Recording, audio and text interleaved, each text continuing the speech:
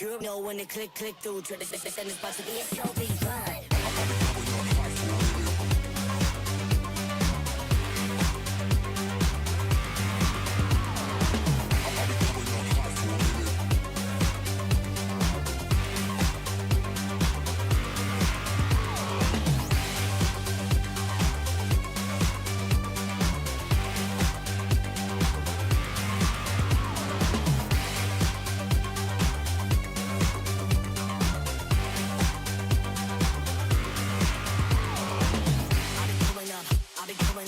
Everybody know the drop when I'm in it.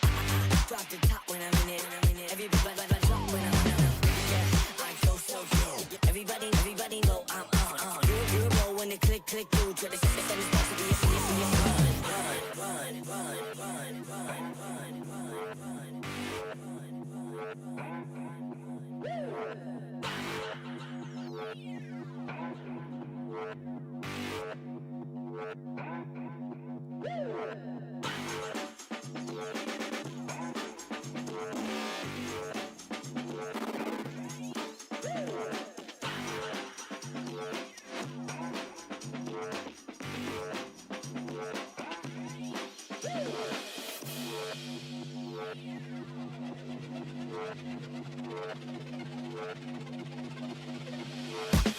I'll be coming up hot for a minute. Everybody know the drop when I'm in it. Drop the top when I'm in it. Everybody know the drop when I'm in it. Yeah, I go so slow. Everybody know I'm on. You know when it click through. Try to send this about to be a show, be fun.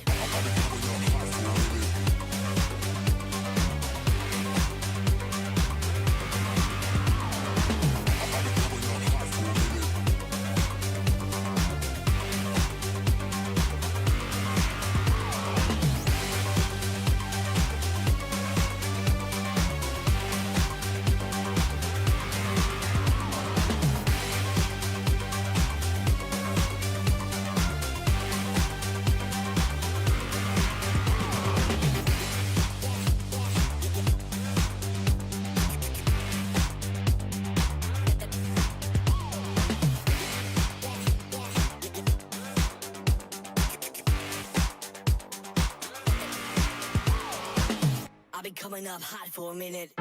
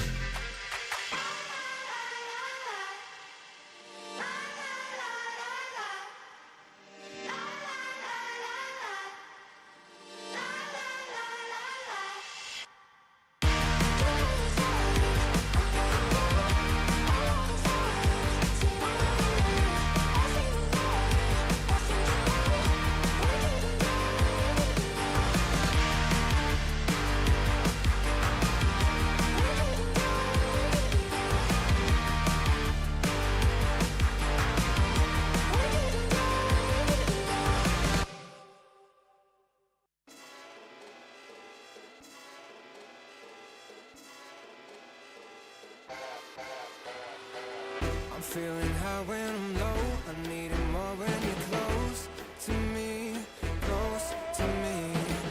I'm feeling high when I'm low. I need it more when you're close to me.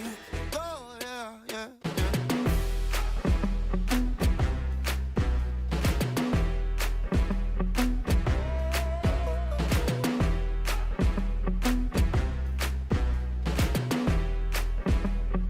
Oh yeah, yeah, yeah.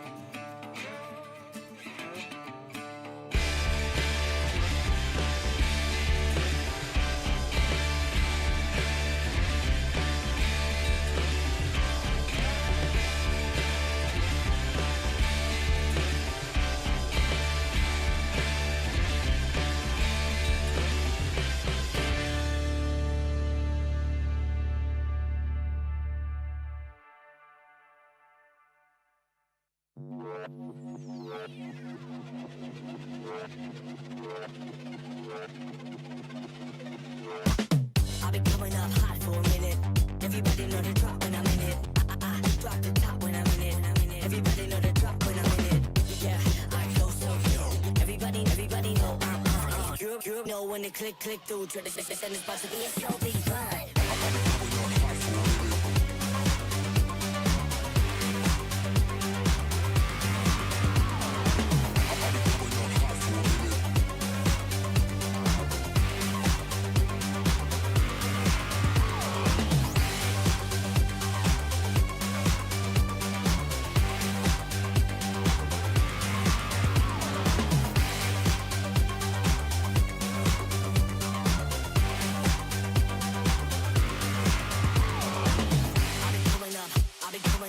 Everybody know the drop when I'm in it.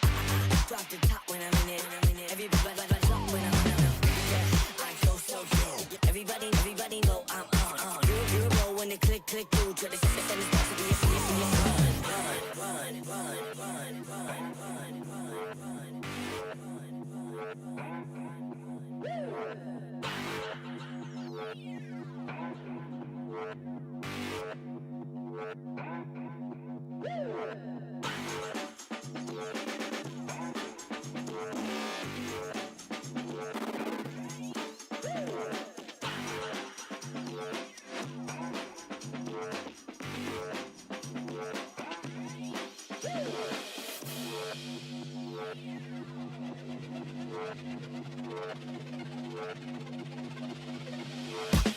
I'll be coming up hot for a minute.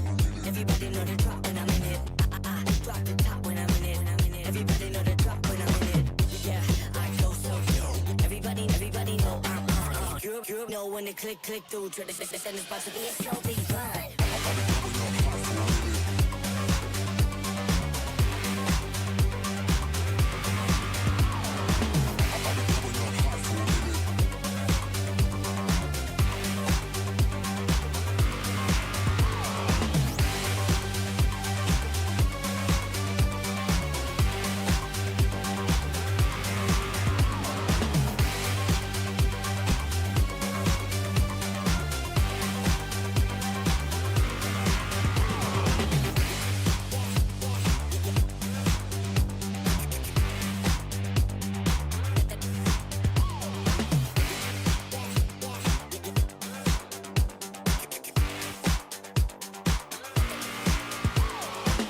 I'll be coming up hot for a minute.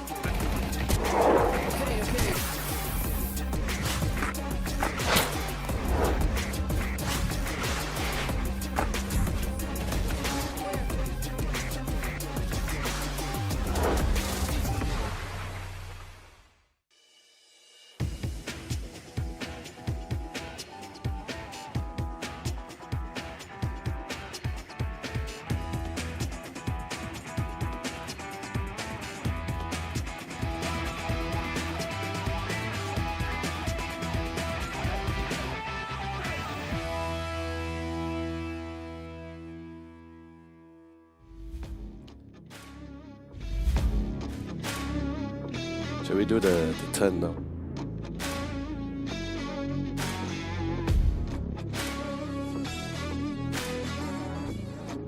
The wait has been long and we are back here. It is Championship Sunday here at the Samsung Odyssey Cup Dota 2 Championship. I'm Landon, also known as Yolo Lee, and joining me and gracing us at the castle once more, it's going to be the one and only Sir Cloud. And also, the one and only Red Bull is together with us, ladies and gentlemen. Thank you so much to Red Bull for allowing us to taste this very tasty beverage. And on my hand here is the pomelo flavor. Oh yeah, and not just pomelo flavor as well. We also have the apple and muscat grape. And best part about it, it is 0 sugar. But besides Red Bull, we also have another treat for you guys. It is going to be the discount code for your selected gaming monitors here. Yes, and with this code, you can get a discount out of the Samsung Odyssey OLED monitors. All you need to do is punch in this code depending on which region you're from. If you're from Malaysia, for example, MY Odyssey Cup. If you're from Singapore, SG Odyssey Cup. Indonesia, ID Odyssey Cup, and so on and so forth. And this only applies to the 8 regions that are competing in this Odyssey Cup Championship. I mean, definitely, and it's absolutely fantastic for you guys. If you guys are a little bit curious, and especially since you guys came in a little bit late to the party, I can't believe where have you guys been? We had 3 days of epic actions here, missing out a lot of these great discounts and Steam Wallet codes. But hey, don't worry about it. There's more to come for you a little bit later at the party, but there's still something for you to try. And we're definitely going to be telling you exactly about one of these 2 gaming monitors that we were talking about. But with that being said, let's quickly move on to our schedule here, as we will be talking a little bit more about our tournament format for the Odyssey Cup Dota 2 Championship. Yes, and we started with, well, before this, it was 6 regions, but for this season, we added 2 other regions. So now we have a total of 8 regions, and they played through the open qualifiers to be in the grand finals of where we are here today. Of course, within the past few days, it was the playoffs, and now we are in the lower bracket and also the grand finals format. It's such a fantastic thing as well, because from the earlier Odyssey Cup that we had, it was just pretty much just campus league. Now we have amateur and pro teams. But anyway, with that being said, just a general reminder, this tournament has a total prize of a whopping 20,000 USD. Champion is going to be walking away with 8,000 USD. Second place is going to be 4,000. Third place is 3,000. Fourth, fifth, and sixth, we have 1,500 and 1,000 USD each, and 7th and 8th place is 800 USD and 700 USD. That is all insanely a lot of money. If we were to go back in time, Sir Cloud, I don't think we'll ever see this kind of prize pool for a tournament such as this. So really thank you so much to Samsung for giving them such an opportunity, and for us as well. And going back in time as well, we probably wouldn't have seen these amazing teams, and now they are here together with us in the present day, competing for the title of the championship. And of course, today we will find out who will win the championship. And here are our amazing teams, ladies and gentlemen, shown to you in a little bit more. But you probably have been following that journey, especially if you have been watching us. But let's see how they look like. Let's go.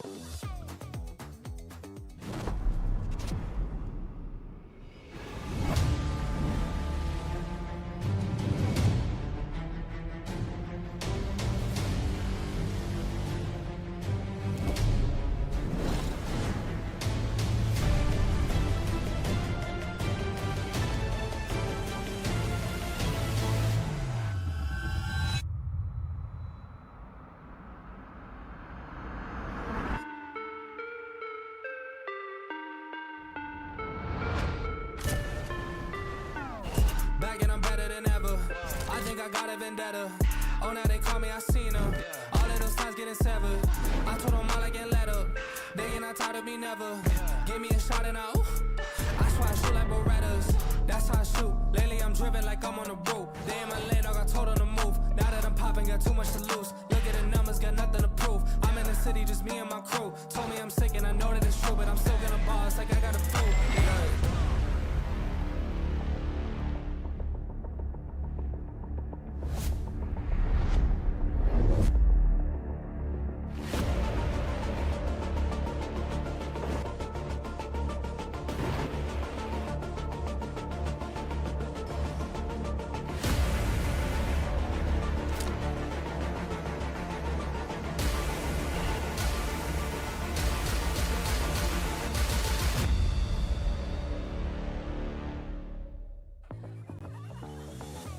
And there you have it, our team. And of course, we need to give a massive shout out to our top 8 teams who have been with us from day one of the playoffs. It is going to be Myth Avenue Gaming, Team CSC, Dominate Esports, Holland and Friends, Manta Esports, No Cylinder, Soy Mill, and Castaway. However, while all these amazing 8 teams went head to head with each other for these past 3 days, we have finally come down to our top 3 preparing for these lower bracket finals and grand finals, which you guys can actually see at this updated bracket on their roadmaps. Yeah, here's to illustrate their journey so far. So we look at the upper bracket. It has always been Team CSC going through the upper bracket, and they will be waiting in the grand finals. They will be playing in a best of 5 format. As for the teams that are still in the game, Myth Avenue Gaming, they drop into the lower bracket from the start, and now they are in the lower bracket finals. For Castaway, they lost to Team CSC in the upper bracket finals, and they'll be meeting with Myth Avenue Gaming to be back up in the grand finals. And today's matches will only feature 2 different series. Yeah, of course, starting things off, we're going to be having the lower bracket finals between Myth Avenue Gaming and Castaway. And there's actually a really great storyline to be behold here for us to circle out. Mainly because of the fact that it was Castaway is currently in the lower bracket mainly because of Team CSC. So if they come into the grand finals, it's going to be a really nice grudge match. But Myth Avenue Gaming, they were in the lower bracket from the very round 1. So they climbed all the way back up here, and if they are able to take the win off of Castaway, it is the greatest Cinderella story for them so far. Yeah, and now it will be the question whether they can climb back up into the grand finals. Of course, they're going to face off against Castaway here, and we're going to see the first 2 picks. Timbersaw, a very popular pick, and also Zeus by Myth Avenue Gaming. It is also one of Myth Avenue Gaming's go-to support Zeus as well. We also see every time some of the teams as of late that had actually went up against Myth Avenue Gaming actually ban out the Zeus first. Out of respect and the ball, also understand the fact that, you know, it is one of his go-to heroes, his comfort pick. Might as well get rid of it. However, Castaway, they feel that the fact that, you know what, we saw it, we never got to experience it. Let's try to see how we can try to play around it. And Pride has the bans a little bit more focused on those which they were, not to say having a hard time, but something they do not really want to face as much here. Morphling being one of them, the Pangolier, of course, the dude with the BKB piercing abilities, and Shadow Demon, always a nice thing to have. Yeah, and if you look at like the pick of Zeus, well, they have played Zeus as a support before this, and one of the key skills is the Thunder God's Wrath to gain information, especially during the times where their opponents go missing and they're probably at the Roshan's pit, so that is very, very helpful in terms of detection. Castaway will go for Lion, very high utility hero. It really is, well. Very fast paced, you don't like Lion's the kind of hero. There's only one downside about Lion, and the fact that he doesn't really like passive gameplays, he likes aggressive ones. So seeing how Castaway was really playing yesterday, he really have this really nice fast pace. So if someone meets with that criteria, and nothing goes wrong with a bunch of CCs as well. And just in case if Myth Avenue Gaming wants to go for Muerta, do need to take into account the amount of magic damage coming from Lion. But that's also a really nice thing to have too, where mana drain is really great on clearing those illusions. So Naga Cyrus is still someone in the pool. So I guess this is some way just somewhat preparing the fact that, you know, if Naga Cyrus were to be picked in, really want to clear out those illusions, Lion just comes in clutch. It's something nice to have. But of course, one of the few go-tos initiators of the off-lane here, it is going to be the Mars selection. They can actually opt to pick for another support before picking a secondary core. I do like the setup here. The Zeus is pretty cool, but I believe this was the post for Zeus. So they might want to try to lock in that post 5. There's no Clocker, there's no Tusker. However, there is still the Dark Willow if you want to go for it. But they're going to go for Muerta. So we have seen the Muerta played as a core for Myth Avenue Gaming before. Support, yeah. Yeah, so we've seen a couple of Muertas so far. So, including support Muerta. So, what's your take on the Muerta pick? Like I said yesterday as well, I don't like. It's not a bad hero pick in general. It's definitely not my kind of cup of tea for sure. So, but the thing is this. It's really, like I said, this is one of those few picks where it's very flexible. You can go safe lane carry with it. She's also a range carry, which is not too restricted with the recent item of the Glyphnir. She has her own set of items for building as well. Or she can go support. And the Alchemist is also another few flex pick here. By the way, also quite the anticipation. When I mean by flex, I mean the idea where just in case if Myth Avenue Gaming choose to go with the Puck mid here. Puck hasn't been banned yet. But so far, actually, from that last game that we had, I believe it was day number 2, where we had this Alchemist mid against the Puck. He actually, not to say a direct counter, but he is some way countering the Puck when it comes to itemization, because naturally with Grievous Gold, you're actually going to farm a lot more faster compared to the Puck. You get a lot more items faster, you're going to engage a lot of those fights a lot more earlier, and the Puck, without damage items, without the Witchblade, you tend to end up being, like, when you really have a really bad Puck game, you tend to skip down a lot of damage items which Puck doesn't really like to have. Witchblade gets delayed because you want to get the Bling. Suddenly you need to dispel, suddenly you need to get the Eel, suddenly you need to get the BKB. When you're skipping a lot of damage items, you don't feel the kind of threat that the Puck Summer brings into the game. So, nice pick up with the Alchemist, pretty fast. Can go wherever you wish to go, whether mid or safe lane. And we're going to see the next pick here by Caster Wake. They could still use a initiator type of hero when it comes to like big initiators that is. So far we do have the Lion, which is a single target initiator with the Hex and also the stun. But if you can get the group one, that'll be pretty nice. And plus they need to think about the Mars as well. So it looks like they're going to go for the Bad Rider. Single target initiator still with the lasso. But still a very powerful initiator cast. Although yes, single target, but still very powerful with the lasso. And a Bad Rider farmed long enough, and I guess they're already somewhat anticipating a scaling game as well. Eventually, the Bad Rider will actually pick up the Aghanim Scepter, which actually allows it to lasso 2 people at the same time. So that'll be a nice touch when we get all the way to the late game. So I guess Castaway somewhat covering your bases. You have a really nice laning phase. You also have a really nice mid game as well if this goes well. And the late game, if we ever go to super late, all these guys actually be hitting pretty hard here. And you know, when we go late game, an under budget side of Vice like the Hex on the line, it's always something very powerful to have. So next pick by Myth Avenue Gaming. Oh yeah, sorry. Okay, you were saying? No, I was just saying like this last pick will someone decide where this meta is gonna go. Right. Okay. So the meta of Muerta? Felt like it's more like a situational kind of thing, because we always end up in a spot where a lot of those range safety carries get banned out as well. So this is just one of the few go-tos. However, there is still Shadow Fiend in the pool. But like I said, this last pick will somewhat determine where this meta is going to go. Right, yeah. I believe so as well. Normally you will leave the last pick for a mid. Unless they want to pick a mid here, then they will leave Muerta out as a question mark on which lane the Muerta would go. But normally you would leave the mid for later. And plus, it's okay to leave the mid for later as well, because you know that you could potentially take something that can combo with the Mars anyway.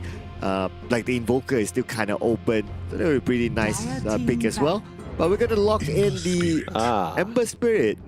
Mid goes first. Alright, so still keeping the options still open on their end here. Muerta can still be going to either of this lane here, but it'll be pretty interesting, because if the Muerta goes to the support role, will that mean it is going to be the post 5 Zeus and the post 4 Muerta? Because I think so far we've been seeing a lot of post 4 Muerta, as it has a really nice lane pairing with those off laners. But you know, like I said, things can switch up. Myth Avenue Gaming has been the team so far throughout the entire tournament who has been picking really unorthodox picks here and have great success with it as well. Yeah, especially with the capability of Mango Rose, who's able to come up with a different kind of heroes in different kind of situations, right? Yep. So Castaway, even if they want to target ban, it's going to be kind of difficult, so they choose to ban something that is a potential combo. So we can see the Faceless Spot being taken out because it's a good combo with the Mars, especially the Chrono and the Arena goes well together.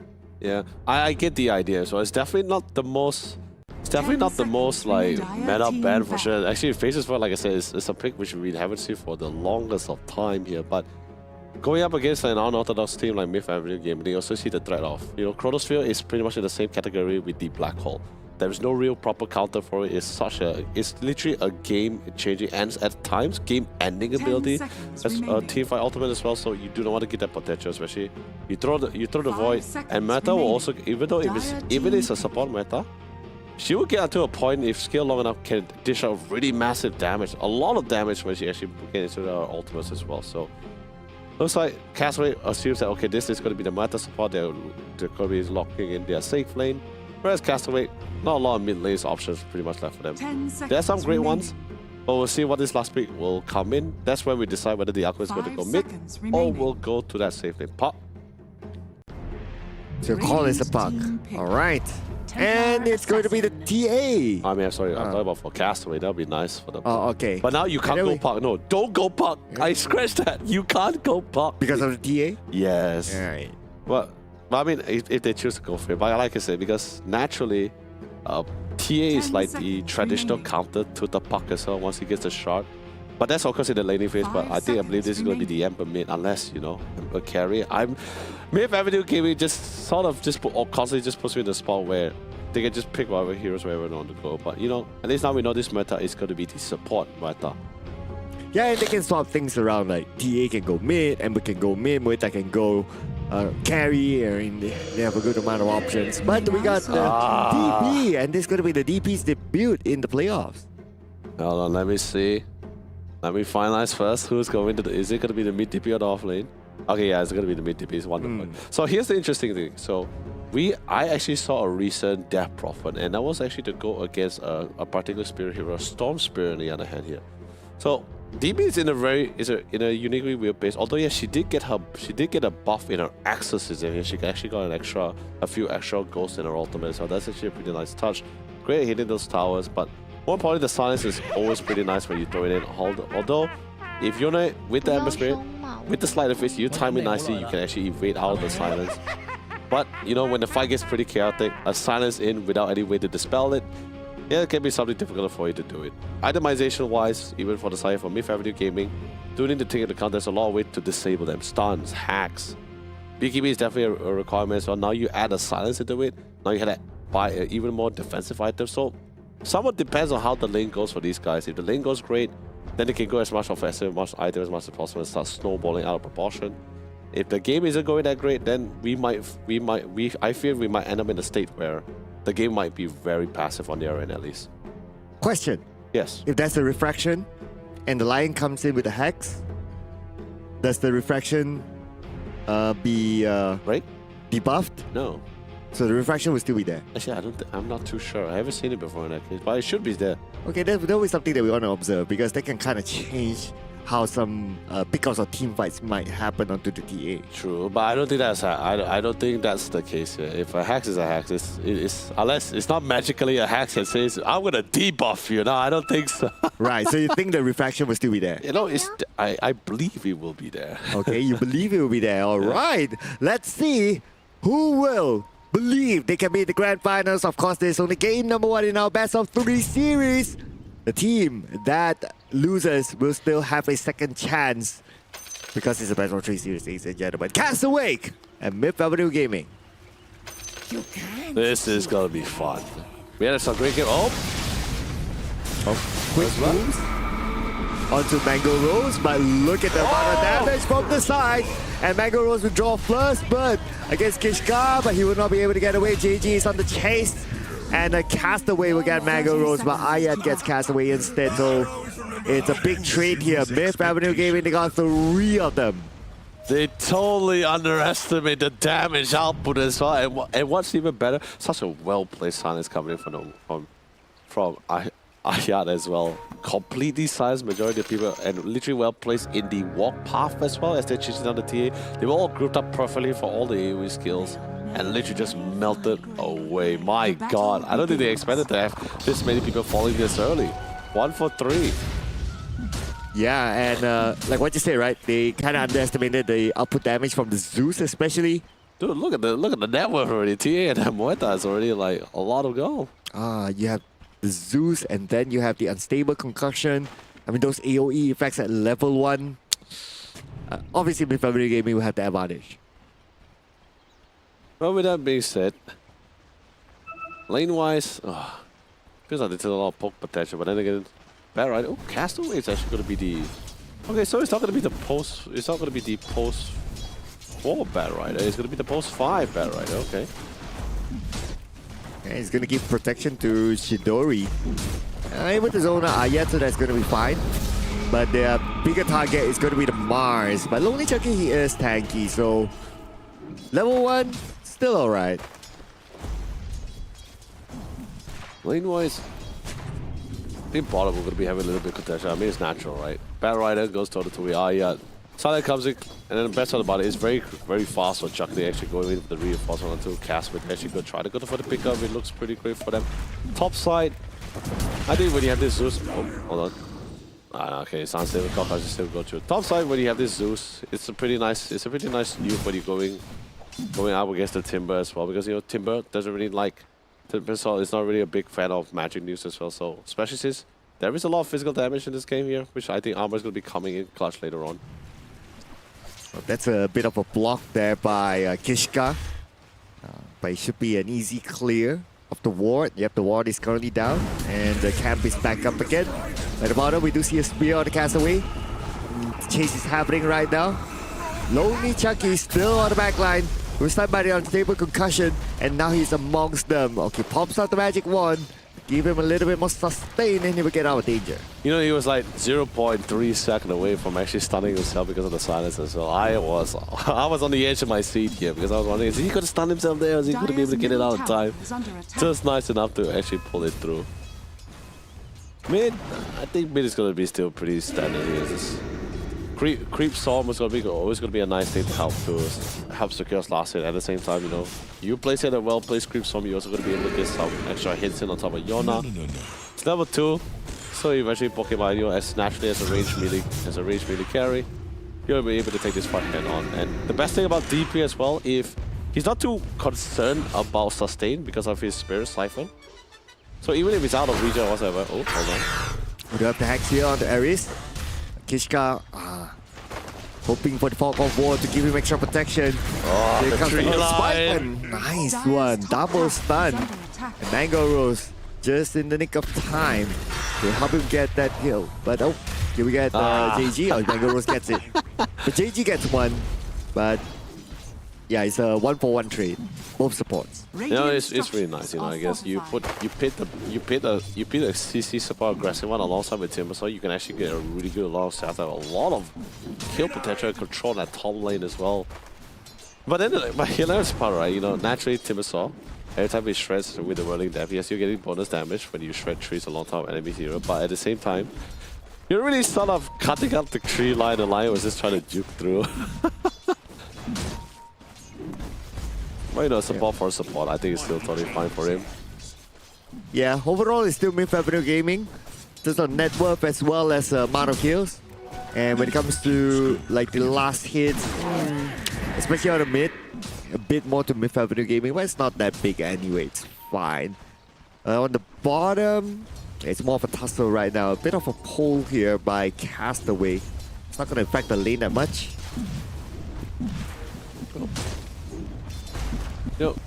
At least the great part about it is I'm not sure about you, especially when it comes to competition. Right? Are you a big fan of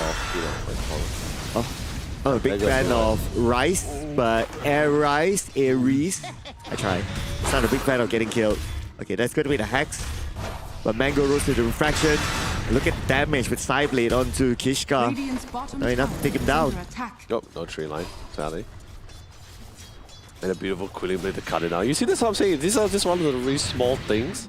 Like what we saw the last time with the Quilling Blade to just break this tree, so Spears doesn't connect, Timber's Change doesn't connect, but bottom side, we finally just see the kill off and it's going to be on top of Ayat. Okay, that's going to be the concussion. But okay, it's more of a tanky Lonely Chucky.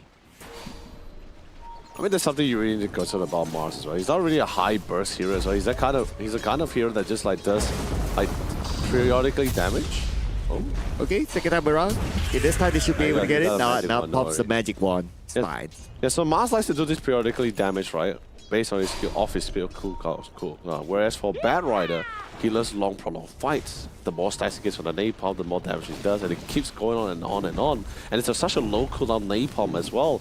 Visual how we last time used to see this dumpster mid Bad Rider because they literally shreds most melee carries here, but you know they tweaked it a little bit, they nerfed it as well, so we don't see a lot of mid barriers anymore. Pretty much got demoted to become the post 4 now, but I guess in this game it's gonna be the post 5 one instead. In the middle we saw a rotation there from the top, but on the bottom, Castaway's in trouble. Last hit by Ares, he will get it. And Chidori, 3-on-1 underneath the tower. It's not going to be an issue as Aya detects a bit of the tower. And he passed the bait into the creeps. And now on the upper side, we have Kishka being chased down by Yona. Will there be enough damage though? Okay, he does have Wonder Boy there with him, so it should be okay. But the Remnant comes in, still with the chase. Kishka will not be able to run. Yeah. So no silence going to be prioritized here. I mean, the goal for the DP is just push out the lane.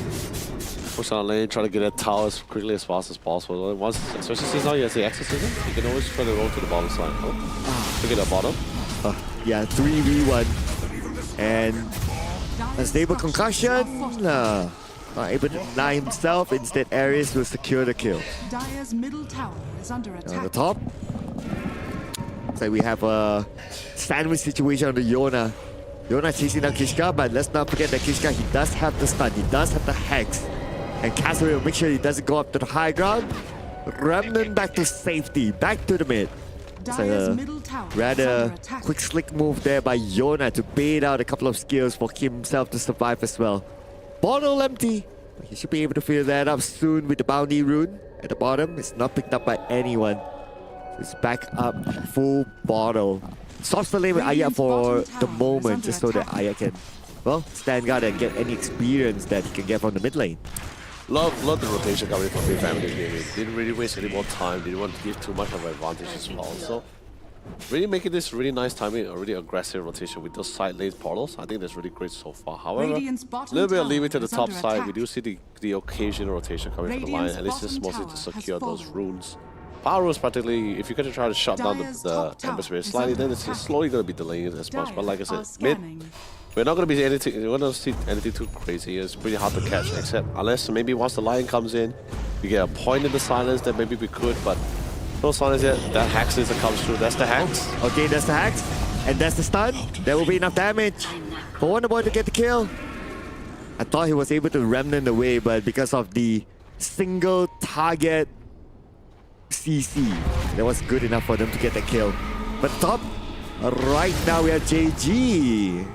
Kishka came in time with the Earth Spike. And he's safe for now, but Ares, I want to try something funny, but I wouldn't do that if I were him. Dire's middle tower. Yeah, I really need to buy this time. Yeah, and then seriously, BKB needs to come in. Oh, hold on. Oh, they saw it. But then again, Kishka is the one that's in trouble. Earth Spike, Hex. There's still Aya there though. Aya really taking his time because he knows that he can feed that kill to Mango Rose. And now Wonder Boy is the one that's going to be chased down. Oh, those stacks though. That was supposed to be for the Alchemist here. It's completely stolen away. I'm counting 3 to 4 stacks, but hey, you know, clear out as fast as possible. Absolutely beneficial for the TA. The TA just clears the stacks absolutely so efficiently as well. Oh no. So much gold, but well placed wall coming in from the E-Rise as well. There's a high one, mostly just to really check out the and he actually just spot out all these stacks. It's like, guys, come in. It's Christmas. Christmas came absolutely early for us. Get all this gold. And the warding really helped too for them to get the information to see that, there's a bunch of stacks there. It's just one of those few coincidence moments, right? Like you place it there, you just mostly want to try to check if anyone's on the higher ground. It also helps coverage. Have this nice river coverage as well. If anyone tries to, if the DP tries to rotate to the top side, a little bit of a safety precautions, but coincidentally you see a stacks and you're like, great, my T is great at clearing stacks. My Mars is also here as well, and just in case we'll have Yona also trying to reinforce with the SD Ember Spirit. So completely uncontested, there 2 stacks of jungle camps. Really fantastic for the TA. That's gonna further enhance his farming capability even more further. It tastes great, just like my my noodles before we started the show. Yeah. But naturally, if you have an Alchemist on the opponent side, you would also expect that there's going to be an early stack here for the Alchemist. Dire's It's just too top bad tower now the is stacks are under off. attack. And the Alchemist is on his own to continue to farm at the bottom. Yeah, I mean, it's definitely just a flash. It's just a flash. It's a farming Radiant's simulator middle battle tower between the is under Alchemist and the attack. Templar Assassin. But top side, they had a smoke, but the instinct is broken out here. So the surprise isn't much of a surprise anymore. However, IS moving in. Radiant's middle Timber tower changed out is to under safety. attack. So just pretty much back to square one. Thank God for the little bit of a position coming for the line to break that smoke here. Able to just instantly read the situation here. We got at least about 3 minutes left before the next EXP will spawn here. I don't think we're going to be seeing any much action as well until time soon. But does the mask? I don't think the mask. No, it's on the way with the blink. Okay. Should be able to walk into the fight, but they do see a prime target in the bottom lane, and they will try to secure it. Yep, on the Chidori. Right now, Chidori, the team can run away though. What's sustaining him right now is going to be the Chemical Rage. 3 on the Chidori. There is the arena though in case they need to Too use it. far. And look at the movement speed, but still, yeah, that's the fear, that's the arena, and that's Yona coming in as a backup. And Chidori not able to farm, and he is down. That's the other problem that Mid Avenue Game is having with their lineup. Is just no dependable stuns on their end here. Like, oh, hold on, great lasso. Yeah, nice lasso followed up with Earth Spike. When the boy gets the kill onto Ayat, and Yona can't do anything but watch. Yeah, even the Master, he just decided to cancel out that TP. Doesn't really have the Arena of Blood yet, so even if it comes, it doesn't really matter. Accessism is also active as well. You don't really want to fight into that, including the Finger of Death as well. There's a lot of nuking damage. Decide to fall back. Spotted? Sign's not gonna clear, but this is totally fine. Shocky spotted them from a mile away. Thank God it's daytime as well. And that's a dance to kind of taunt his opponent, like, ha, you missed me. Yeah. But yeah, as I was mentioning before, Mid Avenue gaming line don't really have like dependable stuns. Don't get me wrong. Yes, Spear Master is a stun, but it needs to connect. Oh, that's a lot of Lotus. Steals away the Lotus. But it's so scary. Now the T has a blink dagger. It's on the way with the Deso, so he has a Dragon Lance. Once he gets that Deso, he can really start like rolling alongside with the team. So usually, right, if we are comparing between like Alchemist and Alchemist and also the Templar Assassin, who actually comes on the line a little bit early, usually people will say Alchemist. But in this case, when you had such a great start, you also stole a massive amount of jungle camps as well, and your lane was pretty nice and great for you. Yeah, in this case, Templar is just ready to rock and roll. Got a blink. Even Mars has the blink dagger now. And he's ready to rock and roll. And if they can catch 2 TPs up at the top, Radiant's courier has they been just need the killed. information, and they kind of got it thanks to the creeps. And here's going to be the engagement. The arena will be open, but inside, it is only the illusion. Oh no, arena wasted there. Now it's time for them to counter. A spike onto the Mars and a finger by Kishka. We'll finish him off. Oh man, and that's going to be the tip towards Wonder Boy. He knew. Kishka knew Wonder Boy did a brilliant move with the illusion. Oh, that cheeky bugger with the illusion runes. He had the illusion rune. He sent out one illusion one at a time here instantly. Didn't expect. Well, of course, he was hoping for initiation. He didn't expect them to go all the way with this. So instantly, when the illusion popped out, the rest of the team was currently playing in the back. Like even T, who had the blink there, he's just like, yeah, this is not looking that great. Let's everyone just disengage. Unfortunately for the Mars, no beekeeping, no nothing. So no real way for this safely disengage. So he had to die there. But what a way coming in from Castaway. Well done. Chidori, he has his. I believe he has his sacred charm on the way here as well. So he's gonna be getting that Radiance shortly. Should be able to elevate him a lot more faster. There it is, the Radiance. Radiant are scanning.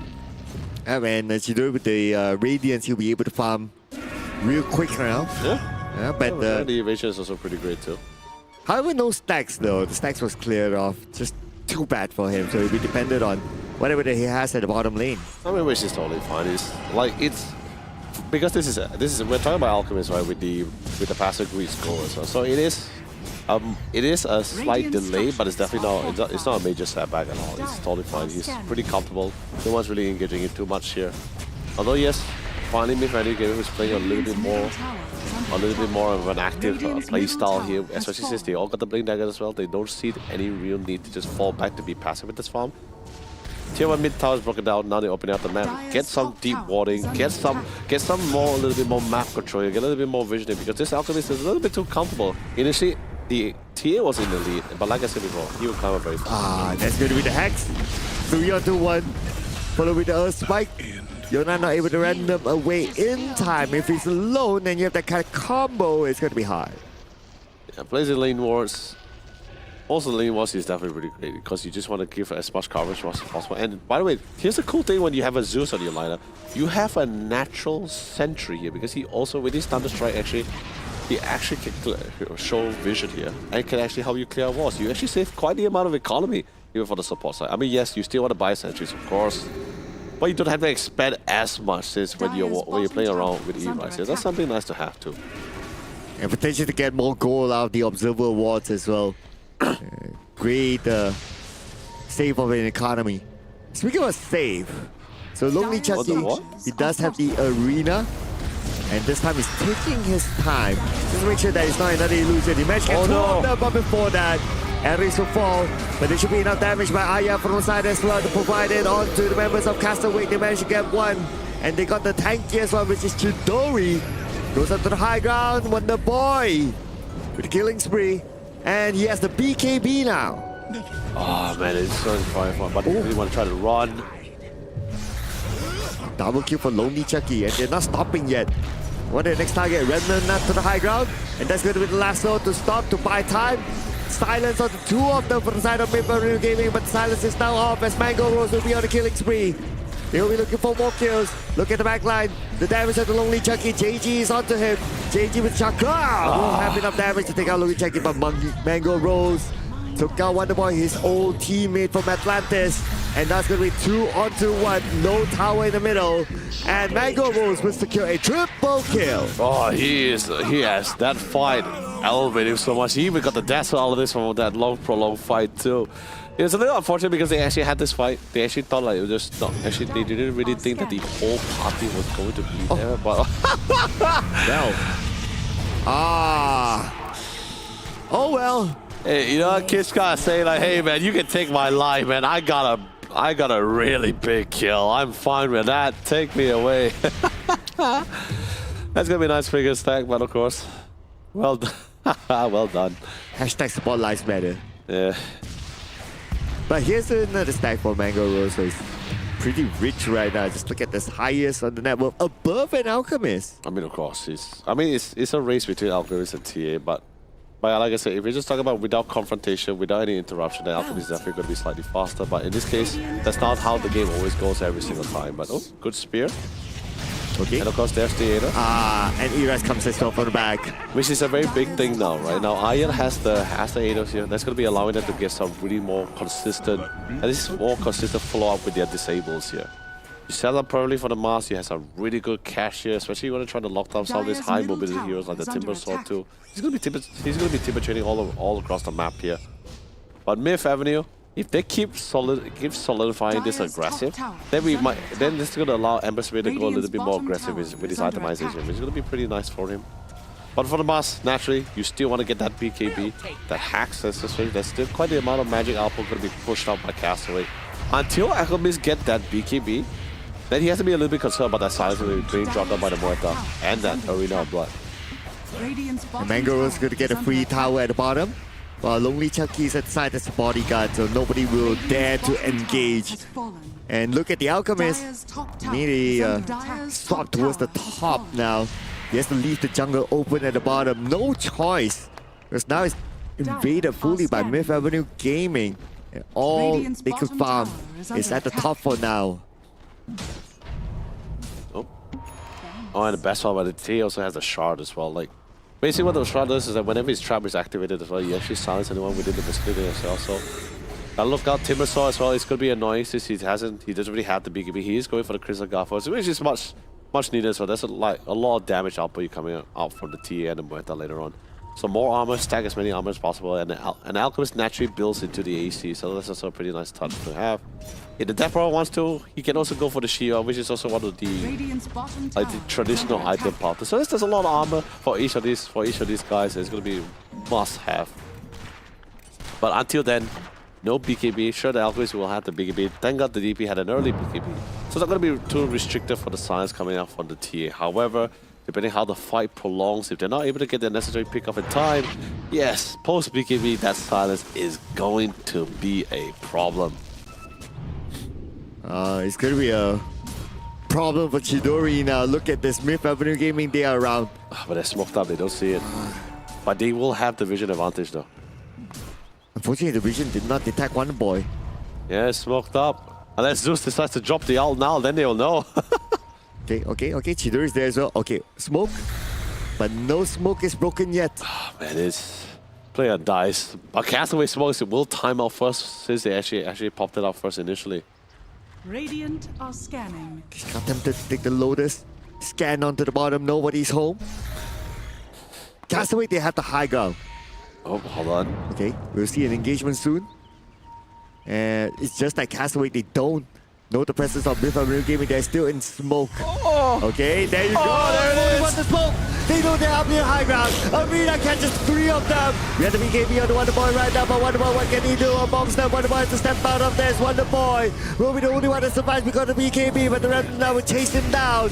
And he's rooted, but one and only Ember Spirit. Wonder Boy will go down. Mango Rose gets a double kill in the process. Well done with the initiation. So the minute they Dyer's walk middle up, that tower is smoke under attack. broke and instant follow with the Thunder God's Wrath. They had full vision. Doesn't matter if they have no walls on the high ground. Thunder God dropped down. They have completely had full vision on every single one of them. A fantastic fallout coming in from the Mars as well. That ward beautifully placed. And look at this, right? The replay again. The arena caught 3. Really good catch. Instantly follows it in. There's really no real answer for them to do this. Even the Alchemist couldn't really get on top of Mangaros. It's just pretty much stuck between a rock and a hard place here. Completely melted away. Even the Baron Rider, even though yes, he had the Flame Blaster, but just there's so much silence that's happening in the midst. There's just nowhere to dispel those silence either way. It's pretty much about nice timing with the BKB coming from the DP, but that's pretty much all she can do in that scenario. And they saw Kishka though, because the courier passed by. So they know Kishka is there. Okay, Kishka. Okay. He's still with the Ados. He does have the ward there. Kishka, I don't know if Kishka actually saw the courier. He notices that because the courier actually flew on top of his head. So, Myth Avenue Gaming, they saw that, aha, Lion's there, let's go. Yeah. But regardless, Radiant's top Dive's tower ward is under control, attack. their vision control is absolutely insane. If much needed, that's always going to be Thunder God's Wrath, global presence. T is in a very good spot here, but at least not really hitting any of those tower objectives just yet. But at least, you know, you're securing Roche, you're securing revenue for your team as well. It's a 9,000 gold lead. I don't think it's going to translate to anything significant, especially since now we're falling back to start recess, wait until those BKB timings can come cooled out, wait for the Ultimates to come back. I do love which I actually have a question for you, Sir Cloud, right? So I know certain teams have certain composition when it comes to their core lineup, whether they like this hybrid DPS lineup where you at least have a magic nuker, you have a physical DPS, or are you just people where you just prefer flat DPS lineups? Ooh. Like either one attribute, right? Like just flat physical lineup. Like your mid lane is a physical damage dealer, your safe lane is a physical damage dealer. There's absolutely no magic. Are you those kind of, you like to prefer those composition or? No, I like a mix. Mix, right? Yeah, because if you have like certain armory towards one attribute, then you're in trouble. But Mango Rose definitely not in trouble. Yeah, Lion caught alone again. Yeah, but Radiant's yeah, top to answer that tower question, is under let's say if attack. you have like all magical damage, for example, and your enemy has like pipe and then BKBs, then you're gone. Yeah, it's pretty rough route, even when you go with full physical lineup. It sounds great, but at the same time, you would think about the kind of itemization is going to be pretty simple for the opposing team as well. Like, because they see your whole lineup is just physical, they just be like, alright, let's get more armor, Shivas, ACs, Crimson Guards. You don't really have to worry about too much investing in other additional defense items as well. Yeah. Particularly for the offlane, it's going to be very comfortable. They really have to go for the pipe, which is like, alright, great, Crimson Guard. And after that, it's just like Halberd to whatever to answer the certain scenario as well. AC, depending on which kind of offlane you are as well. So overall, I'm also like you. Yeah, I prefer a little bit mixed. You gotta have this nice flexibility because if BKB's timer is on, at least you got that nice physical damage dealer. But either way, this game, Unfortunately for Kishka, I was trying to deward the jungle, at least to try to open up space for the Alchemist, because he needs the farm. He knows the win condition here for himself. Farm. This is why coming in from Kishka, although yes, you are being caught out alone, that's unfortunate, but that's the kind of risk the supports have to do, right? You need to clear out the spots, open up the map a little bit, at least give some form of assurance for the Alchemist. Oh. Speaking about opening up, Lonely Chucky will open up with the arena on top. And we had a good here, managed to catch one at least, but then again the Team Basalt is still alive. We can see that Wonder Boy is among them. Wonder Boy gets Ayada, it's going to be Kishka securing that kill. Castaway against Lonely Chucky, a nice counter onto Myth Avenue Gaming.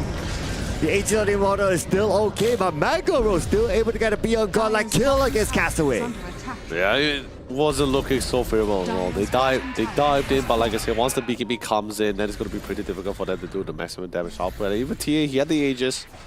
But he doesn't really have any BKB. He was constantly getting controlled, but if you notice from there, he got the air spike, he got the silence. Didn't feel the fight was somewhat in his favor, so slowly fall back in. But I believe he already has the BKB. He's currently in his backpack, but just waiting out for that Aegis. Once the Aegis dies, then he comes in back in for his second life with the BKB. That's when you start seeing get the ball rolling. Probably you might have saw them commit totally for that top lane if they actually got an additional pick up besides just the bat right here. But the fight seems a little bit too messy for them, so I guess they played the safer card here. They still have the Aegis anyway. And they're going to slowly siege up that high ground. Yeah, Mangoros is queuing up the Monkey King bar as well.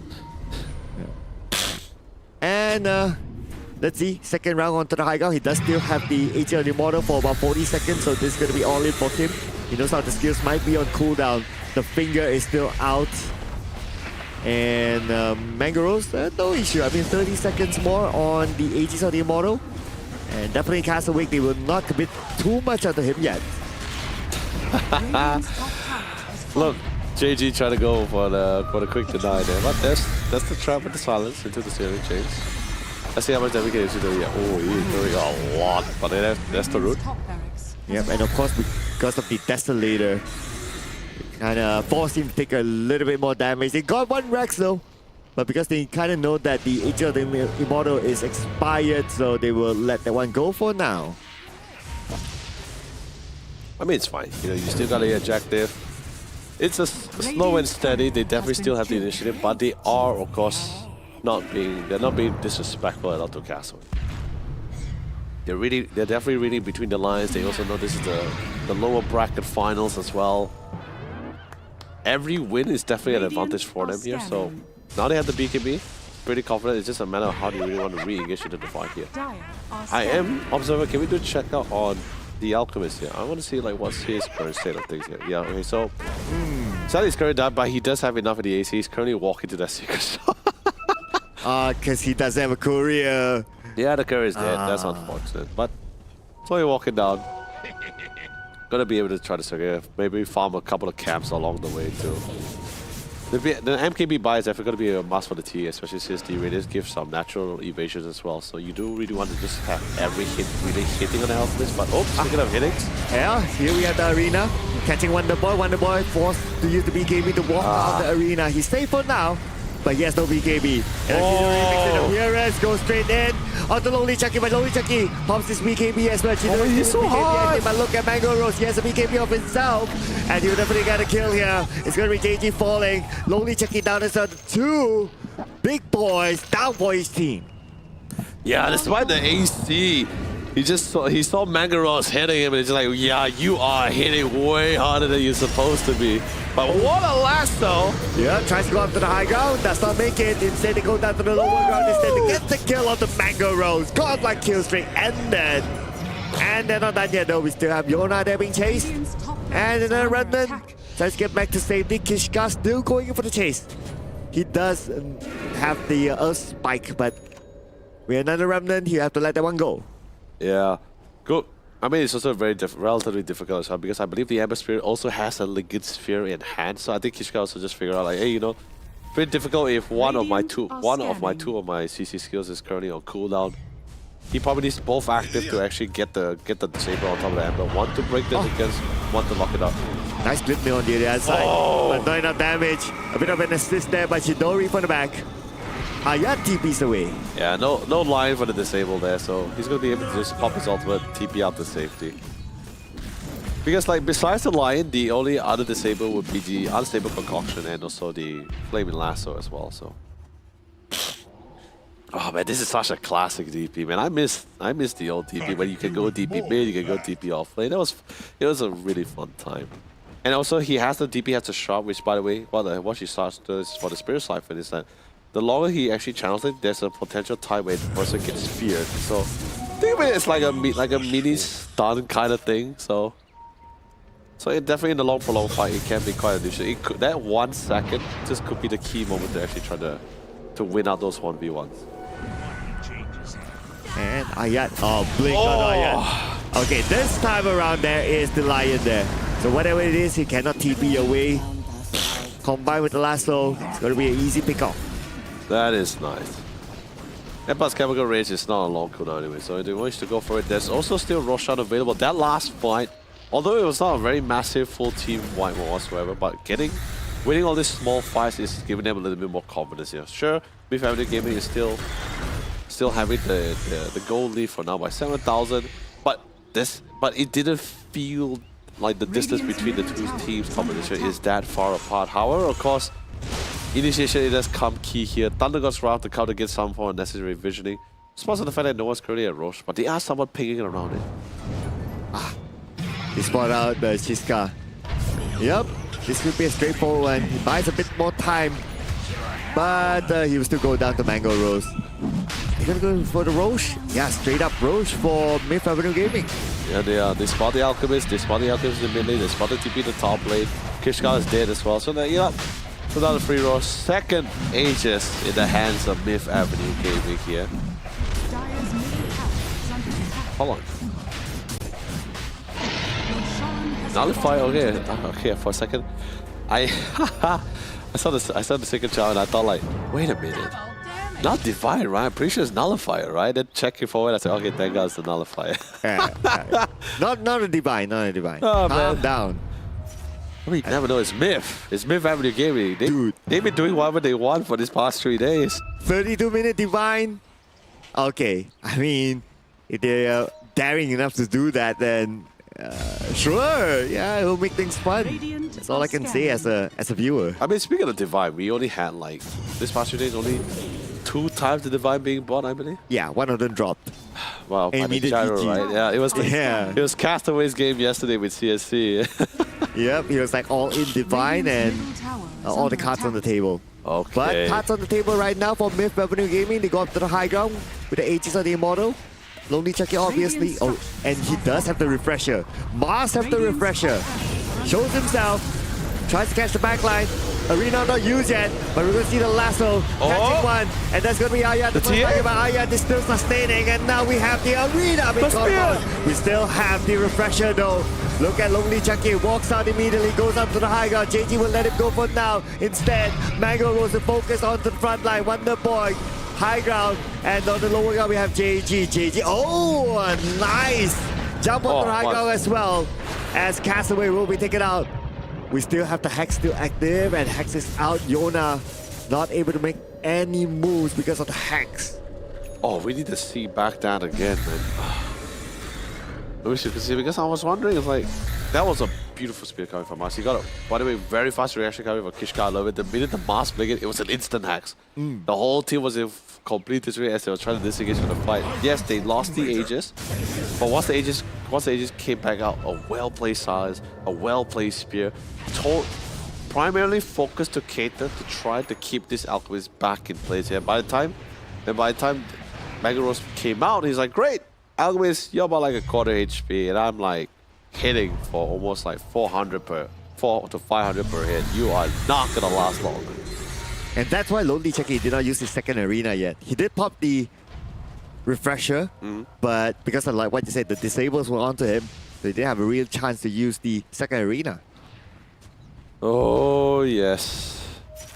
I guess you could someone say he's full slot, and yes, TA has one of the better, like the go-to tier 3 neutral items for your classic physical DPS dealer, the Nemesis Curse.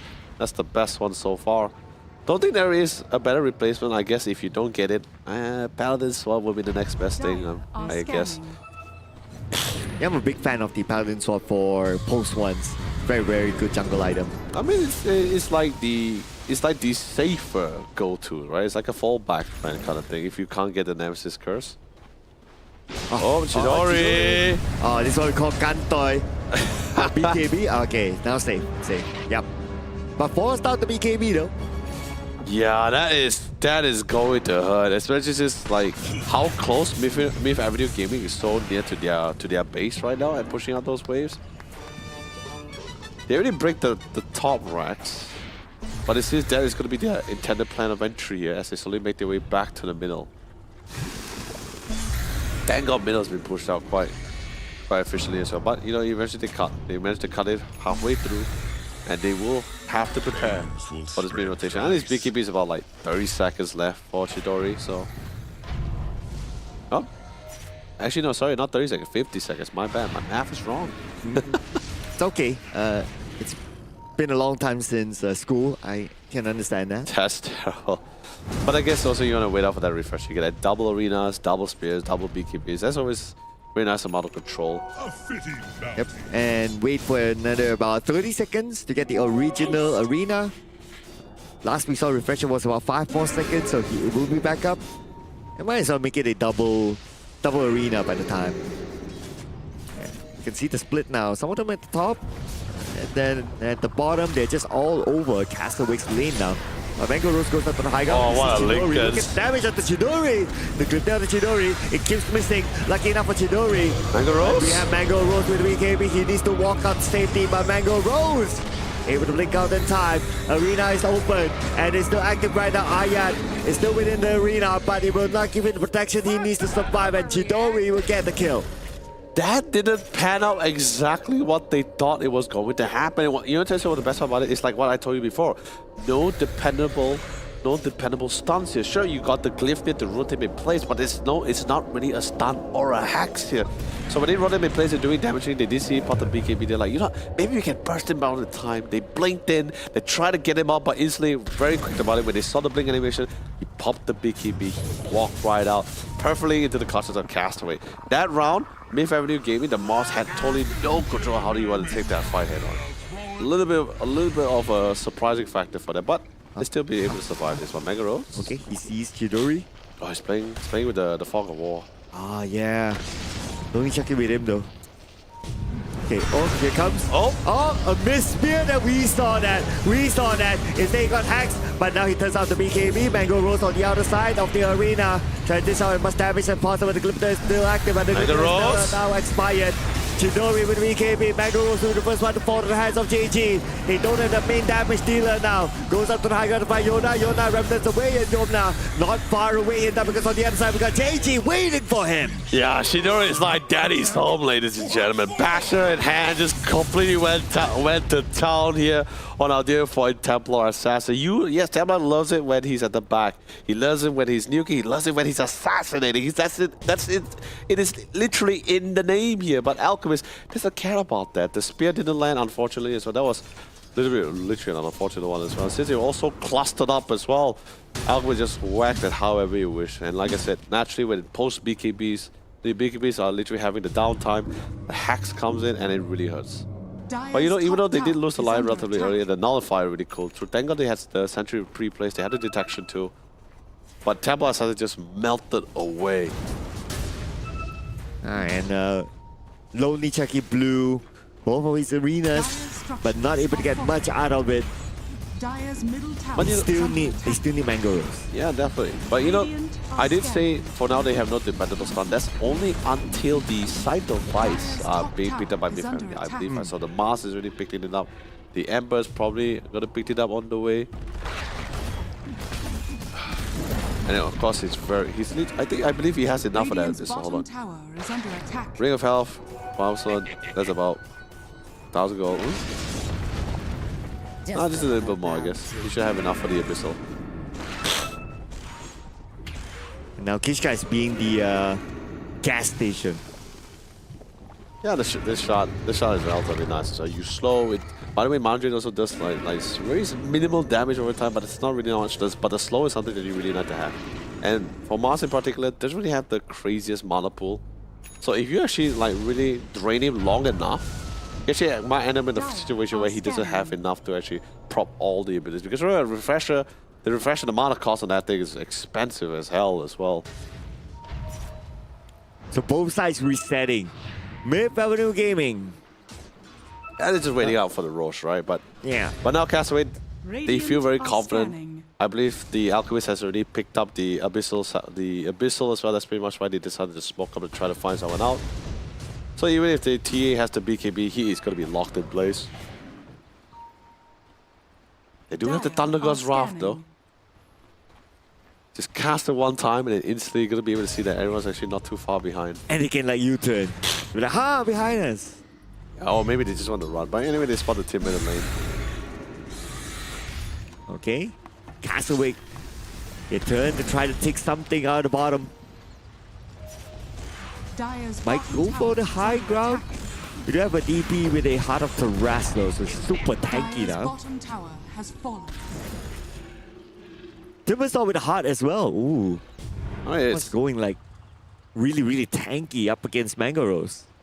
yeah, but I guess he just really wanted to be that massive wall here. Would have been nice if he.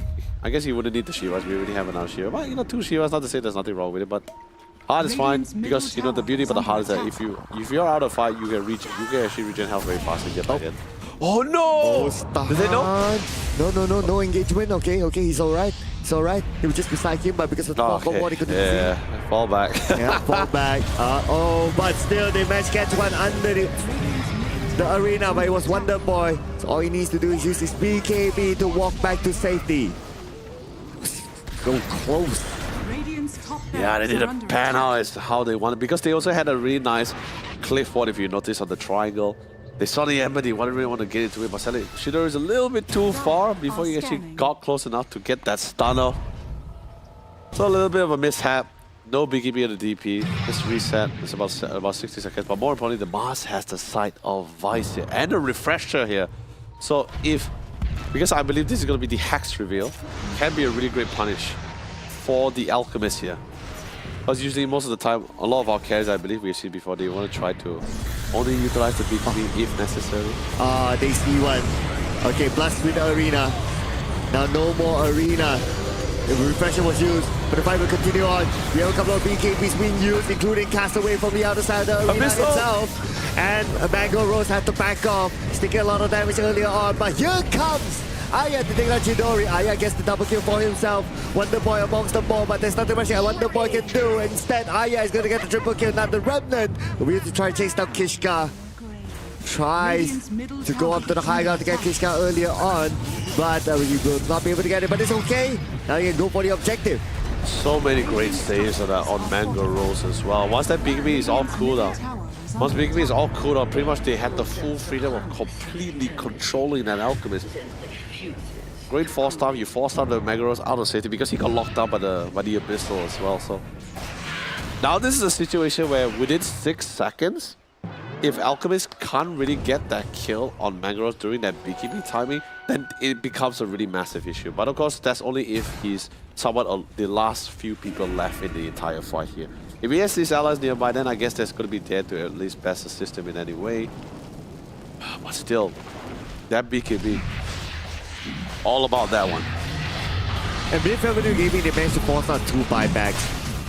Surely they're going to go for this Rose, and they will continue to put pressure back onto Castaway. Is under attack. Time to go for the bottom. We see the ping. There's an amplified damage at the river. Oh, refresher. Okay, refresher shot. All right. Who took it? Okay, Yona took it. Yeah. I mean, Chucky has his own refresher already, so might as well try to give it to someone else. Yona refresher. Okay. I wouldn't be surprised if later he just passes it back or something. No, I wouldn't mind if you actually give the refresher shot to the Moeta as well. You're gonna be able to proc out your ulti twice, Yep. throw out 2 silence. And around, like I said before, we get to this, she may not be the core safe laner, but she's also one of those few heroes where her ultimate and all is actually dishing out just as much damage. Very similar to how Motomaya kisses when you have it all on the Snapfire. So, it's a choice, but I guess they just want to give it to the Ember as well, which is nothing wrong with it either. They're slowly pushing into the bottom. Now gathering around. The Ember is in base, but yep, he'll be back with the Remnant. And the cheese is in the hands of Mars, so there will be double time tankiness for him. Love it. Pushing on that top lane because it's naturally be pushing because one of the rest being broken out here as well. Sieging this high ground. Chucky, if Chucky get forced out, and the thing is Chucky has a refresher, so he doesn't mind, especially now it's off cooldown, he doesn't mind forcing out BKBs out of Castaway. And if he does force out a BKB from a nice catch, then they can actually try to force a fight because there's always going to be a second arena. There's always going to be a second spear. And for Castaway, they don't really have refreshers, so they only have one BKB. They got to activate it once. So that's pretty much why you see them playing behind the tower line. Oh, you see them playing on top of this high ground. Immediately get the kill against JG. JG goes for the buyback. He needs to back up his teammate. AG on team order will be burned down. Mango Rose is above down. Chidori is still around there. Oh, and he's going to start on the Mango Rose immediately. Mango Rose pops the BKB, tries to go down to the lower ground to save him. But Mango Rose will not survive this. Chidori gets a double kill, including Ayan. They should be able to get Lodi Chucky now. They go down to the lower ground. The stun on the Lodi Chucky, but they change their target towards Ares and they're all in onto Lonely Chucky. They got 4 against Memph Avenue Gaming. Chidori just whacked him like there was nothing there to do. And I love it. He went in, you got the kill on the Timbersaw, but instantly thank God, there was the buyback on it. He came back, joined back the fight, and then we saw the initiation coming in from Mangaros. He was hoping to, he blinked to the back line because the Chaos was someone swimming in the front. He jumped to the back and hoped to try to melt it down as quickly as possible, but instantly got hacks. Instantly shoot it down, but in Mangaros' head, he's like, you know what, it's fine, I got ages, I die, I come back BKB. But now no one is there to back him up. No one's there to defend him because there comes the Abyssal Blade. Sure, you got 2 Linkers, by the way, amazing. I wonder who has the second Linkers here, but still. Drop all that they can on top of it, but it was still not enough. He couldn't blink out of it. There was detection. This is, they're fighting under the tier 1 tower, tier 3 tower. Now Alchemist, Chidori. Now they're returning the favor. They are hacking away at the buildings to Cloud, and they are not planning to stop anytime soon. Okay, I guess not. Okay, I guess they will stop. 20 seconds left on the timer. Yeah, and you don't have the ages, so be realistic. But it's great. You know, now at least mid is going to be naturally pushed in. They can try to focus on the lane. Top will be particularly nice as well. Bottom, especially since all the tier 2 towers being broken down, it's entirely up to Castaway and which lane they really want to push it. It's getting real scary right now for Memph Avenue Gaming. At first they had everything in the bag. Like they had the lead, they had all the items, they had the farm, they had the pressure. Now it's starting to turn back onto them. 4-man smoke. Okay, triangle. Is there? Kishka. Oh, they see Kishka. Okay, they need more. Hacks on the Kishka. And here's going to be the arena. Let's get Wonderboy inside of it, but Wonderboy with the BKB will walk out safely. Not going to be an issue for Wonderboy. Buyback by Ares. He needs to join back. Chidori is the one to get the kill. They need to take out Chidori, but it's so difficult. All the fear. Chidori. Oh, Aya with the BKB. TP's away, but the Abyssal Blade will stop Aya for running back. Yeah, they will have no vision on Chidori. He's just biding his time, seeing like what's abilities being expanded, what items has been used as well. He took his time, he walked straight in. He didn't have to commit the BKB like that, like I said, but sadly, within that 6 seconds, couldn't really get the kill on Muerta, you know, because she has her own way of this moving out of it. She's also in her ultimate as well, but thank God the rest of the team was doing enough damage to force Memph to fall back, leaving Muerta all alone there. They did force out a buyback. That was pretty nice to do. Of course, a nullifier is going to be the pickup here for Alquist. Oh man, Memph Avenue Gaming. What are you going to do against Chidori now? Yeah, and I love the itemization. So he sold out the radius, get the bonus goal to get the nullifier because much more needed. It's for the Muerta. In tier form, she goes in the ultimate, you throw the nullifier. Pretty much easy, pretty much physical free for you to hit her again. So pretty nice touch. Works on even those without the Ghost Scepter as well. Radiant are scanning. Oh, hey, Throne. And Lion's going for BKB as well. He's queuing it up. I mean, yeah, because his goal is just to at least be long enough in the fight for after the post BKBs, so he can get the hacks, he can get the control. Because right now it's in a really weird spot where everyone hits very hard. It's just a matter of who is disabling who long enough for those fights to prolong here. So who has the best hits as well?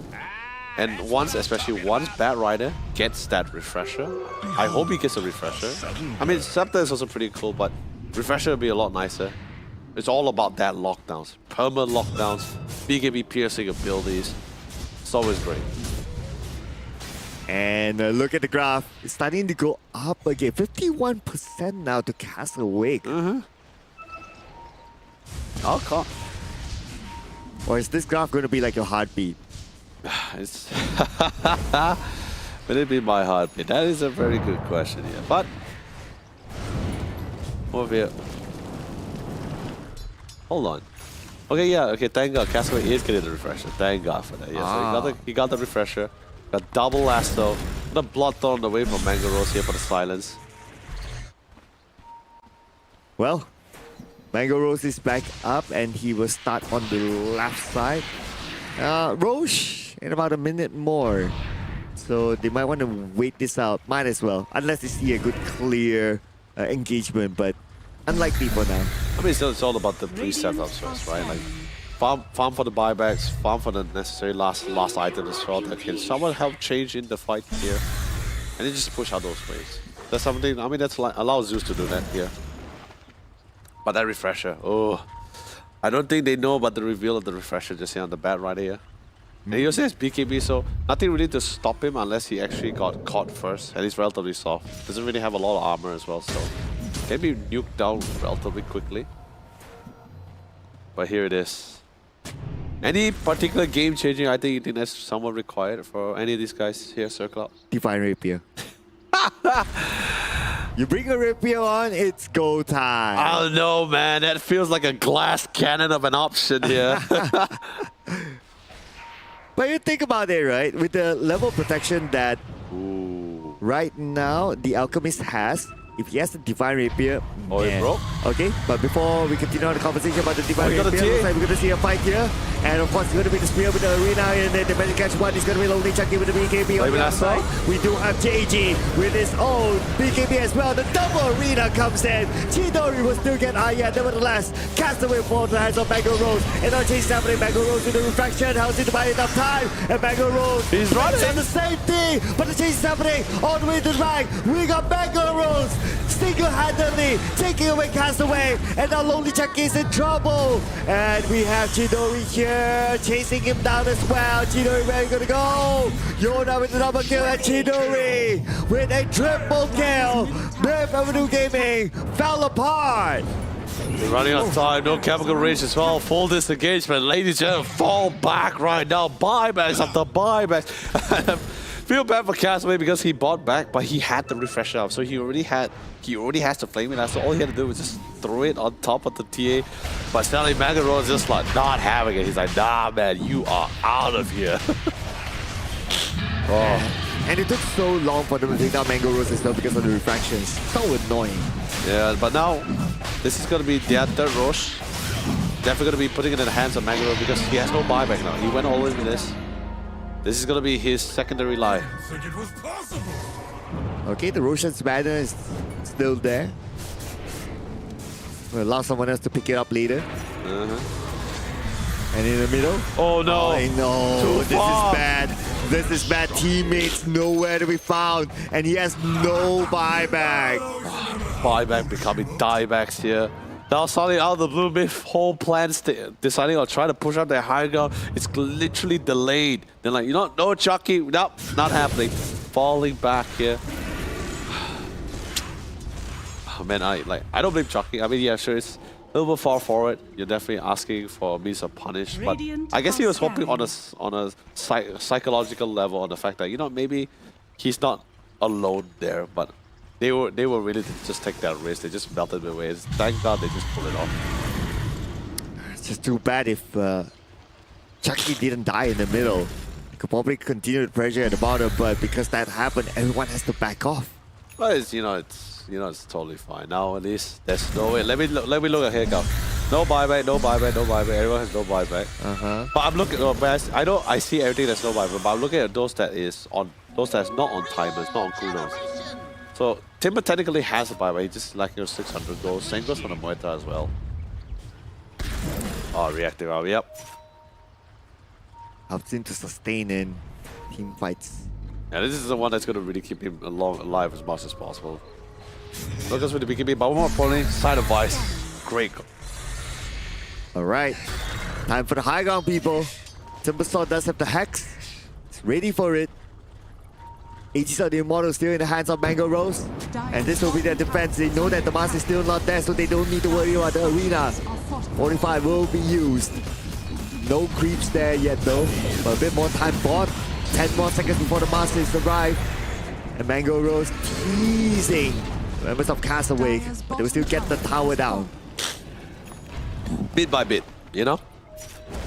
Take the necessary baby step, break one tower, fall back, break another tower, fall back. Especially since the boss is about to spawn out. No, you don't want to take too many risks. Sure, TA also got the Aegis, but we need to buy that time. So far, Castaway has been winning a lot of this fight very methodically as well.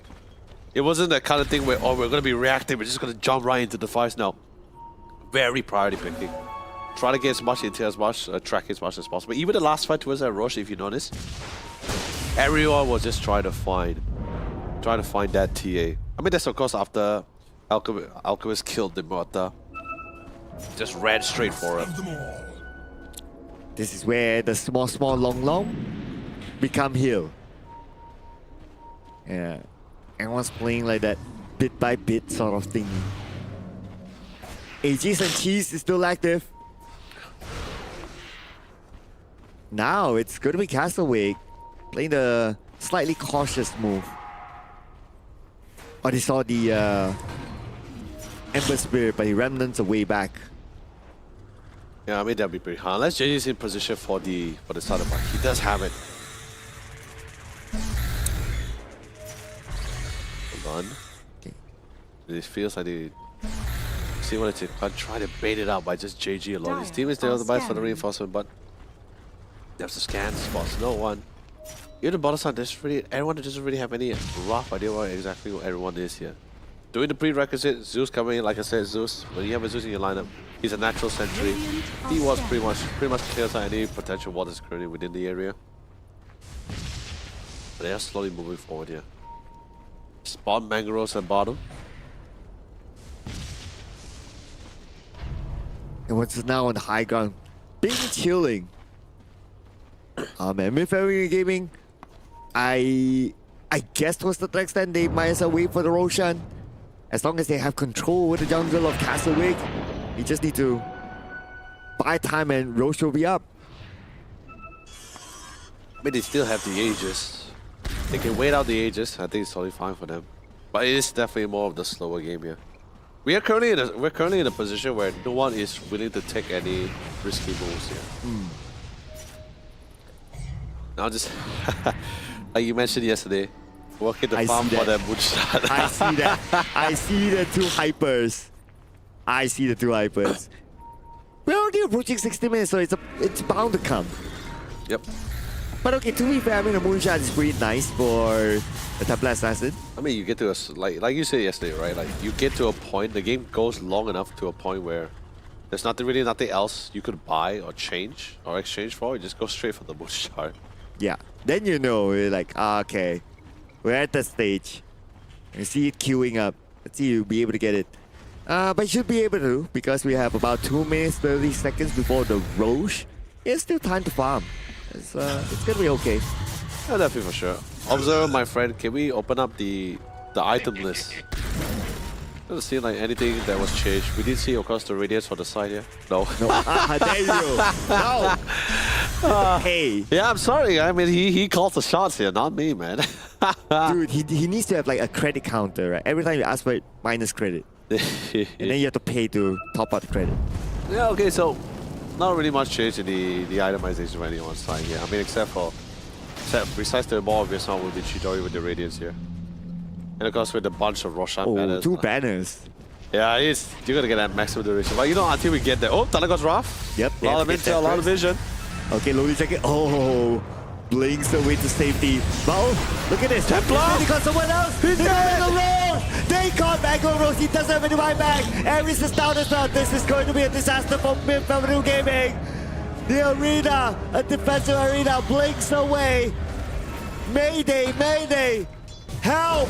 Mayday! Help! Set back up! SOS!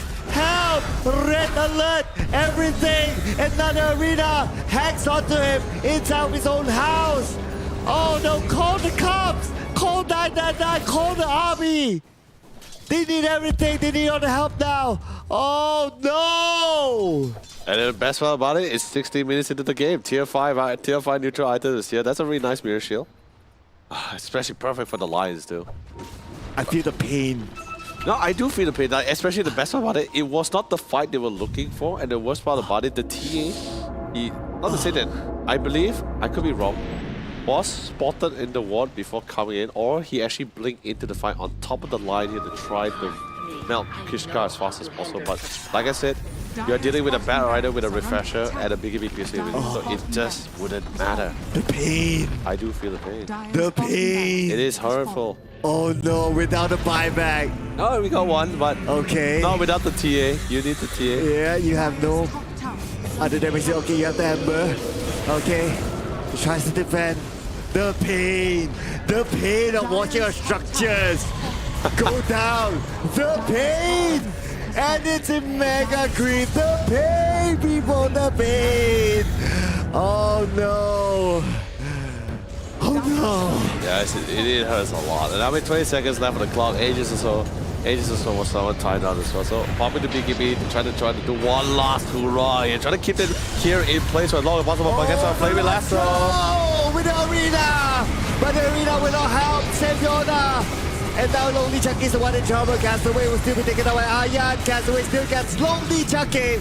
And here we have the presence of Mango Rose. He is back up, but what can he do about the situation? Let's see if there will be enough damage. No, there will not be enough. Instead, Chidori will go on to him. Chidori is taken out, but it's okay. Immediately buys back. The other members of Castaway now on the Mango Rose. The will have to buy a little bit more time. The refraction is my time as well. And he blinks up to the founder. But they change their target right now towards the right side. They have Ayan there. But Ayan with the G's back up in full health. And Mango Rose gets a double kill. Buy back here from Pimp from Blue Gaming. They want to chase away the members of Castaway. Oh, two men! Double stun from afar. But Mango Rose is there with the refraction to take him down. And now they change their target. They go in on the boy. Dieback for the side of Castaway. It is definitely a buyback, but they continue on with the buyback here for the Castaway.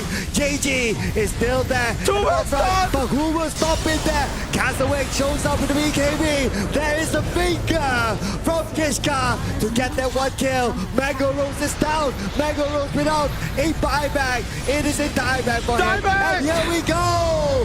It is Castaway. Multiple buybacks. They want to end the game right now. Ayan is still on the outside. What the boys along him. And GG will be called. Castaway. This is a major comeback for them. What a round. Really bit that time, played it nice and slow. Despite walking on eggshells here, they know the time and scaling was in their favor here. So well done. Coming from Castaway, what a win. But seriously, that line, so many great seasons, so many opportunities. It got to the point where even the TA was just like, Mango was just like, yeah, I need to get him. He needs to go, he needs to die here. But I would not lie, a lot of nerve-wracking situations. Many times buybacks could almost feel like diebacks in this case, yeah, especially when, coming back in. Shidori wasn't really in that present that fight yet. He was almost just trying to reset. But once he comes back in, then I was like, yeah, okay, I'm totally relieved. It should be fine, but still, what a game here. He's pretty much out. He's pretty much out cold. No, man, this is the most painful game of all our playoff series so far. Really? Yeah, for me, I'll rate this one up there. Why? They were so in control for like, what, 70% of the game? 70-80% of the game? I guess so, yeah. Yeah. No, that's what I'm saying. It was a situation where they were just playing on eggshells, right? Like, cannot afford to make that kind of mistake. Just really play with their guts, play with the timings, play with the opportunities here. They really knew they naturally hit harder, hit a little bit better. They just need to find those small opportunities. Yes, like you said, they were in the lead. They had to be very precarious. But after small wins, it just slowly that scale slowly just shifted into their favor every time they win a fight. It doesn't have to be a full 5-man team fight.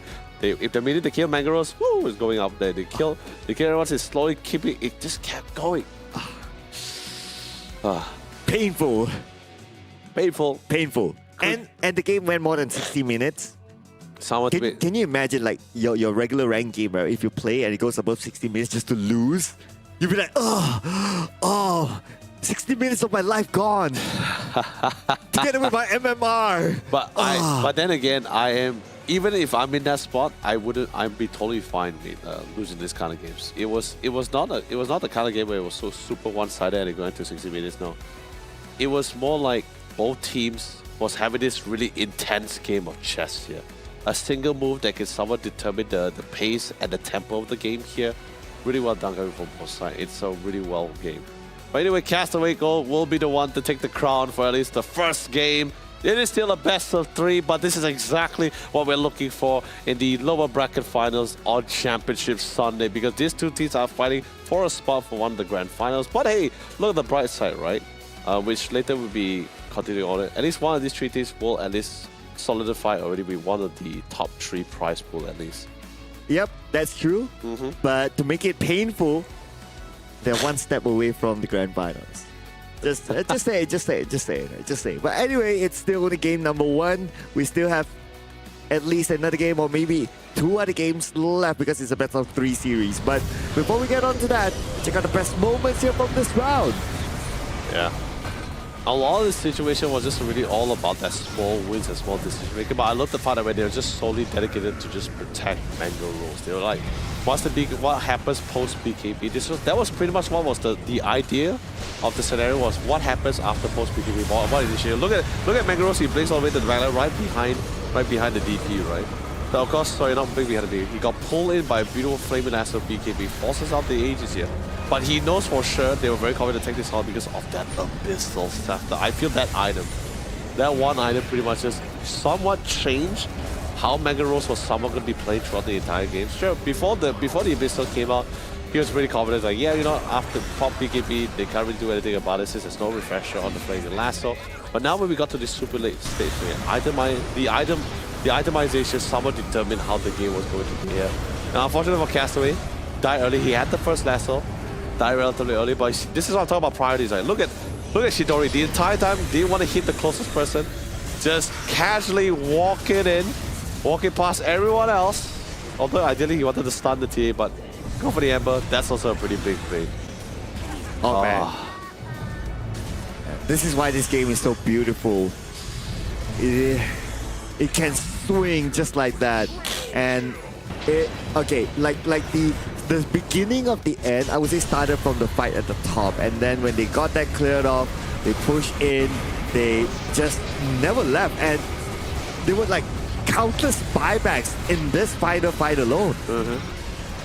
I think the major issue is which hero is better at this super late stage of the games, right? In terms of like what is not only in terms of their abilities, but also at the same time, what are the items that you can really pair with these kind of heroes here? So in this case here, I felt itemization coming from the side was absolutely phenomenal. They have a lot more variety to deal with several scenarios, whereas I feel like Templar Assassin just somehow just slowly fell off.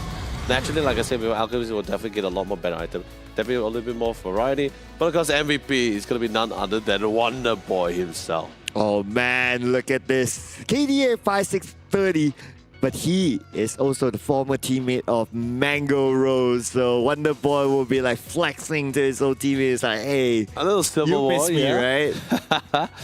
I guess there's sibling rivalry, right? When you go toe to toe with each other. It's a pretty nice way here. And what a better way to take a win over your brother here in denying him the opportunity to be one of the grand finalists here. So absolutely, what a way to do it. But Wonder Boy, ensuing chaos, especially like I said, he's a DP Spirit Siphon with multiple charges, can cast on multiple people as well. Shivas with all the armor. He is just eating every spell thrown at him. He's forcing out arenas, forcing out stuns, forcing out the hacks as well. And he's just sustaining and just ensuing chaos all across the field here. And you know the one thing about Wonder Boy? What? The uniqueness of him is that he likes to wear this pink color headset. Pink. Yeah. Like with the cat ear, like pink headset, or just a regular pink headset? Just a regular pink, but it stands out enough. But you know what else stands out? Is our Samsung Odyssey OLED GA. Exactly. It's a beautiful piece of hardware, slim metal design. You don't even have to worry about it. And it's the best one. It is a 32-inch pack with 240 Hz. You want to worry about it clunky, like I mentioned before? It ain't clunky. It ain't chunky. It is a slim metal design, absolutely perfect to fit in your gaming setup. It also has the response time of 0.03 ms here. All that glare-free technology, so you don't really have to worry about like positioning it to try to find the right angle for lighting. Because Samsung Odyssey OLED G8 is designed to give you maximum immersion, glare-free, and of course very smooth gameplay experience. Yeah, and if you imagine watching this game with that sort of monitor, crispy. But Absolutely. we're not done yet with our games. Of course, it's only game number 1 of our best of 3 series in the lower bracket finals. We'll take a break, ladies and gentlemen. You don't want to miss the next match. We'll see you guys after this break.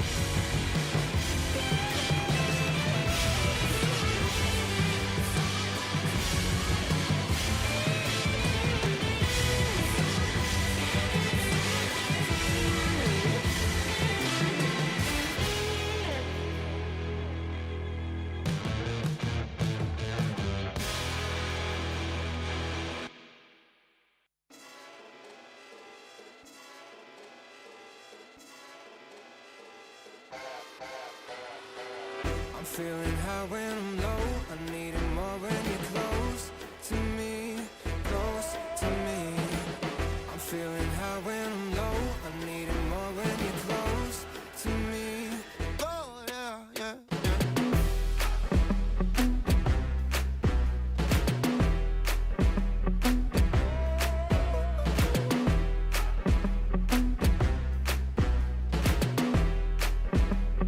Oh yeah, yeah, yeah.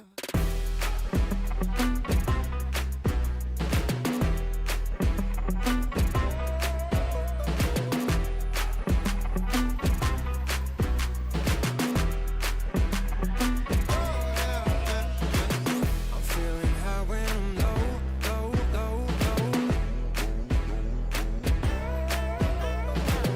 I'm feeling high when I'm low. I need it more when you're close to me, close to me.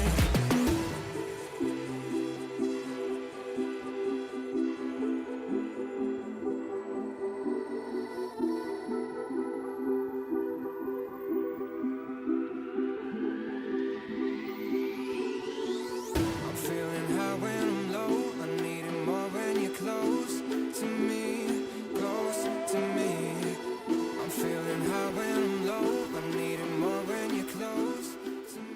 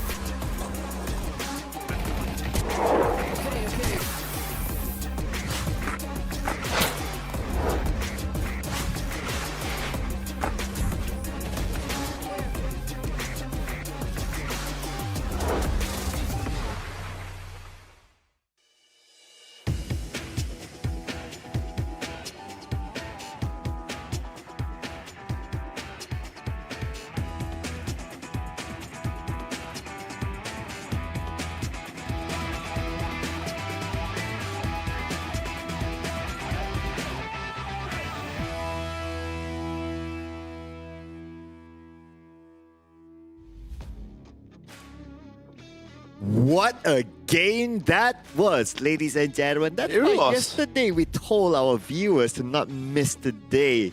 What a treat that was. And that's only game number 1, ladies and gentlemen, in the Samsung Odyssey Cup Dota 2 Championship. And we're still here with you. My name is Sir Cloud, together with the amazing Leonard, Leo, YOLO Lee, ladies and gentlemen. And because of that amazing game, we got to cheers to our players for giving us the best of entertainment. I agree. We're gonna crack a quick can of Red Bulls, 2 newly released flavor. It is gonna be the pomelo flavor and the apple muscat grape. Today we're actually still gonna be sticking with the pomelo. I'm still Team Apple. I know you're slowly shifting towards me. Yeah, I can feel the attractiveness. True. To the drink, to the drink. Oh yeah, to the drink, of course. And to the person as well. But anyway, but cheers to our amazing viewers who's been joining us throughout the entire day. Hopefully you guys have enjoyed even more gameplay as we crown our grand champion.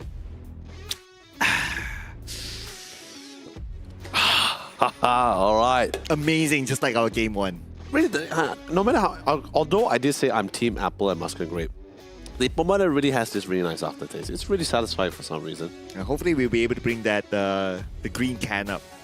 But yeah, that is true. But I'm not sure we can though. But what I'm sure is that we can share happiness with our viewers with this discount code. Oh yeah, and exactly, because as you guys know as well, Samsung here provide you guys a discount code for your selected gaming monitors. If you notice the first two initial as well, it's going to be tied to the region you're going to be applying this discount code to. So if you're from Vietnam, that's going to be VN Odyssey Cup. If you're Xin from chào. Malaysia, MY Odyssey Cup. Yeah, and of course if you're Selamat from datang. SG Odyssey Cup, hey, if that's for Singapore. What's up, guys?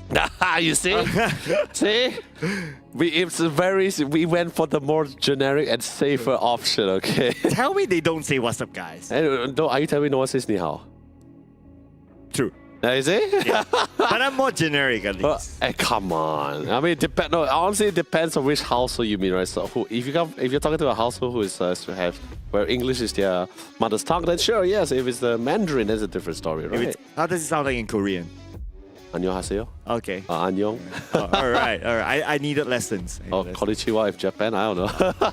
We have multiple. All right. Yeah, we have multiple races. I think that's pretty much why Malaysia is also pretty great as well. We have a diverse culture as well. A lot of grateful culture as well at the same time. And that's the beauty about Southeast Asia as well, right? Right. Like, it's very diverse. Like even if you go to like Indonesia or Thailand, you will see a diverse cultures there. That is very true. Even in Australia as well.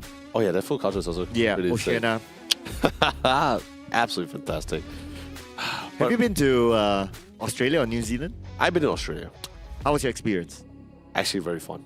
Right. It was really fun, but it felt very weird when I suddenly ran into my other Malaysian friends. And I'm just like, what are you doing here? Oh, wait, what? Yeah. What are the odds? I know, right? So, but that's what I'm saying. Right? I mean, we're relatively nearby. We're almost practically neighbors, right? That kind of thing. But still, grateful culture. I'm pretty sure all our amazing players from each of our top 8 teams from each of their respective regions they represent is enjoying their time in Malacca here at the Hatton Hotel. Which, by the way, I believe you guys have seen from their player camps, or not really player camps. I guess they are back player camps of the room. Like Very camps? Okay. Very satisfying setup here that they set up for them too. And we had a preview of it like just before we come to our scene, right? Right. Yeah, like there's the setup, like the rooms look amazing. I wouldn't mind going there right after this to bunk. I think it'd be a bit too late, right? I'm sure the hotel is always open. I mean, yeah, true. No, but it's like a very specific room for them, to cater them. So you cannot just go there and bunk for 2 hours. You have to like have the moment. Take your time. You need to stop that car in front of Dawei and say, I'm a player. That's not a bad idea. Just 5 minutes. That's all I need. Oh, 5 minutes? Just see the room, take a picture, selfie, gone. Okay, just to flex that I'm here, guys. Yeah, pretty much. Yeah. Maybe we might find like other close friends there as well. Spartaker maybe, Or hopefully. perhaps. And if you get to go there, the players are actually using the Samsung Odyssey OLED monitors. Yeah, exactly. Not sure which specific one, but hey, both the G8 and G6 are absolutely fantastic, as you guys know as well. It's something that we both have been talking about or stressing out for these past 3 days. If you kind of forgot about it, I can't believe you forgot it, but don't worry, you're not going to forget it right now, because seriously, Samsung just released one of their latest monitors for 2024 here. That's going to be honestly OLED G8 and G6. Exceptional piece of hardware, especially if you want to have something, you want to pair something with your powerful rigs to give you that maximum visual here as well gameplay. Those are the two models which you're exactly looking for. Yeah. Do get one right now because there's a promo code, a discount code. Which we talked about it just now, yeah. Yeah, I was actually, frankly speaking, I was actually looking up like the monitors yesterday on shopping platforms. Yep. Just to, like kind of see like what the specs like in detail there is. Yeah, in detail, and also what some of the reviews, and the reviews are pretty high. No, it really is. Yeah. Like although we're just talking like very sophisticated, but the in-depth one is still actually pretty impressive. Like the AI chips and everything to help ensure everything else with the processors, pretty great. Even the cooling system, like I do get the concern, especially when some people, you get this misconception of the fact that you hear, that's a lot of power, that's a lot of strong hardware, but what is the cooling like here? Is it that kind of thing where you have this really powerhouse of an engine, but is it just gonna burn up after 1 hour of gameplay? Like, you don't really have to worry about it. Samsung has everything really cut off for you, so you're gonna get not only that smooth gameplay, 100% immersion because of the OLED glare free, but its cooling system is actually really well done, so you're gonna have this really nice long hours. Whether it's a gameplay, work, chilling, videos, totally up to you guys. Or you could just casually just keep it on because you just absolutely enjoy its vibrant colors. And it's also flat screen. Oh yeah. Yeah. IPS, yeah. Yeah. Sorry, not IPS. It's just flat, yeah. A personal preference, Not I do curve. prefer a flat screen as well. I do. I mean, it's that kind of thing. Especially among gamers, right? There's the difference between the curved monitors and flat monitors, right? That kind of thing. Flat monitor is more ideal for your classic FPS games here. Curve is definitely you got a little bit more shadow contrasting, so really perfect for like those RPG games with like Or even the darkening racing design. Oh yeah, racing is also fantastic. Give it that immersion. How if we're talking about ultra wides, right? Right. Like how wide is super wide for you? Like, is there a certain limit for you? Like 360 maybe? I mean, I never seen a 360 one before. But 180 I have seen. if I'm playing a racing game with a rig, yeah, give me the 360. Yeah, you want the absolute immersion. But we're going to immerse ourselves into the draft of game number 2, and this is a game that Myth Avenue Gaming must win. Yeah. Really great. Of course, Myth still 10 lucky the Zeus going to be remaining. definitely locking it for themselves. They feel they still got a lot of value out of the Zeus locking it for 5 themselves. It's a seconds comfort one, remaining. something that has been pretty banned even from yesterday as well. They didn't really get to play a lot of Zeus yesterday.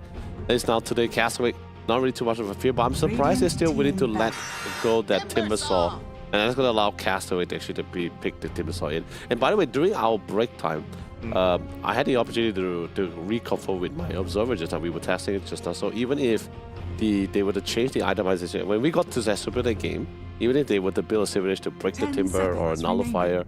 it does, yes sure, it will deny the Timber Saw from getting those charges 5 on that reactive seconds armor. remaining. But the stacks that they had initially is still going to recite that. Radiant's The Nullifier team doesn't already purge it through, yeah. So Oh, it doesn't go 0. yeah, it doesn't go 0, so it's still there. So even if you break him, he won't gain additional charges, but it's just still there. So if you're already tanking up quite significantly or have a pre-stack already, and you also have the Scepter too, Dire oh, you team are still pretty solid.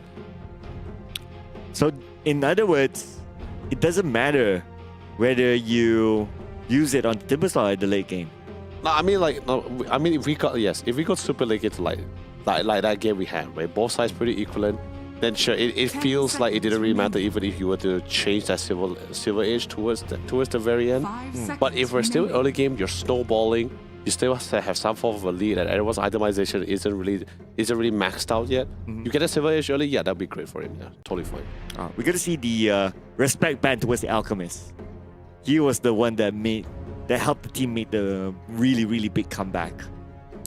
Yeah, it's a perfect hard carry scaling hero, especially when we go super late. His pull for itemization is relatively vast, so able to just switch it in between whenever he wants to as well. To meet the scenario as well. And nothing goes wrong with Abyssal Scepter. It's such a classic build from an Alchemist too.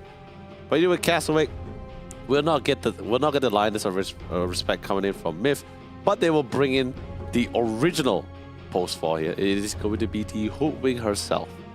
Ooh, okay. So there's going to be a new hero introduced in our lower 10 bracket seconds finals. remaining.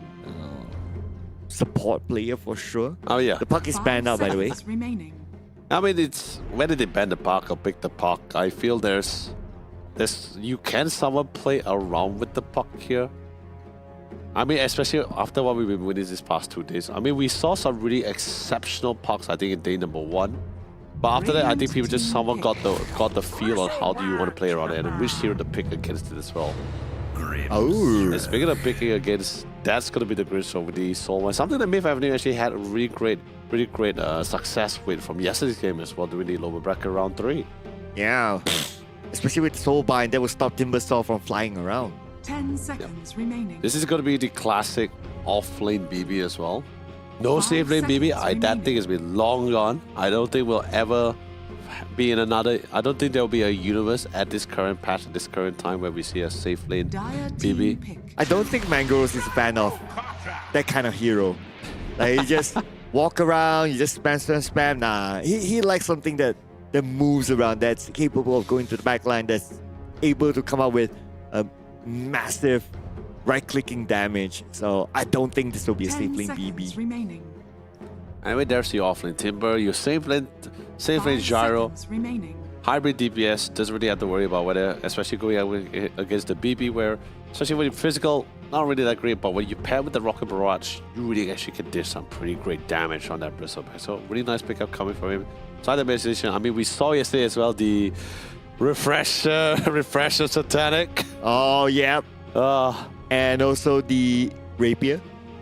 The Oh, fine rapier. That is true. Muerta is still the pull if Myth really wants to try to pick it up. I mean, we really saw Muerta support coming from them today.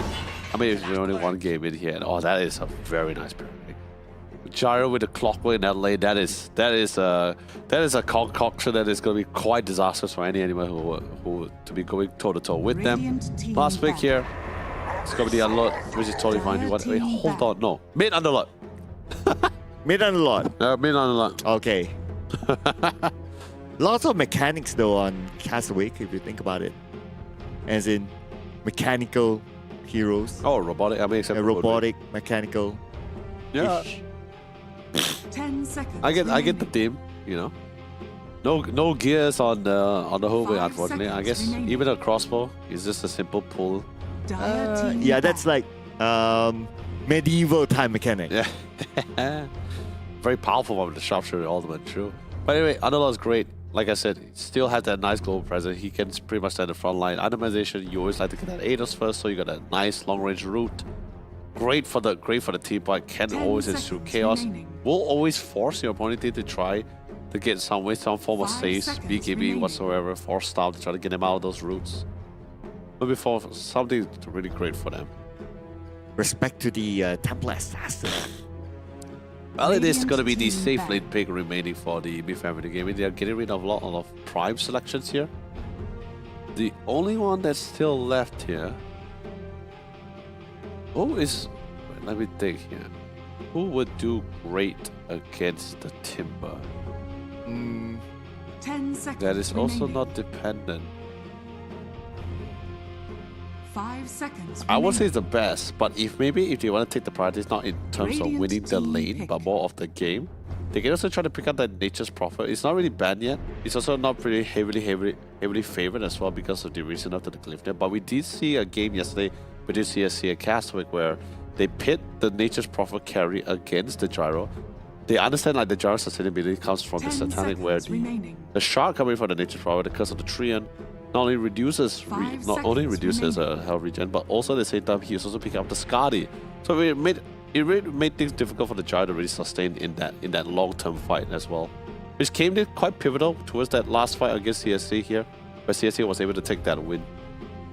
Something that can be considered. It is depending on Miss priority. That's what I'm trying to go for here. Ooh, it's gonna be quite a difficult pick. The fact that the TA has been banned off. I don't know if you're gonna see something new or something rare like a PA coming into the lineup. I mean, if PA comes in, it'll be pretty great. You got a natural break as a shard. Definitely works on the timber early. Then it works on the timber early, especially once you start when you really start snowballing, you would have a great skill to close in the distance. However, I only got one problem about melee carries about like PAs is just the fact that they need that Battle Fury. And Battle Fury, I think like Battle Fury and Radius relatively take a long time to get out. You have to be only Alchemist so far is the only melee carry I feel. It's the only one that can actually pull off the Radius timing because naturally because of Grievous Gold, you're able to get it really nice and fast. And you were right on the call. Coming with the PA here, a natural break. I think they do like the idea with this fast-paced tempo. Can really play off really well with this team, who's pretty fast-paced as well. Yep, it's definitely going to be the post one, played by Mango Rose, a hero that likes to 10 just seconds engage, remaining. deal those big damage, goes to the back line. That's his kind of play style. 5 seconds For remaining. Castawake, likely to be a mid hero, Wonder yeah, Boy, Queen of Pain. Nah. I mean, not to say it's not bad. I think it's really okay as well. You do want that really nice high burst magic damage nuke here to try to sustain because we're looking at a lot of beefy frontline walls. I'm sure eventually they're all aura items. They're going to be buying the pipe eventually here, but so in other words, you're not going to be primarily focusing on them. You really want to try to melt out the supports. You want to try to get rid of the monsters possible. Orchid Bias is a pretty nice pickup, but they're going in with the Coddle. Keeper of the Light. All right. Will be playing in the mid lane. Interesting pick though, especially for Wonder Boy. So, what do you make about the Keeper of the Light? Well, high movement speed. That's for starter for sure. High movement speed. You have insane cast rates as well, so you don't necessarily have to be in the front line. So now it's not gonna be very easy for you to be caught out by the Soulbind. You have to be really in the front to really get it, or being caught out by the Scepter from the Fiend's Gate on the Underlord. PA, I guess, Megaros, you can definitely blink on top of it if that's, of course, if you find him, or at least you bypass all their own personal walls like JJ and Castaway. You naturally push out waves. Your Scepter allows you to get this really nice Massive T-Fire ability, the Will-O-Wisp, which is, of course, can be easily broken. It's very similar to like how the Phoenix Egg is. But you know, before then you're gonna be having other enemies that are gonna be launching upon you. It's a great counter initiation ability. And of course, solar binds are absolutely fantastic. Great CC, great amount of slows. Right, that's the team's prepped up. So, based on this draft, I'm gonna ask you the golden question. Are we gonna see a 2-0 or a 1-1?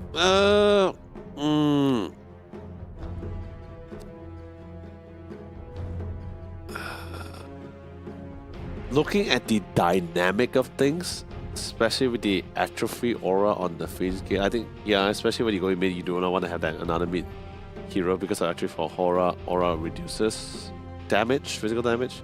But more importantly, the Fiend's Gate, like I said, you got that global presence. It's gonna be so fast around the map. The dynamics of each side lane now, because of the existence of the pit lord, whether it's the off lane or mid lane, it's always gonna be a situation where at any moment of time, there's gonna be a Fiend's Gate gonna be spawning right behind you, and you're gonna be boxed in every single time. Oh man, and here we go. This is an important match for Myth Avenue Gaming. They cannot afford to lose this in our best of 3 series. They have to find a way to make that comeback. Let's head on to it, ladies and gentlemen. Game number 2 between Myth Avenue Gaming and Castaway. This is it, gents. It's make or break time, like Sir Cloud mentioned as well. To battle.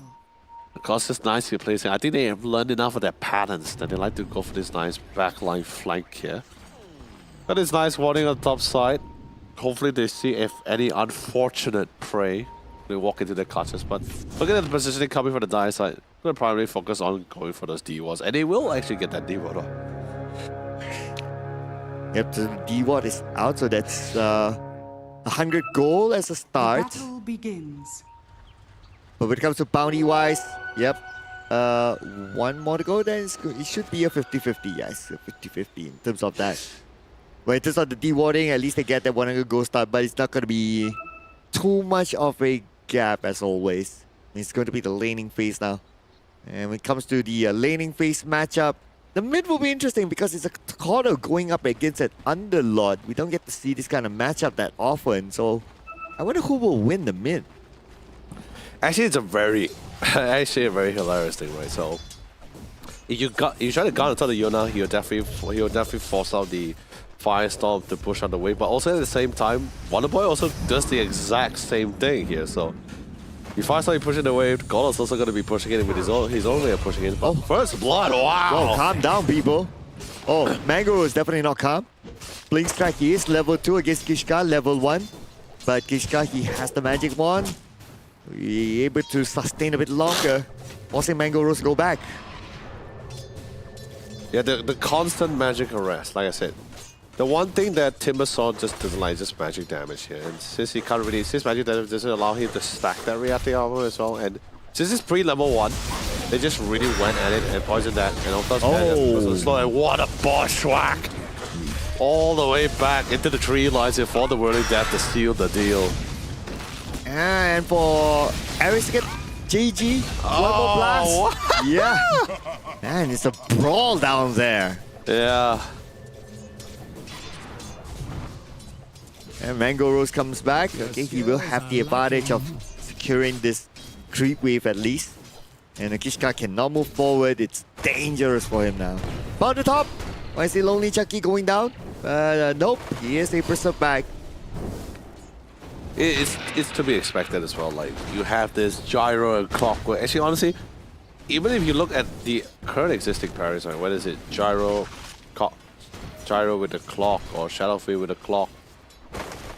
Luna with the clock, but you have really high kill potentials here. However, I really want to see a game where I get both the Naga and Shadowfield. But anyway, that's not we miss out. Oh, Inkswell. But still, Ayat last hit. Castaway will get it. Chucky can only watch. Not too bad. But anyway, it's going to be an advantage kill now for Castaway. Such a menace, that clock for Castaway. However, the bottom side also their own sheer times of trouble.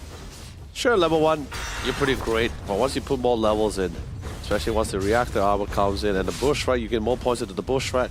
Because like I said, Hoodwing post 4 in the lane. This is a nuisance, not because of her casters of her abilities, but she just naturally just hurts, and the caster is just so far.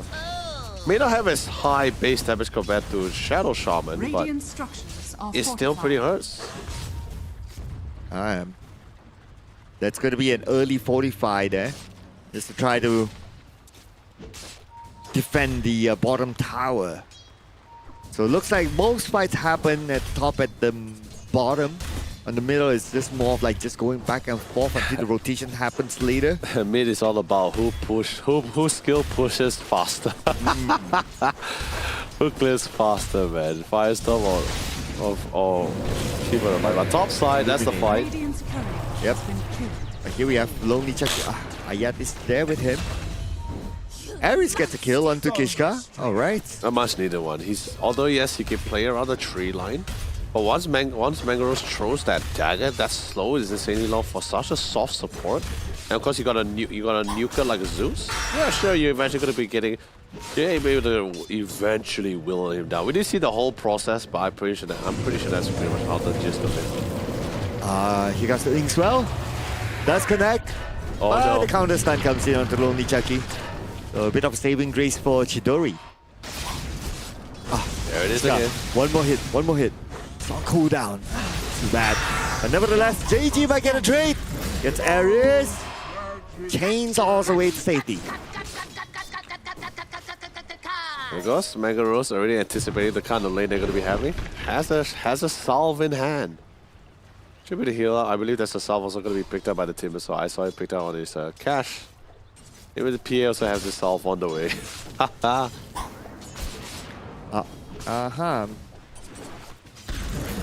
Now Mangaros has Ares, and with JG being low in health, so this will force him to go back, wait for his reactive armor stacks, if he does have any though. Just heal him back up. Yeah, for sure. But I love the pickup carry for PA going with the Orb of Corrosion as well. Really anticipated this. They're going to be looking for a lot of fights in this lane, so it's a little bit back and forth. I think this is where most of the action is going to be like. Maybe a little bit at the top side, but I think they've been playing pretty safe so far. This is a little bit more levels, although there is the rotation coming from the Zeus here. Guess it's my shout. Hopefully, I believe where the Chuck is going to be diving in with the Ink, so hopefully they can get something out of it. Castaway definitely feels something's a little bit of a miss. We do see the defensive TPs coming in as well from the Dire. Yep, and here comes the TP at the top.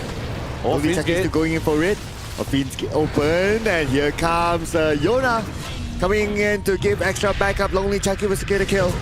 And that's going to be a lockdown onto Kishka. Nowhere to go.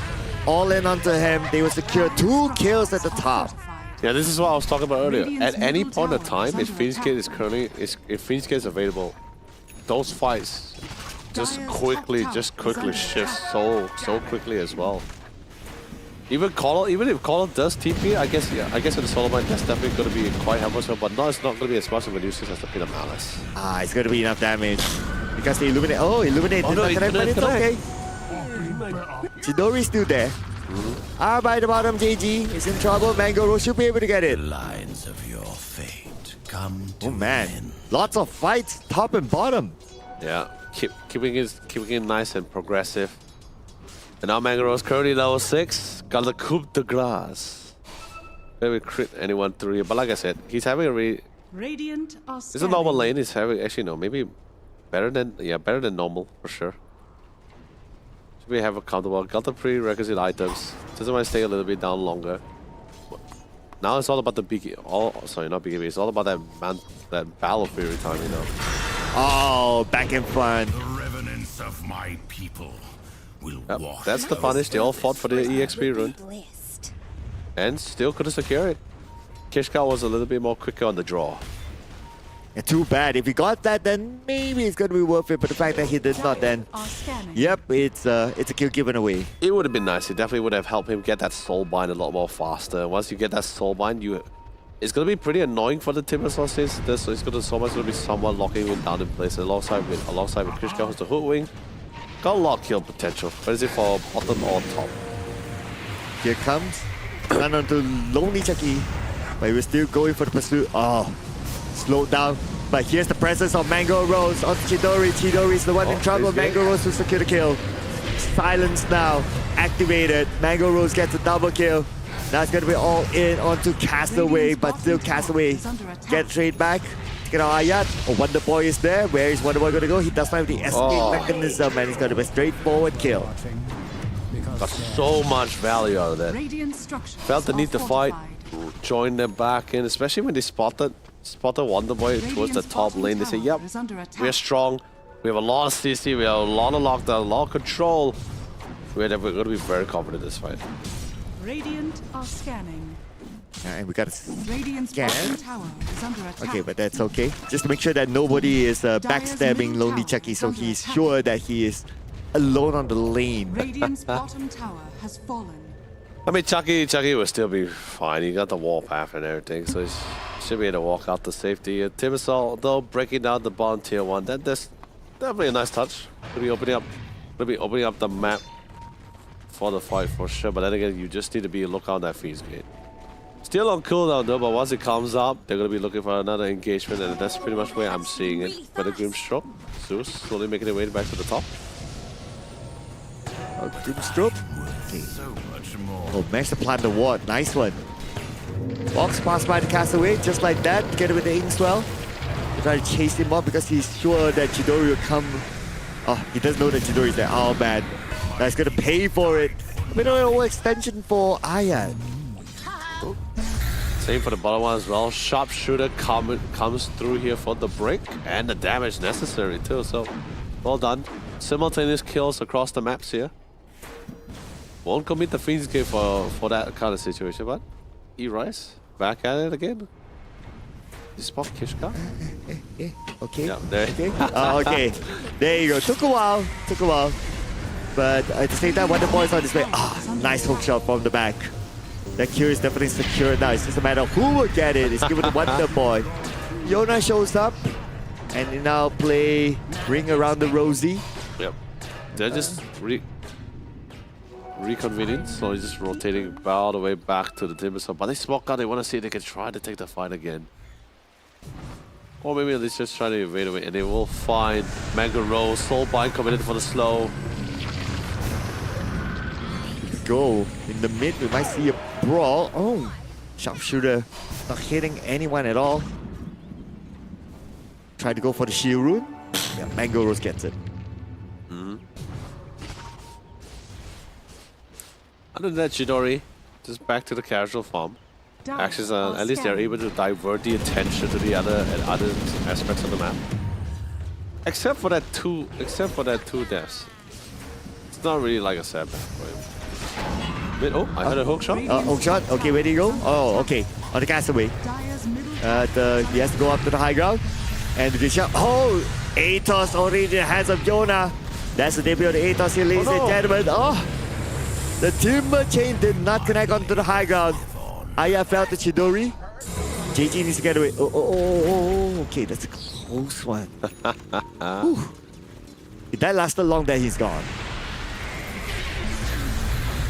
Should be fine. Oh, the call down. More than enough. Okay, enough damage. More than enough. No way he's gonna walk out of there, but top side, you can see a little bit of action there.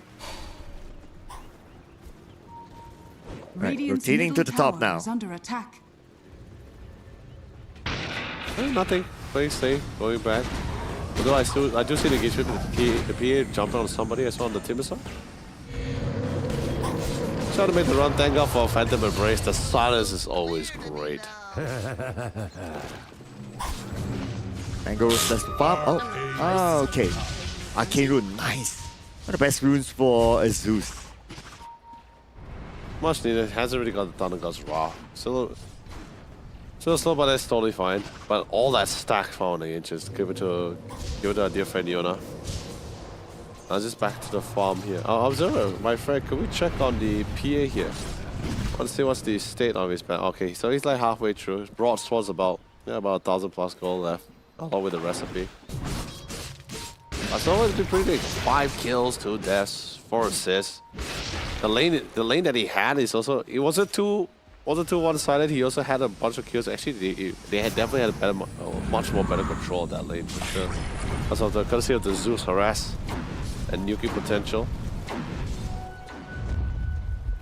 But they're getting finally a smoke. Wonder Boy going to be joining in the fray. Dire Right, are here scanning. we go. You may see a surprise. Keep your eye on the top now. Okay, engagement by Chidori. And here comes the swirl, and here comes the hook shot. All the way onto Lonely Chucky. Ayatiti, nothing to stop him. Yeah, not enough. Battery up. Oh! The time interval. Just in the nick of time. Gonna be able to get out that Radiant's big bottom pick tower off. is under attack. Even to the bottom side. Super close there. Radiant's Anyway, top Myth tower Avenue Gaming, is they under lost attack. 2. But at least they Radiant open up structures some are fortified. level of space. Farm at the bottom. I mean, yeah, this is gonna take a while. Especially since. Okay, so Underlord is the. Okay, Underlord's gonna be the one that's gonna be handling the pie. Does that mean the BB is going for the Crimson Guard here? But, oh no. No, not the Crimson. yet. Straight up for the Radiant's Scepter. middle tower is under attack. Okay, cool. So, not to say there's. Don't really need to worry too much about. I guess don't really need to worry too much about the physical damage output. Yeah, so far it's just early phase so far. It's always just been magical damage. So, Unlock got that covered. He already has the 8 those. He's an aura buyer as well. So, basically utility Underlord here gets the pipe. Very curious to see whether he's gonna go with the Crimson after that, or maybe he could just straight up go for the Scepter here. If the game, I feel okay. If the game goes well, he can go for the Scepter if he wants to. If the game doesn't, No, like I said, right now is pretty even out for both sides. But so far, all the fights that we've been seeing is either from catches or skirmishes. We haven't seen like a full send 5v5 mid lane or top lane or Roshan fights. still early for a Roshan fight though. Okay. But now Ares is going to take control of the mid. Castaway is going to be here to soak up the experience and also the remaining gold that he can get. You see on the minimap there's a drawing onto the top. I wonder if Myth Avenue Gaming will be interested in that, but they could be interested in the bottom. Yeah. I mean, just try to be as proactive as much as possible. They're playing around the Fiend's Gate. Okay, Fiend's Gate are not utilized yet though.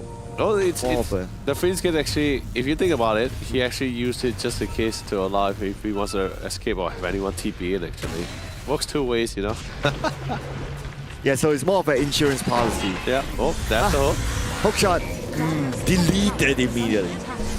Oh, yeah. 2 TPs. Cancel it all. Wow, that is not ideal. 2 TPs wasted like that. Dire's That's top fine. tower As long as you don't lose lives, right? Oh yeah, of course. Looking at the brighter side. Yona! There's the call down. Anything to stop him? Nah, just by the edge. Radiant's bottom tower is under attack. It's alright. Force out Yona. They know he's not going to be here since he actually TP out and there's no Fiend's Gate for a while. So this mid-tier 1 tower, no reinforcing to be coming in the time. And, you know, Castaway, just in case, going to be clearing out the tree line with the cogs. Let's see if they slowly make their way to the objective. But this right now, it's time for them to be a little bit more objective here. Slowly moving their way up to the top side. They spot Mango Rose here. They want that kill. And here we go. Kishka appears. Can't get a clear bushwhack. Alright, navigates inside of the jungle. Oh, with the fog of what a war. Bushwhack. Onto the opposite side. Okay, portals himself down. It's such a good call for that. I mean, I don't blame them. It's only 2 ways, right? You either walk Dire's down or middle walk into the tower tree is under line. attack. But we went for the second choice. Couldn't find anyone. But top tier 1 on the other hand, they know at least PA won't be here for the fight. But he does have a TP in the hand. And here comes JG. The race. Silence. There's still enough time, bots. The teammates behind him, they cannot go in. Nice little bit of malice. But look at the backline though. We have Mango Rose trying to target down Wonder Boy. Mango Rose down to the last stick of health. Wonder Boy will be the one to get him. But the chase is happening right now. Lonely Chucky will take the revenge onto Wonder Boy, denying him of his killing spree. Too far forward, but hey, you know. Okay, wait, hold on. It's not over yet. Yep, 3 onto 1. And that's the call down. No way he's gonna be able to escape that. Ah! They managed to land the battery assault just in time for Chidori. Oh, too far forward. I get the intention. Mango really want to get into it, but sadly, he's the only one who has a blink. He's the only one who can get into the back line. But at the same time, his teammate doesn't really have the same capabilities. So pretty much dove into majority of the members of Castaway had just got bursted down before his teammate came in to support him. We got Castaway. Oh, nice hook shot! Just in between the jungle creeps. Oh, beautiful position. At prime time, they got a ward. They got a vision as well. They saw an opportunity why they keep going and keep the aggression going. They know for now PA is a little bit slow, especially since it's only like 18 minutes. I believe he has his Battle Fury, but does he have his Battle Fury, Observer? The Phantom Assassin? Radiant's top tower. You know, has we'll fallen. check later, but Should have his battle fury. I mean, we're like 18 minutes now. But here we go, another engagement. there goes. We got the- Ares here in Radiant's trouble. top Yep. towers are fortified.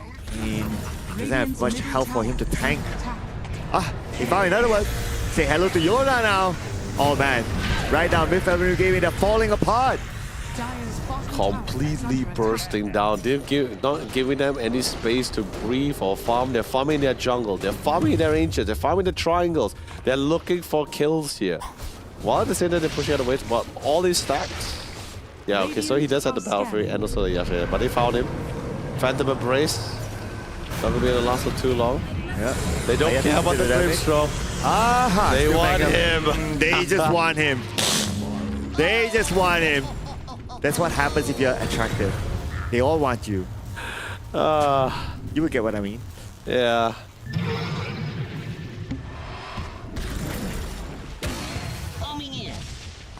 Well, Mango Rose Radiant's top tower is under now being the attack. prime target, starting to be difficult for him.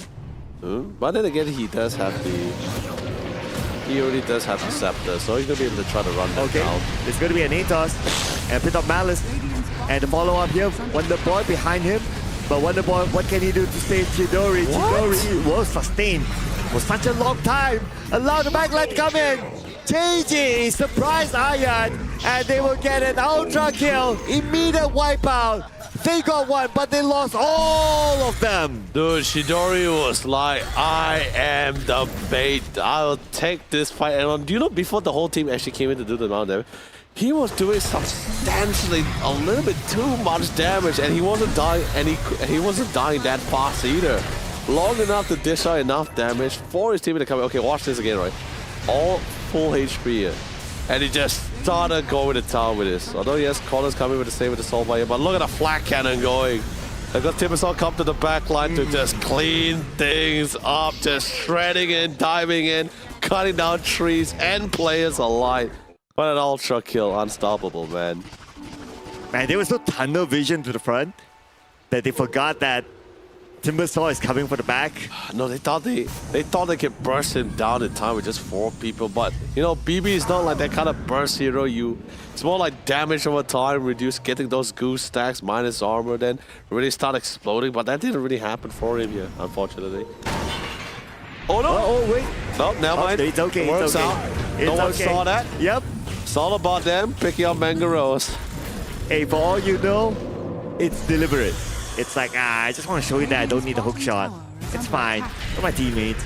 But okay, 4-star up down to the high ground, and that's going to be JG still chasing Yona down. Ares on the right. Fall down to the lower ground. Ayat. Oh, look at the damage on Ayat. Together with Wonder Boy. Again, Ayat down. Radiant's bottom Oh, tower Zeus. is under attack. Still going for the shield. I don't know whether you know this, but there's a Philosopher's Stone on the Timber. Oh! I mean, I guess... I mean, it's good, right? It's extra GPN. It's not entirely just for the survival. I mean, from time to time, we do see 1 or 2 cores bringing it out. I mean, if there's no other better neutral items. Well, there's no better space for Lonely Chucky to run. If there's 3 of them from Mid-February Gaming. Dude, it is... Monster kill streak now for JG. Dude, it is tough, man. Timbersaw naturally shreds tanks, and you already got the... You also have a Vessel in hand, so that's going to be further reducing more of the region coming from the BB here. No natural... Not to say that you can't build the brick on Chidori, but I think in this kind of game, at this point of time as well, I don't think he really requires it. I think they just have straight up enough damage to just literally melt him away. Manga Rose, he had the Yasha in hand, was still going to try to get the Manta style to at least purge some of the room. Because like I said, there's no real stuns on the side of Castaway except for the hook shot, of course. But it's all just really just roots coming in for the bushwhack. You get the... And also the Manta style is great for purging out the Vessel or any other kind of slows or dispels on it. And this is going to be a straightforward tower taking for Castaway. Okay, we have smoke, but they're all in the middle though. Unless they plan to backstab. Okay, they're moving towards the bottom lane. Okay, but that's also a signal for Castaway to back off since they don't see where the members of Myth Avenue Gaming are. But they sent the Timbersaw into the jungle just to keep an eye on anything funny that might come up from Myth Avenue Gaming. But there is a smoke now. They are trying to see if they can catch him off guard. This is the one that hopefully, if Myth wins out this fight, should allow them to get some form of revenue back. They only swing doesn't allow the scale to be so one-sided here. But couldn't find anyone. Just gonna be prioritizing those vision wards, those farms to the farm. And that's fine for Castaway, they just want to shot. And the vision ward is not far enough for them to see what's happening inside the Roshan pit, so it's going to be a free Roshan here. And saying that Wonder Boy still managed to keep his tower in the middle healthy. It's so hard. How do you want to do it? He just naturally pushes out waves. It's probably going to be hard for Yona as well. Oh, beautiful pushback there onto Yona. Oh. And it's going to be godlike for JG, and like what you said, Timbersaw is a tank shredder. He won't survive that. Just reducing stats, Vassals. Oh man, that's great. Now without Yona, not going to be there to help defend at least the tier 2. But you know, he'll be out in time to at least defend the high ground if they choose to go for it. 5-star is great for high ground defense. It clears all those waves. Okay, still rotating to top, but just the next time they're going to put focus on getting down the mid tower. Mid tower still stands tall, but not for long as Chidori is there.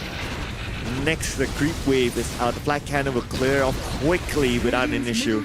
Rocket Darius stunned onto the high ground. Not going to be a problem for Kim as JC will continue to put pressure onto the top now, clearing out the wave. The next target is probably going to be the top tower next, as they clear off the triangle on their way to the top. Bottom is already cleaned up, so a lot more focus to the top. But then again, they have this smoke. They might be looking for a pick-off here. No clear target yet, as the other members of Myth Avenue Gaming, they are in their base for now. But they're starting to come up. Might see this engagement. Hang on. Okay, Mega Rose. See Mega Rose? Okay, Cassie would really want him all stuff on JG. And JG flies to the front. Mega Rose has to back up. Blink Strike onto his teammate. But behind we have Lonely Chucky. Pretty much alone. Ares, he's out of mana. He cannot do anything. Now it's all in chains of the Lonely Chucky. And there goes the Timber Chain. Chakra and stun. Chidori gets it. Barely gets out. He rises too. Just one hit left to go here, but hey, you know, at least they got Chucky. That's gonna be nice. No, I was just about to say as well, even if they weren't looking for fights after that, I wouldn't be surprised if I go back to just farm style because Chidori's like, I believe he's like about a few hundred goals left before he gets that. Chase. Ooh. Oh, the Hex! The Hex is in! The Sign of Vice is in the hands of JG! Oh, this is bad! It is such a good buy. I saw him actually queue up the Mystic Staff in his slot as well, so I was like, oh, he get that early Sign of Vice. Because like I said before, they don't really have like defendable stuff. They have roots. Actually just one root. Literally just a bushwhack Homing missiles, it's a stun, but it still has travel time. So the Hex comes in, especially really nicely worth control. You can't BKB or you can't purge out of Hex as well. So it will be a problem for the Phantom Assassin. So much pressure now to Myth Avenue Gaming. Fortified. Bring out the Fortify to clear off the creep wave. Chidori still with the AGs of the Immortal. Still about 2 minutes left for it. Still plenty of time. To commit all in onto Chidori. Still going to be pretty hard. Missile onto the back. But focus is still on the objective. Oh. Hits after hits. Now trying to slowly make it. They can't do anything. They can just watch him through. Chidori has the Aegis. He's just gonna stand his guard. Shocky can't get close enough. The moment he tries to get close, his health gets shredded by half. Oh, backline to go onto the backline. We got Mango Rose there. Mango Rose now with BKB. Straight onto Wonder Boy, his former teammate, to take him out first.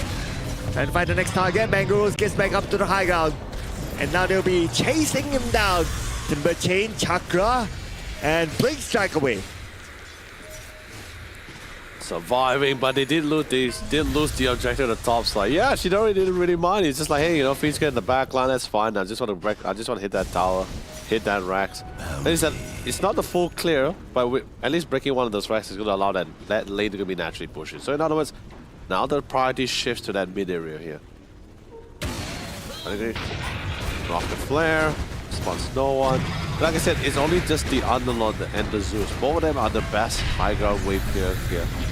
They can try their best, but here comes the Ink Swell. Can they get their hands on him? Because Hurricane Pipe with the saves.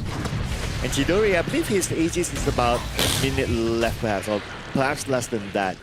Those last two stars about 2 minutes when he was still at the top. And with that being said, Chidori is aware that his Aegis is going to expire, so they start to back off. Yeah, 10 seconds more. It's a great high ground defense, and they want to play off with the Aegis as well. Think of it this way: you got a Stroke of Fate, Firestorm, Zeus. Dyer's Yeah, bottom tower is they're under totally no attack. worries here, especially since Zeus is in the same category with Caudle, as they are one of the best high ground defenders here. But what an engagement! Yeah, here comes the call down here. Although without the Aegis or the Immortal, but they will still make that engagement to get Yona. The moment they go back up onto the high ground, JG asking for a high five, but nobody's going to give it to him. Lonely Chucky is going to be giving a bit of a chase, but look at Chidori. He will have free reign.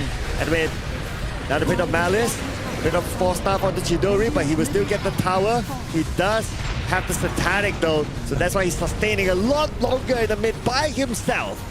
Dude, he's a mobile fortress here, and of course Costa is just constantly not only blasting away but healing him at the same time.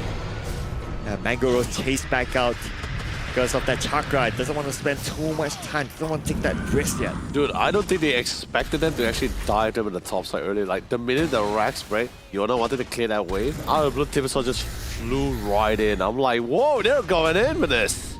And that really caught them off guard, just as I was surprised. So were they. Left Yona, forced out the buyback. But even with the buyback, it didn't really affect them in any way. They know Chidori knows.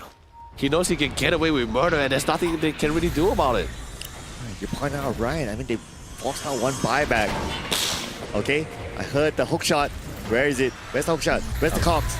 Okay, it's at the bottom. Okay, here we go with that hook shot. It was actually onto Lonely Chucky. He does still have the buyback though. But it's time for Castaway to go back onto the high ground. They will continue to put pressure to Myth Avenue Gaming. Radiant structures are Gotta fortified. hit it out. Gonna force the last glyph there. And there's the hacks on Yona. That's a dieback if he falls. 45 without the creeps earlier on. But look at this, Yona is in trouble. Yona is now forced back. We do have one buyback for the side of Myth Avenue Gaming, but they cannot get forward. Look at this, JG just casually stands in front. It's not really doing anything much, but yet it's still a psychological damage, emotional damage to Myth Avenue Gaming. How are you going to get front? Radiant's middle barracks Yeah, are Chidori is under like, middle yeah, barracks this is has my fallen. land. I say what I want to do. There goes 2 racks. Last, the bottom one is the last one to remain. 5-man smokes. It looks like this is going to be the last hurrah here. Want to see if anyone is isolated, anyone somewhat alone. They did see Castaway. He's in a very nice spot to break all these smokes. Oh. Rocket jet boost here. Oh, they see Castaway. They'll go all in on Castaway. Lonely Chucky goes in for the buyback. Castaway immediately buyback after being taken out. But the main culprit here is going to be Chidori. Look at how tanky Chidori is. Let's see the JJ on the Yona. But Yona miraculously is able to TP back to his fountain. Can't believe no one actually died there except for Castaway. But then again, well done for Castaway. Such a way to break those smokes and force such an isolation break off. Oh, straight back up to Draga. Look at this JG again. But JG this time will be soul-minded with his other teammate, Chidori. They will be friends forever for now, that is. But they will still, with the help of Wonder Boy, get Yona as well as Ayat. Yona, it is a die back for him. And now down to the last two barracks. Look at the damage for the sharpshooter all the way onto the back. And they're not letting this one go just yet. They just need to finish up this job. Open up the mega creeps for Castaway. One more to go. It's not going to last for too long. And of course, Yona doesn't really have to buy back. Now that's the megas. Castaway, they can hear the wedding bells. The wedding bell tolls for them here as they are currently making their way to be the second grand final this year. Myth Avenue, all the plans, all the dreams crumbling apart all before them, just like their buildings. They try to, they want to go in, but they just can't find the opening. And Chidori, he's offering himself on a silver platter, but they know for sure that is a sweet temptation of a bait. Oh, they're gonna come out at all. The moment Maguro steps out, that's it. And here's gonna be the corner just to keep them inside the fountain. Another smoke just to avoid any further casualties. No jumping by Castaway. They know that this is gonna be the last stand. They're not gonna call GG yet. They're not gonna give up. All the towers in front of Asian, all of them down. JG smokes in all the damage. Chainsaws the way back. Still with the BKB. Mega creeps arrive. That's it, no ultimates, no items. They're gonna fall back with this, go a little bit safer. At least once they all come back, then they're gonna be back again. The storm has temporarily subsided, but it will return. And Myth Avenue Gaming, they need to prepare to weather it out. This is where we start to look at the buybacks. The only two buybacks now are both onto Castaway. The auto has it. And now another buyback, 3 buybacks for Castaway. Now they have a great insurance policy. Plus, getting this Aegis on their bottle, they can wrap it up. Yep, that's the standard SOP right there. They get the Aegis. And there's not going to be anyone that can try to stop him. Chidori has been in the forefront of things as it is, and even without the Aegis, he's still naturally breaking buildings. Here we go. It's definitely going to be the last stand. Wonder Boy is at the top though, just clearing up those waves, but not really a wave there. There's Mango Rose at the top. Wonder if he'll make the engagement, but no. Wonder Boy shifts himself to the middle. Radiant are Dude, this is the smoke. This is it. This is it. It's a matter of time now. Are you ready? Oh, For the Yona. last stand. Hex. On the Yona. Yona, where's he gonna go? The call down comes in on the Yona. The Yona will first out to fall to the hands of Chidori. Observer wall will take about Castaway as a bonus. And now they will get another one. Lonely Chucky is dead. There's gonna be Mango Rose with the BKB, but what can he do? He cannot do much. Immediately goes back up to the high ground. JG is now beyond call. Like GG has finally been called. Thank you so much, Myth Avenue Gaming, for playing. They will take 3rd place while Castaway will have a repeat with CSC, this time in the grand finals. It's the grudge map that they were waiting for. The team that sent them to the bottom, now they're back at it again. It's on such a grand stage, but then again, well done to Castaway. What a performance. They have showcased us to here today, showcasing their game experience, their knowledge, how they play around the map exceptionally well. And of course, as expected for Castaway. But then again, Myth Avenue Gaming, you showed us games which, you know, that not only gave us a nice walk down memory lane, seeing like some really nice classic old picks, and of course showcasing your flexibility of your hero pool coming from Mango Rose. But other than that, well done coming from Myth Avenue. It's unfortunate, but hey, we have our first 3rd place team here, and it's gonna be Myth Avenue Gaming. I am disappointed though. Oh, okay, why? Myth Avenue Gaming. Why? They did not show me the Ogre Magi.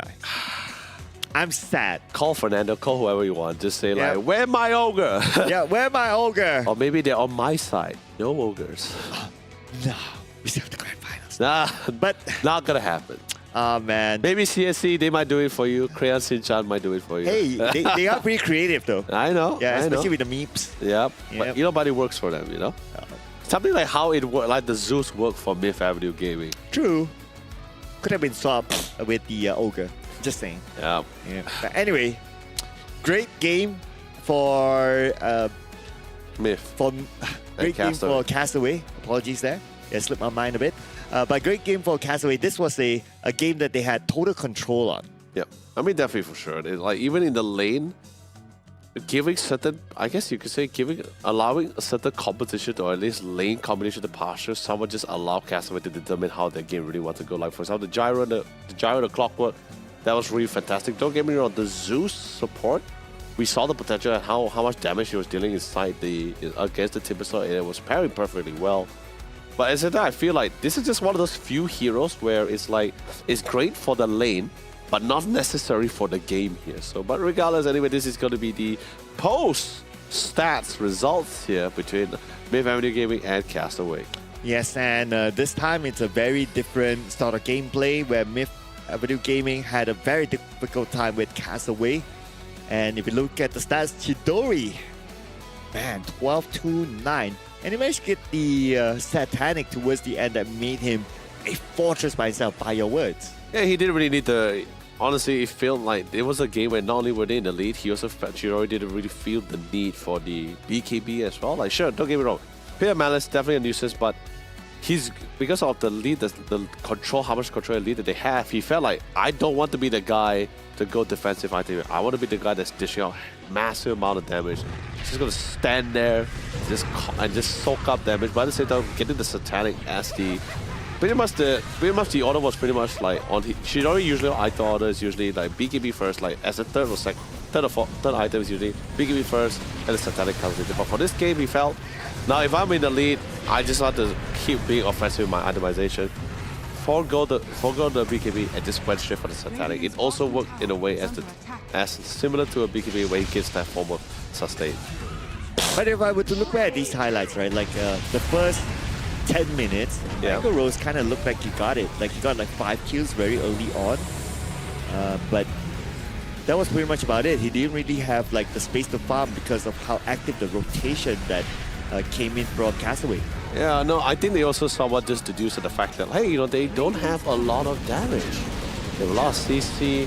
Not to say there's no damage, it's just more like there's not enough burst damage to somewhat seal the deal. The fights and skirmishes they've been winning so far is because of mostly is man advantage.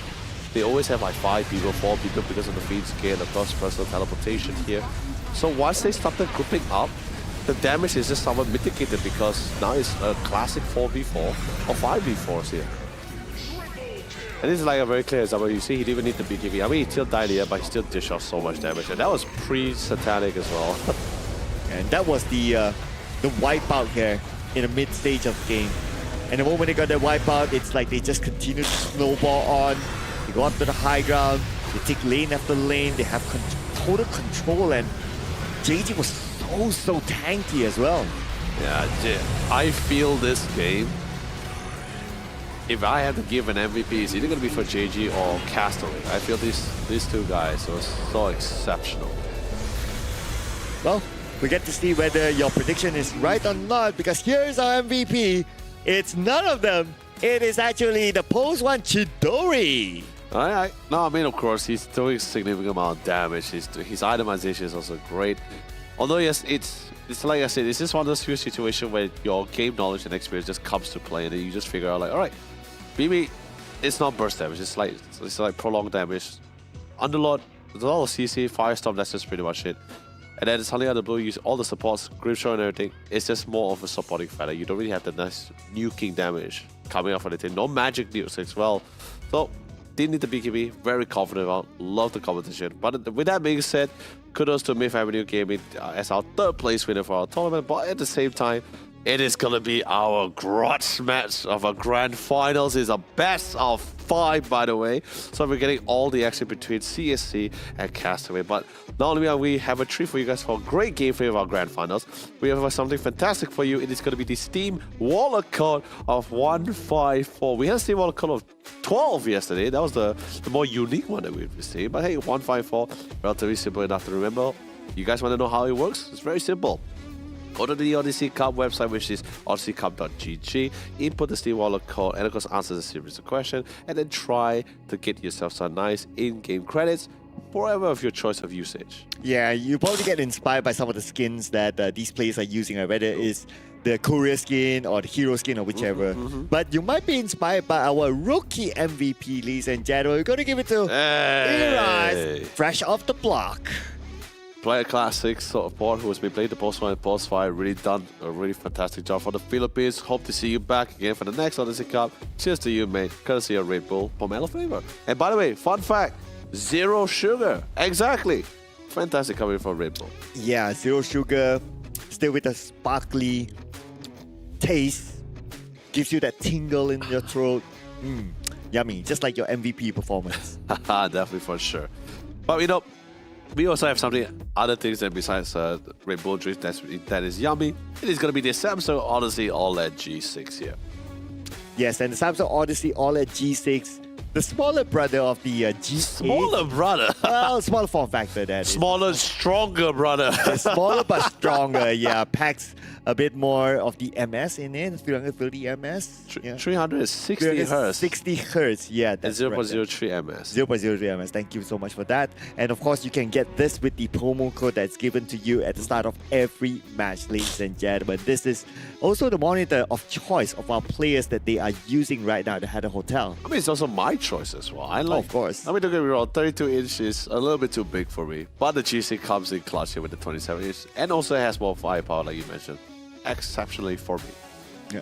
And nevertheless, ladies and gentlemen, before we head on to our grand finals, of course, we have to give time for our players to chill, relax, and reset, because the grand finals is where you don't want to miss. We will be heading on to our break, ladies and gentlemen, so do not go anywhere. Come back for the grand finals.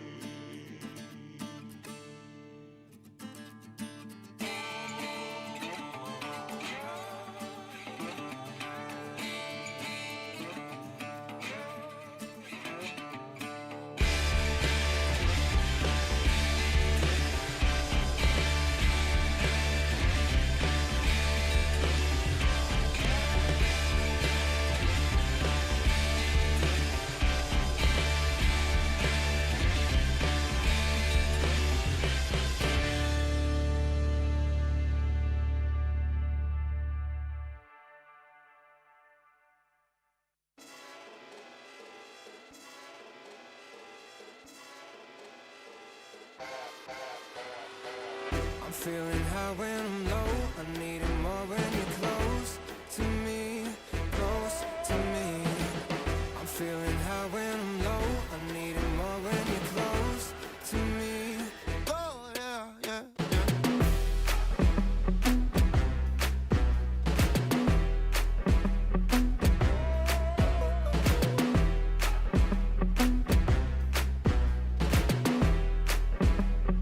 Oh yeah, yeah, yeah.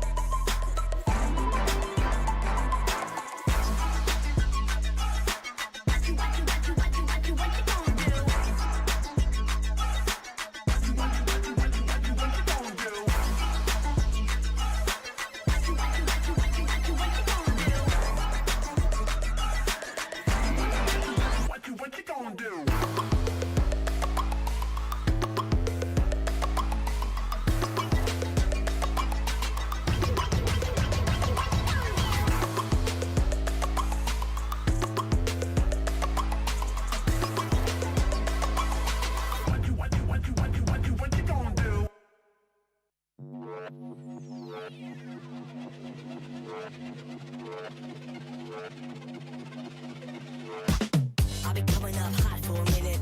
Everybody know the drop when I'm in it. Drop the top when I'm in it. Everybody know the drop when I'm in it. Yeah, I go so cute. Everybody know I'm you know when they click through. Try to send this part to be a show big fun.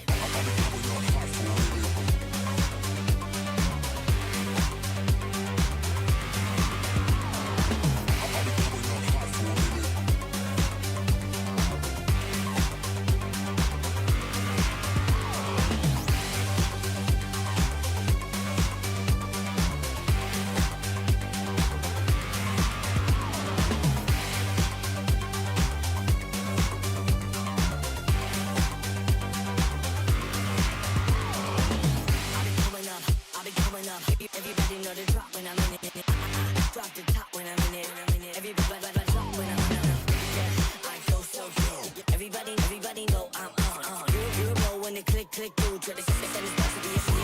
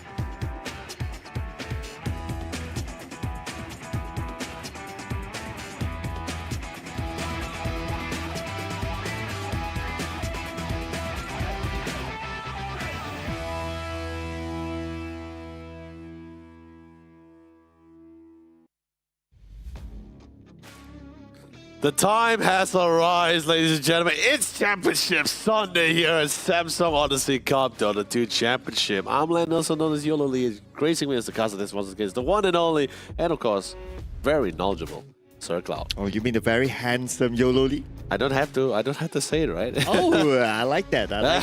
But there's something that we need to say. That's true. Is to remind our viewers out there that we have a discount code specially for all of you out there to be the owner of one of these amazing Samsung Odyssey OLED monitors. Wherever you are, based on your region, do type in the code below. If you're from the Philippines, it's going to be PH Odyssey Cup. If you're from Australia, AU Odyssey Cup. New Zealand, NZ Odyssey Cup. Hello. Okay. All right. We'll fact check that. I can find out as well. And you guys can bring home a beautiful monitor at a discounted rate. All you need to do is bring this code and put it in the Odyssey website.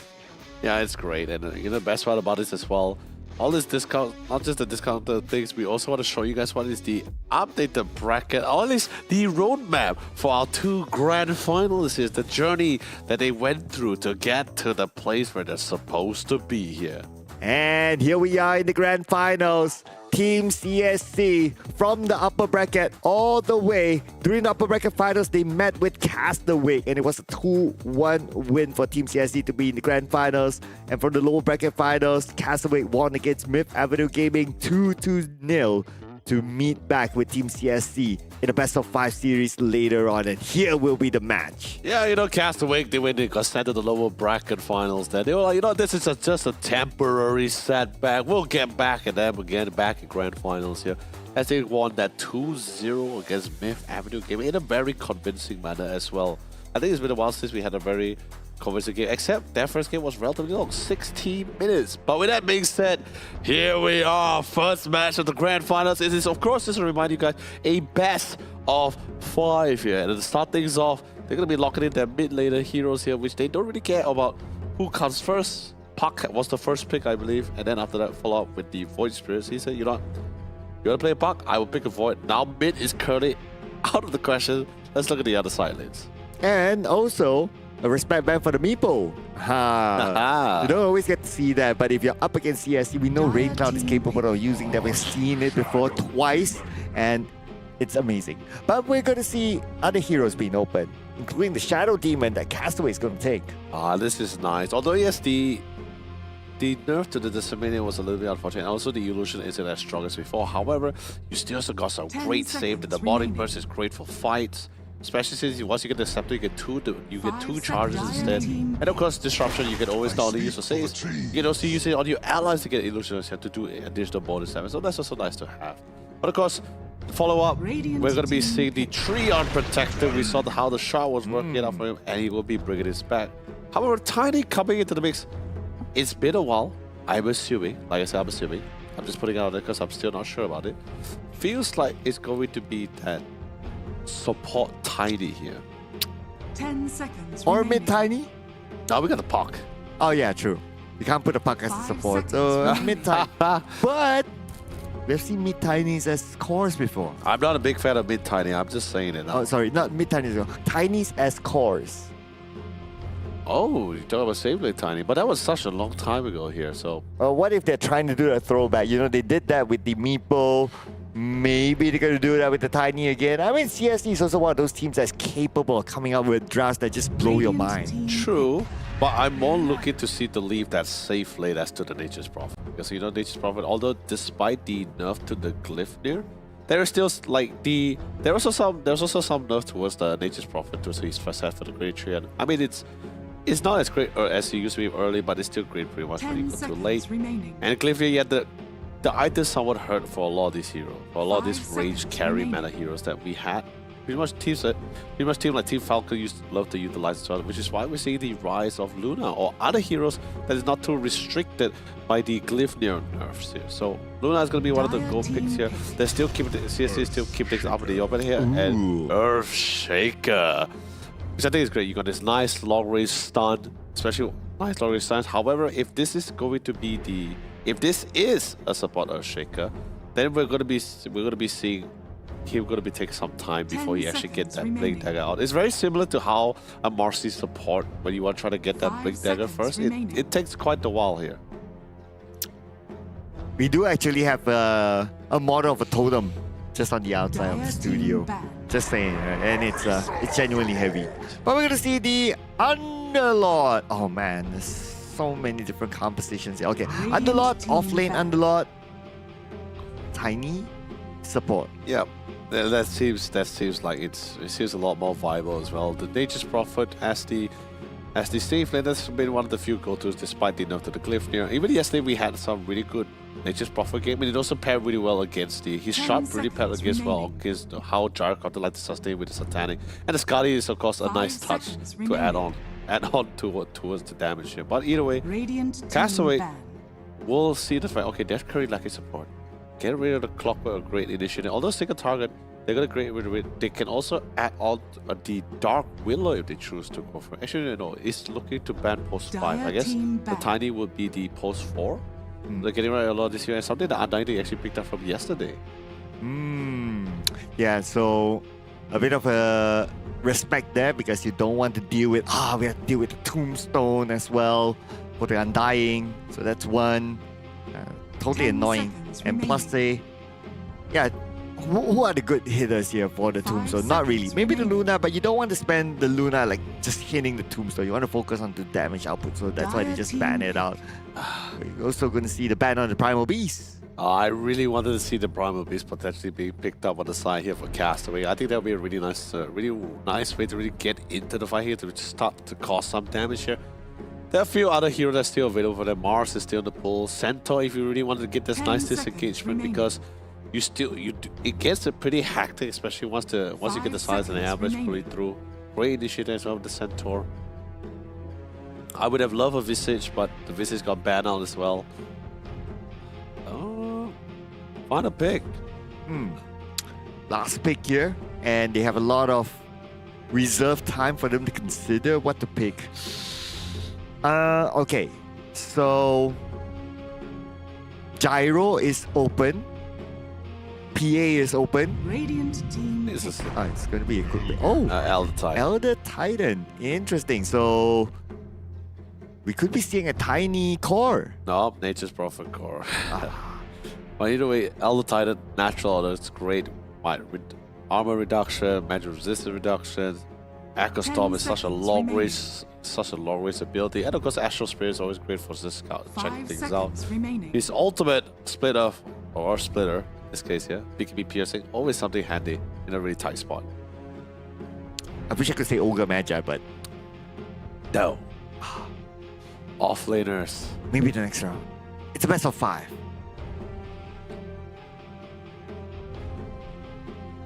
I mean, you did initiate, so I wanted to really play alongside with the Void, Earthshaker, Shadow Demon. So nice to set this out a little bit of nice burst as well. Mars, I guess? Mars. Yeah. You may Oh, now select I like a your big heroes. Mars initiator. Mars with the arena, and then you have the Echo Slam. Ooh, arena catches like 3-4 Echo Slam in it. Yummy. You really want to try to set things up here. Shadow Demon got really great save, especially if anyone gets sprouted, or if anyone gets Dream Call. Definitely going to be coming with the save. And of course, the disruption pairs really well with the Luna, so getting her own solution. You're also going to be able to get some damage into Demonic Purge, fantastic BKB piercing. So going to be able to get their hands on top of the Rain Cloud. That also be a pretty nice touch too. Takahashi, yes, it is going to be the support. Support post 4, Guide is your post 8, IGS T6 is going to be your post 5. 10 seconds. I love the remaining. Elder Titan skin. Has the complete set. 5 seconds I have half of remaining. that, so I wouldn't mind some Steam Wallet credits, ladies and gentlemen, in case some of you claim it but you're not sure what to do with it. You can always donate it to us. We will know what to do with that. By the way, here's a bit of a preview of how the Hatton Hotel room looks like, where the players are currently playing right now. It's an amazing hotel. Can't wait to just try this room out for myself. I mean, it's very rare when you have like this, like a hotel room really set up, pre-set up to design for this tournament alone. So you got some really great stuff. You got the Odyssey monitors, you got all the Red Bull you can hold for, and of course a mini fridge. Which, by the way, I would have loved a mini fridge. can't procure it anywhere. So really nice stuff coming from Red Bull. And of course, you know, a room with your close friends in your team playing your favorite, the best game in the world, Dota 2. Gonna ask for anything better, really. I would love a mini fridge as well from Red Bull. I mean, I can put it in my streaming setup. It would be pretty nice. Yeah, putting it at the back, you know, some RGB lights there with the Red Bull on it, full of Red Bull cans, full of this new flavor, the zero sugar edition. Well, that's the way to go. But of course, with that being said, our drafting is somewhat done and dusted, my friend Circle. Any preference here before we start our best of 5? I'm always a fan of if the team has a Mars.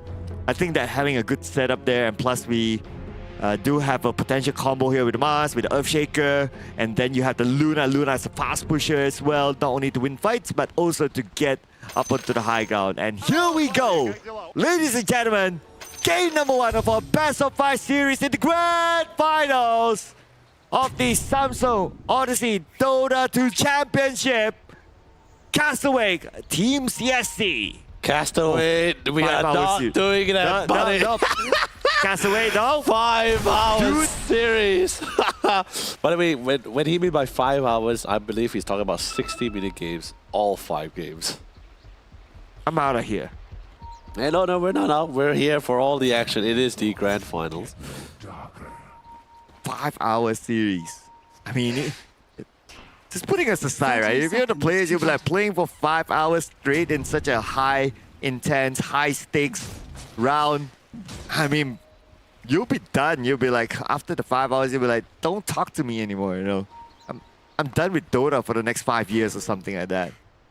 But yeah, if they do put themselves through a 5-hour series, then they might probably miss the Jonker Night Market in case they missed that yesterday. Oh no, they definitely missed that yesterday. Oh yeah, we ended like what, 2-3 a.m. Plus 8 GMT yesterday. So it's quite a big one. Oh, that's cute. Looks like a turtle, a rock turtle. I mean, you just, you know, you stick a ninja mask, a couple of katanas behind his back, then he becomes a teenage rock ninja turtle. Whoa, I like that. I like that. So pop culture. Where's the face? Is this the face or is the one on top of the face? Like there's like 2 faces. Dude, don't mute and talk. No, that's why I say it's so horrifying. Don't zoom into it. Oh. Okay, so we're going to check out the other skin. Okay, Elder Titan. I have the back, courtesy of someone who actually gifted it to me. So thank you so much. It's actually been a long time. I don't have the hand though. Oh, I have the hand. I have the back and the hand. Oh, I wouldn't mind an early Christmas gift. No. Oh man. No. I don't think it's that expensive though, because Elder Titans are not the most popular. I believe it's the model ones though. Yeah. But it's okay. I'll try my luck on the Steam wallet codes later on. Oh yeah. I remember one of the code numbers is 12. Can't forget about that. I mean, yeah. I mean, we also had the 154, the one that's recent. That was just not bad. Okay, and let's see here. This skin. Are you ready to The Shadow Demon looks real beefy. Nah, I'm not a big fan of this one. Is there a better one that you like? That's the Immortal Head one. Ah, maybe he doesn't have it. No, I'm pretty sure he has it. Maybe he doesn't. You might be right. Oh, okay. The Observer Ward. It's more like it looks like he's praying or asking for forgiveness. You know, the way he's like looking out, clutching the hands. I mean, it's not a little kid. You know, like it's like, Mom, can I have a carton of Red Bull pomelo flavors? Oh wow, Mommy, can I have a Samsung Odyssey G6? Mommy. We'll keep 3 minutes for me later. I go toilet. Okay. They're supposed to be in the room, so it shouldn't be far. Okay, here, this is the observer ward. That is the juggling one. Yeah. Yeah. Well, you know, regardless, you know, we got a little bit of time. We can also talk a little bit about the composition, right? So, I know you said, Okay, serious talk. Okay. as I know you said you somewhat prefer a lineup that has some mass. But I would just really want to confirm with you. Is it like more of a mass bias kind of thing, or you just genuinely feel like this composition's lineup is somewhat right up your alley? Oh yeah, I do like explosive team fight sort of comms. Yeah, that's why with the Earthshaker, with the Mars, and then you have the Luna with the Eclipse, and then right clicks from the Luna that just bounces with the glaives. Yeah, it's a G for me. Yep. Definitely a G. Whether you like the G or G6, all the Gs. Oh yeah, I love the more Gs. But you know, we use your time. Oh, okay. I love it. It's just like the draft. You know, you say, "Hey, you're wasting my reserve time. Let's just waste yours now." So to a certain extent, they're pausing just for the sake of pausing. Nah, I mean, you know, he's. Like savor the moment. I mean, you know, they're preparing themselves before the big fight. But do remember, this is the best of 5 here, so might as well come in with a clear conscience, probably an empty tank as well, so you can fill it up again with Red Bull and maybe with a lot more vigor as we are finally back in to this best of 5. All right. I like how they pause and unpause just right before the The horn. battle begins. So on point there. Very on point. Yeah, it gives us that that exact point where the game actually starts. Now there's no big engagement, so we can consider whatever happened like before, like everyone's getting to the lanes and all that, just as a nothing. True. You know, here's the interesting thing, right? So, although we've been commonly seeing like post 5 Shadow Demons, but there are also times where we see even post 4 Shadow Demons, and when they are normally the post 4, they are undeniably like one of the few best supports that's the easiest to actually stack camps. Oh, so easy. Shadow Poison, you throw it one timely nice. You can always stack it without being really present there. Really making full use of that efficiency. But post 5, I guess you could do something similar as well. For the side camps, especially for the Luna, which is going to be exceptional for her. She is one of the best flash farmers that we have in the field here. But in terms of, you know, let's not think about or discuss about the lane comparison. Let's just talk about like in terms of synergy between the heroes here, right, Circle? Like particularly, I'm slightly concerned that bottom side because you do have this Firestorm stack on top of the Pit of Malice. You got a decent amount of CC, but same goes to Tiny, who has exceptional amount of nukes. Sure, level 1 Toss and Avalanche doesn't feel much for now, but put a little bit more levels into it, and even the Shadow Demon will also have to suffer a little bit. But I guess that's where the disruption comes in. So, pretty hard to get on top of the Luna, but Castaway on the other hand, if you can get on top of him, should be a nice pickup before you actually get the Disruptor to mitigate some of those magic damage. You like the treat on Takahashi? Well, okay. I want to put out another factor, right, in our grand finals here. Castaway, obviously, they just played the best of 3 series before this. Yep. You think that will kind of warn them out? Oh, hold on. Takashi's still okay for now. But not for long. Okay, he forces himself into the jungle. First blood to Castaway. Such exceptional placement of the disruption as well. Didn't really cast it too early, waited for him until he got to the tree lines. Used the illusion to actually lock him down in place to get additional hits in here. So, well done, Castaway. But yeah, so, should I be concerned of their, you know, their vigor and stamina? I guess that is definitely a factor and definitely a factor to be concerned about. But at the same time, I also see it from a positive perspective. You just want your game, right? Sure, you have one of the games is 60 minutes and the other was slightly shorter. But then again, you have this adrenaline from your past game. You're a lot more alert and aware because you came back for such an active game as well. So I guess you can see right now, the adrenaline and their senses is pretty heightened as they go toe-to-toe with CSC. I like your positiveness. True, but inspires me. But then again, at the same time, there's also, but you know, they are pro players, so I believe they are used to, or I guess trained for long-term games as well. So it's positive and positive. So now it's nothing to be worried about, unless we go 5 long series like what Castaways declared in the chat. So yeah, then that's when I might think the stamina might actually slowly start kicking, because you know Dota 2 of all the games is still the best game in the whole world. It's actually by far one of the most taxing ones, okay, both physically and mentally. Yeah. Radiant You have to structures sit are down that fortified. long. You have to play for like maybe an hour, sit for about the duration. And if there's more games, you have to do more time on it. Yep, it is. It is very taxing. It can definitely wear you down, especially if it's one of those high stakes games rather than just a regular ranked game. Oh, okay. Casimir was trying to do the exact same thing like what he did just now. He was hoping the illusion to spawn in a way where you can block off his exit and entries between the cliffs and the trees. Radiant's middle Wait, tower no. is under attack. Spawning the other side, so there was still free entry out. Rain clouds. Ooh. 2 now for Castaway. Oh, okay. Kishka, nah, he'll be fine. God's Rebuild there will kind of help him out to push back IGST 6. That's gonna be the Fisher. One more hit. Oh, nice bait with the spear. Dire's courier Oh, has been killed. that is so technical. Dude, Kishka is playing with fire, man. I swear. But bottom side, looks like they're also able to get their own perspective picked up. That's also a nice thing. Yeah, you really gotta be careful with those lucid beams. I mean, recently as of late, common Lunas nowadays just put a lot more points into those lucid beams. Great harass, great way to secure those last hits.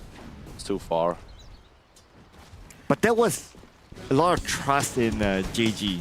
It's like JG in the comms is like, dude, I gotcha. Take one more hit. I gotcha. Don't worry.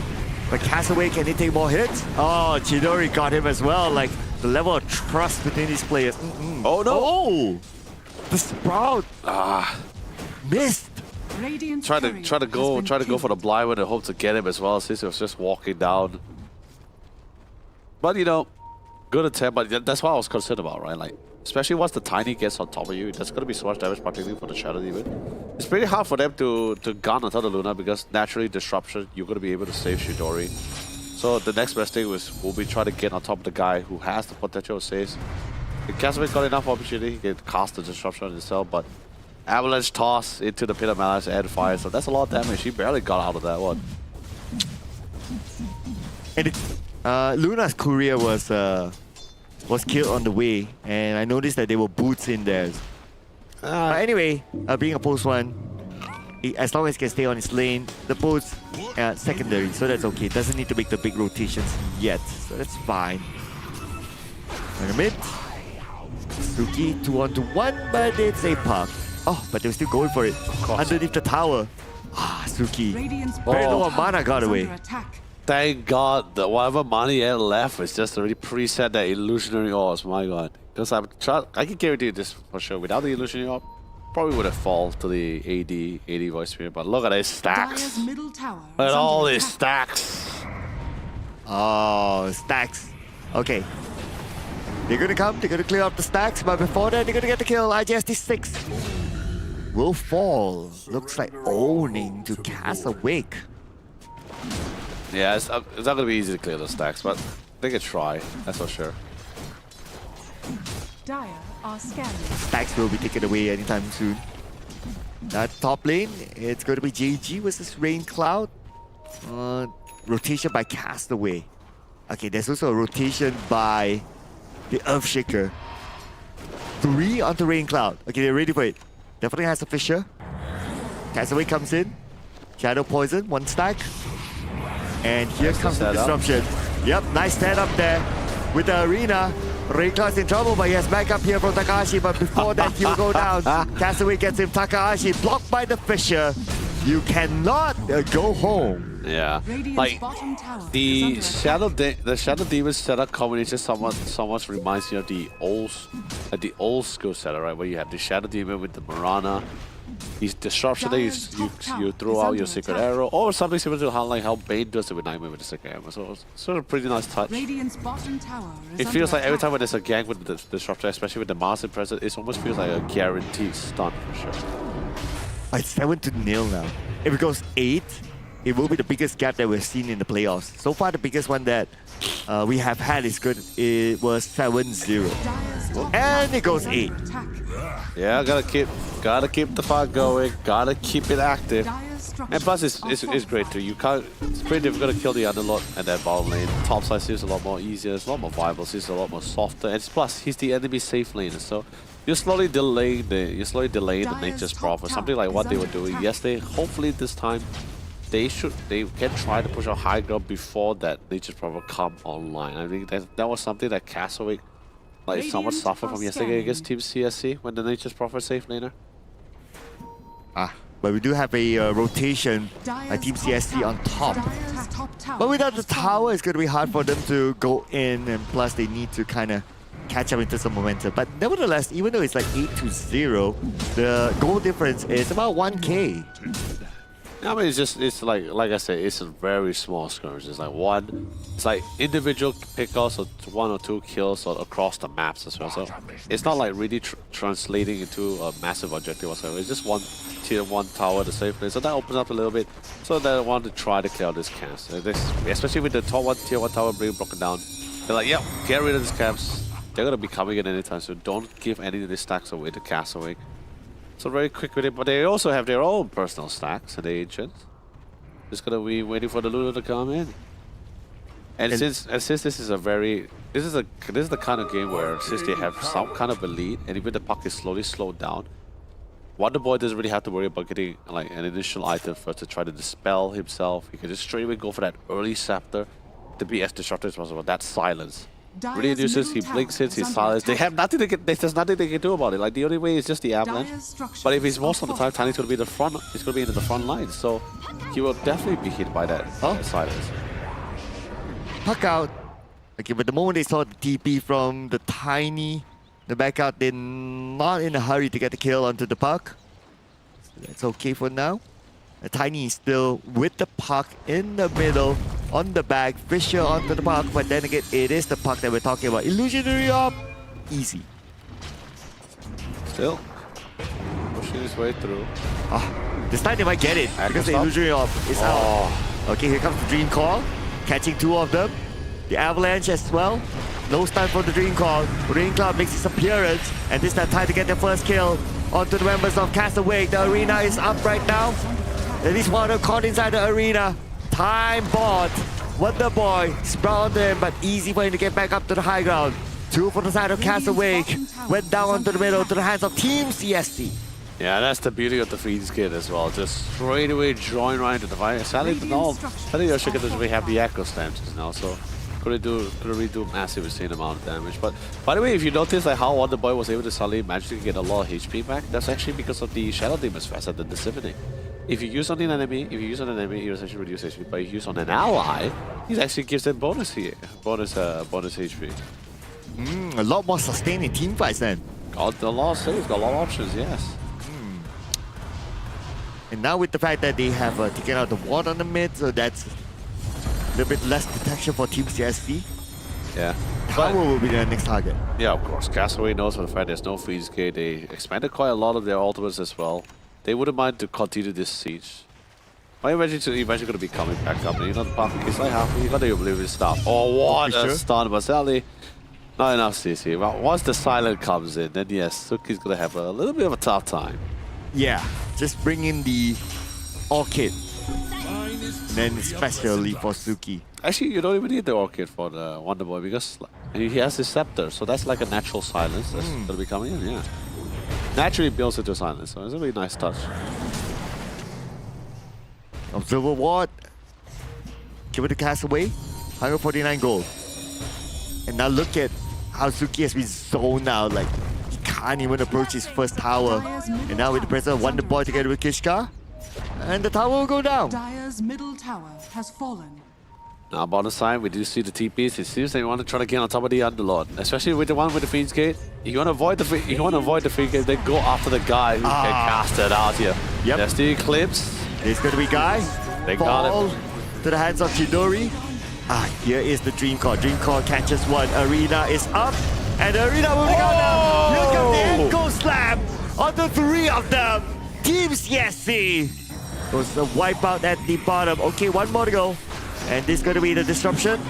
Suki tries to get away to safety. We do have Kishka here. He does have the Fisher. Goes up to the high ground, goes back down to the lower ground. Still on the chase. Fisher, he has enough mana to use the op to get away. But JG is waiting the other side. JG is there. JG with the spear. Oh, before that, Eo Okay, spear! Oh, nice precision by JG. I love it. The itemization coming from these guys is just preset to cater for as many of the situations as possible. It's really crazy enough that they already have some dependable stuns now. They just want to ensure that even those that's not so dependable, it's gonna be feels like it's gonna be guaranteed. So well done coming in for the side here. And although yes, great reinforcement coming from CSC because not sure whether you remember what they have two ways of being global here. We've got the teleport for the MP and even the freeze kit here. So we saw the MP Ray Cloud jumping all the way to the back line. They did get their hands on top of Shidori, but when they got locked in by the arena, oh, Kishka felt like the biggest echo slam of his life. Drop in very massively, does so much damage here. Especially since they don't really have a pipe yet, so they're gonna be sucking up all this magic damage. Oh, I guess these 6 can't soak up this damage. Fisher, final hit by Wonder Boy. Another kill, owning 14-3 now. They see Rain Cloud. So Rain Cloud with the sprouts. And that's going to be the Ghost Rebuild. The moment Takashi appears, he's like, oh no, not me! Oh, caught in the arena. And there's Wonder Boy there, there's Kishka there, there's Castaway, there's JG. And the kill is given to JG himself. It was at the edge as well for the Arena of Blood. Barely knocked it back, did too.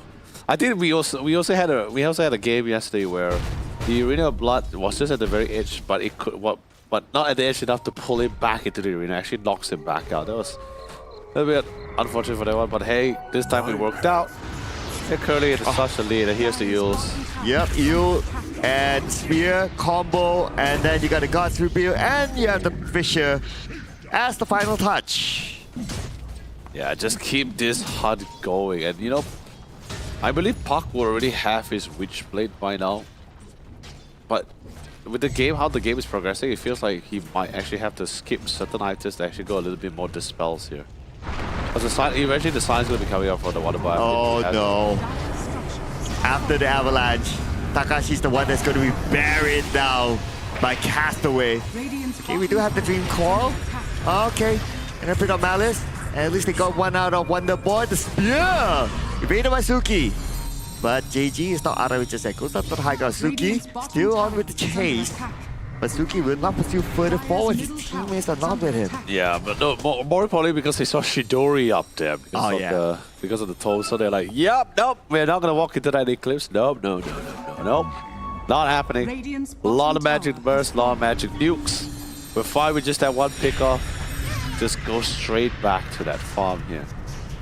Yeah, plus he just used the illusionary orb, so he won't have any other escape mechanisms. Yeah, so Guy has already picked up the pipe of inside. He's slowly going to be building up towards that Athos later on here. So the order of things definitely has switched up to cater to the needs of the many here. But eventually we'll get that Athos, then we're going to be having this nice long range routes here. Hopefully the set things up for the team, but of course Castaway, they say nah, we're not going to wait for you to be ready.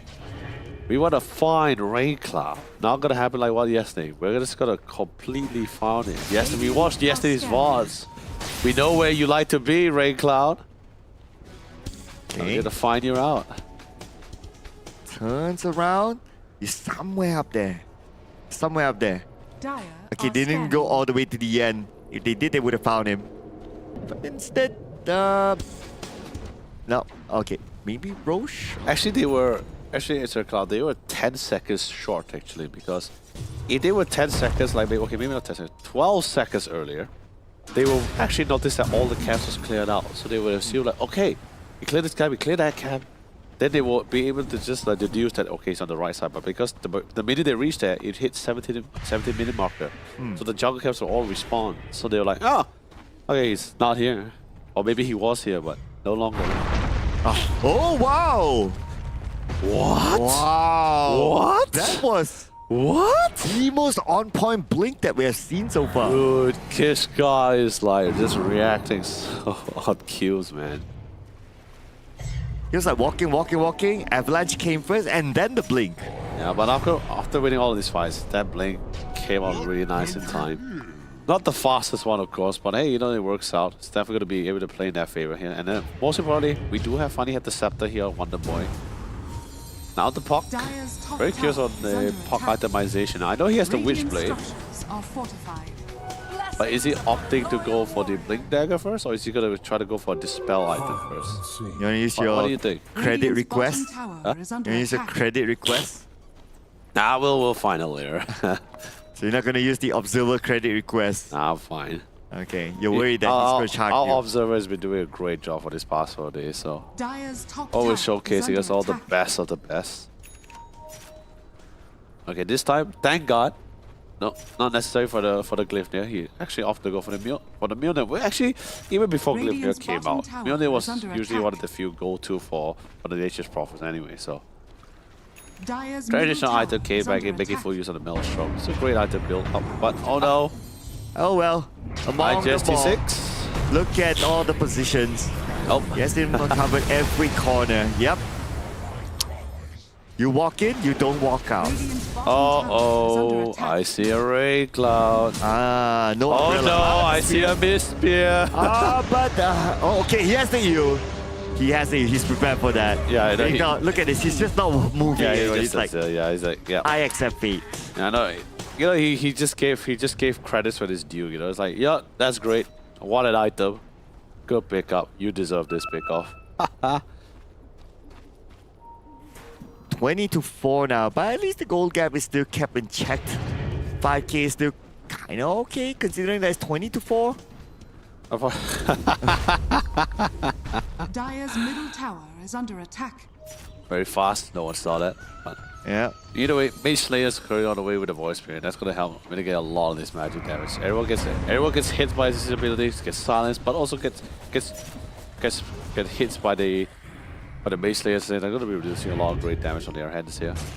They got all the lanes, got a haste root in hand. Not a lot of ways here. They really someone forcing out the Raid Cloud, choked out options, but look at this read, man. They got the vision, they Radiant already are figured they're not gonna go to the top side, they're gonna go to Ancient here. They got the scan.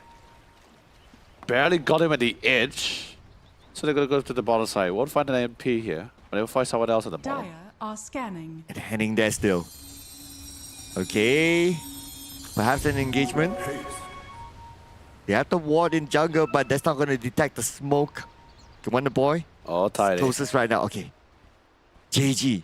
JG's getting closer and closer. Now, he probably didn't see Radiant's Tiny. He's in the bottom jungle. tower is Oh, under he blinks there. Oh, Tiny at the side with the avalanche. Oh, run, boy, run. He doesn't have the blink dagger yet Run, either. boy. Mars. Oh, spear missed. He does have the arena though. Okay, toss. Okay, here comes Shadow Demon, Castaway. Takahashi. He just looks at the wall and it's like, oh, I'm ashamed. I accept my fate. You know, it's just pretty much like you saw nothing. I'm hiding here. There's no one here. Get away from me. And speaking of getting away, Guy won't be able to get away. There comes the Echo Slam. One Echo Slam for one player. They got the kill. It's worth it.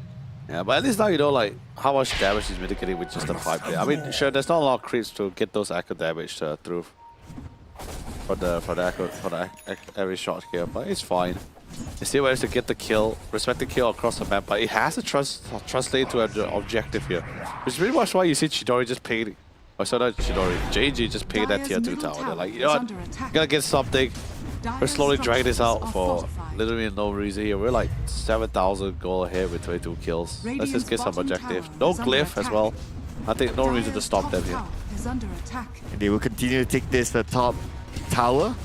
It's going to be a straightforward one. And Chidori will be happy to get it. Has fallen. Chidori, he has the BKB as well, so it's going to be extra hard to take him down.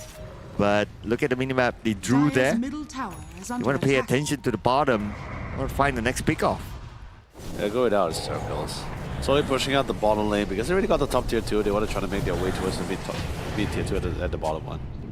It's that kind of order of things, right? Like you break the bottom tier 2, then you translate to a mid tier 2 since the creep wave is somewhat being pushed in. They got an outpost preset here.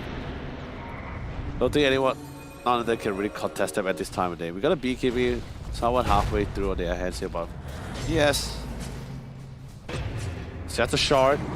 And interesting if everyone's wondering, the shards are always fantastic. I guess it's been a while since if anyone is not too sure. The shard for the Earthshaker is pretty simple. You fish or somebody, you enchant the tunnel on top of the area of Is under the attack. of the Fissure. Anyone within the vicinity will actually get the same mini style as how you'll be hit by the enchantment bonus. And oh yeah, you can walk over Fissures. Ah, that's very handy. Dire's bottom tower has fallen. Especially if you miss Fisher and you can't block yourself. Oh no. But speaking about block, Yeah. here comes the disruption. Nowhere to Here run. comes JG. Spear is about time. Oh, wait a second. Okay, here comes Echo Echo Slam Slam. with the arena. Where are you gonna go? And of course, since they don't have the detection, the glimmer pulls through and the castaway will live. Total dominance now by Castaway. It really is. And the crazy part about it, compared to yesterday's game as well, they have the heroes that have the high mobility to just constantly check out all the side camps, farm the ancients, farm the jungle. Sure, there's like 1 or 2 minute reading room. That's not really a lot for our dear friend Rayclaw. That's why you see him sometimes going to the radiant side of the jungle here, but I think he only got caught 2 times. One was just not the sticker shot, the other one was at the side agent camp where the Mars actually spotted him out, or JJ spotted Dire's him out. structures are fortified. There goes the Glyph. Waiting for the next wave of creeps before continuing back again. And do notice the fact that there is also a lane ward in the middle area, so that's also giving a lot of intel, especially spotting out JG. It's been there for quite a while. I Dire's mean, bottom not tower for is under a long attack. time, but it's been there for a while. Look at the TP at the top. Puck, better get away. He's fine for now, but we can see that they're trying to take control of all their lanes again. They only lost 1 tower at the bottom so far. So far so good for Castaway. I mean, so far so great if you ask me. 24 to Radiant are 4. scanning. 8k net worth difference. That's still in check. Yeah, that's totally fine, especially now Luna has a BKB. She doesn't really fear much. I believe Mars also should have the BKB, I know. I think he bought the Mithril Hammer? Yeah, there's the BKB. Thanks K for the indicator. I just bought it. Now, prep for the Roche SOP as standard. Operating procedure. And they were going for the operation onto the Roche. No way that Team CSC is going to be able to challenge this. It's gonna be a free Roche. And plus, the Shadow Demon, he has the detection, he has the gem. Okay, could this be a solo one? Okay, you. Oh, Kishka appears. Here comes the Fisher from the side. And also the arena. And Castaway is there as well. Spear on the one. Still with the BKB active, but they don't have damage dealer. And Guy, oh, not able to TP away. Disruption just in the nick of time. And now another Fisher. Guy will say good guy bye. I mean, he is indeed a good guy, but well, of course we all have to say goodbye. What a pick off, definitely a long prolonged fight, but you see what I mean? There's just not enough damage here. And this is without pipe, by the way. No pipe was active on the side for the radiant side. I mean, I think the Mars might decide to pick it out later, or he could just be, be offensive about it. Could go for the side of Vice. He already has the BKB, a little bit of a defensive item. I wouldn't mind. If he goes for another one, it's also pretty great because you're dealing with the Firestorm, you're dealing with Tidy's Avalanche, Elder Titans, Park. It'll be a nice thing to have if you choose to go for it. There's nothing wrong for being a little bit sure, but now they know there's a vision somewhere. Like, wait a minute. Where is it? Ah, There it is. extra 200 gold. Another tower will go down. Chidori will be happy to off. At the bottom, Yeah, just the moment we pan over. completely melted away. Has fallen. He also has the Manta style, so the Park is not going to be able to silence him anymore. So now the surefire way to control him at this moment is just literally just the Avalanche. Maybe the Echo Storm you get it really nice and tight. Pit of Malice is also pretty not bad. We're gonna see TP. Oh, the Watcher! Oh, but he missed the spear. Ah, that's unfortunate. But hey, Oh, Has been killed. okay, he didn't appear on the other side. Okay, he's still at the original spot. With the Fisher there. Radiant's top tower is under attack. Suki. He tried to be cheeky though, not gonna lie. yeah. Nowhere to run, nowhere to hide. Tiny. Dire's Spots out Shidori. Can he burst him out in time though? Yeah, here we go. BKB. And here comes Eclipse as well. Oh, Guy goes down. Chidori still with the BKB, and that's a spear from the lower ground. Up back onto the high ground for Chidori to get a double kill. Yeah, they... Yeah, no message Chidori. Chidori's like, not BKB, no puck, no rain cloud. There's no way you're gonna get me down in time. It was a good attempt though. I thought it was a load, but either way, pop the BKB Eclipse, then really nothing much you can do there. Yeah, I love it. I love you, Mars. Just go for the side of ice. Forget the pipe. Forget everything else. Just go all in. All in. Who needs defensive items now? You're that dominant.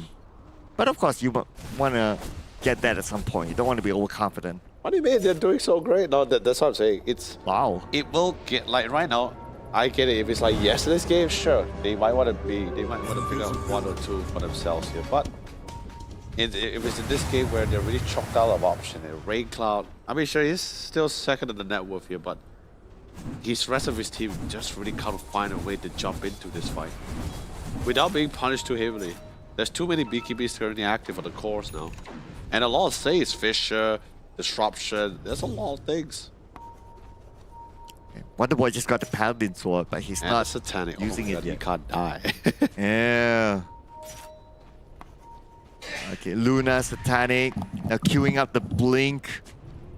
And still has the Aegis of the Immortal. Anyway, Team CSC smokes, but they're still in their own half, at least most of them. It's then what out as scout. Oh, Suki behind Wonderboy. Oh! He saw Suki, but a little bit too late, but it's okay, it's okay. It's okay. Can let Suki go anyway. He was alone though. Speaking of being alone, Kishka caught alone here. Got Raincloud coming in with BKB. The Fisher will not stop him. Raincloud gets away, TP's back to safety. And now the next target, they're gonna ship it out to Takahashi. Raincloud gets one, but they lost Takahashi in the process. Wonderboy on a killing spree. Now is their time to look for more targets. Smoke. Chidori back up to the top lane. Gonna shove in the wave. He does have the Aegis of the Immortal for about 40 more seconds. This is time to go up to the high ground. Yet the ping is there. Either going up alone is a bit risky, but he does have the Aegis of the Immortal. Okay, they come in. Bit of Malice, Athos, but they're not going to overly commit. They don't have the information of where exactly the other members of Castawake is at. They're going to play it safe now. Oh man, what a fight. Oh. But he's almost smoked up though. Smoke. Suki's there. Okay, they have a ward. They saw Suki. They have that ward. Okay, this time the spear will not miss. Follow up with the stun from Kishka. Back-to-back stun. No way he could have reacted to that. And thanks to that ward at the bottom as well. And now Wonder Boys. He sees Raincloud. Goes in alone. But after he saw the backup, TP'd in, it's like, okay, I'm alone. His teammates are still a little bit too far. Don't need to be greedy. Yeah, they were pretty much saying like, hey man, you're lucky now, you call your boys. You don't always have a free get off cooldown to you. Nope. We're not gonna be surviving. But you know, this is a very weird situation where it's either Raincloud is dying or Yoda is dying. Because they're always hunting for these guys. They know they're high mobility, they know they're gonna be trying to farm those side camps or push out the lane or cut the creep waves. They're very quick to adapt to this. What have we here? And they could be very quick to go up to the high ground next. They have Snowball to first much. They can take down this tower first. High ground, it's optional for them depending on what's the situation like. But anyway, Suki will be back, so I don't think they'll take that risk. They can still go for the SOP of waiting for the Roshan. Get it first before the high ground siege again. That is true, but before that, don't think this tier 2 is gonna last for too long here. Anyway, but look at the amount of stats on the distributor, my god. That's a lot.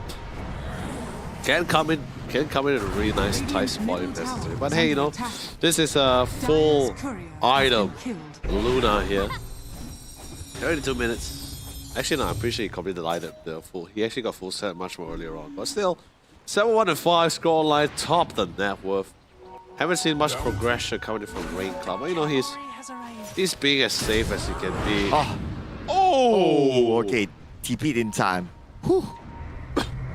The spear came out a little bit later, but understandably. I mean, Mars was surprised by the presence of Raincloud there. Yeah. But now he has the BKB here, so you don't worry too much about it now. But 5-man smoke, and their intention is the Roshan.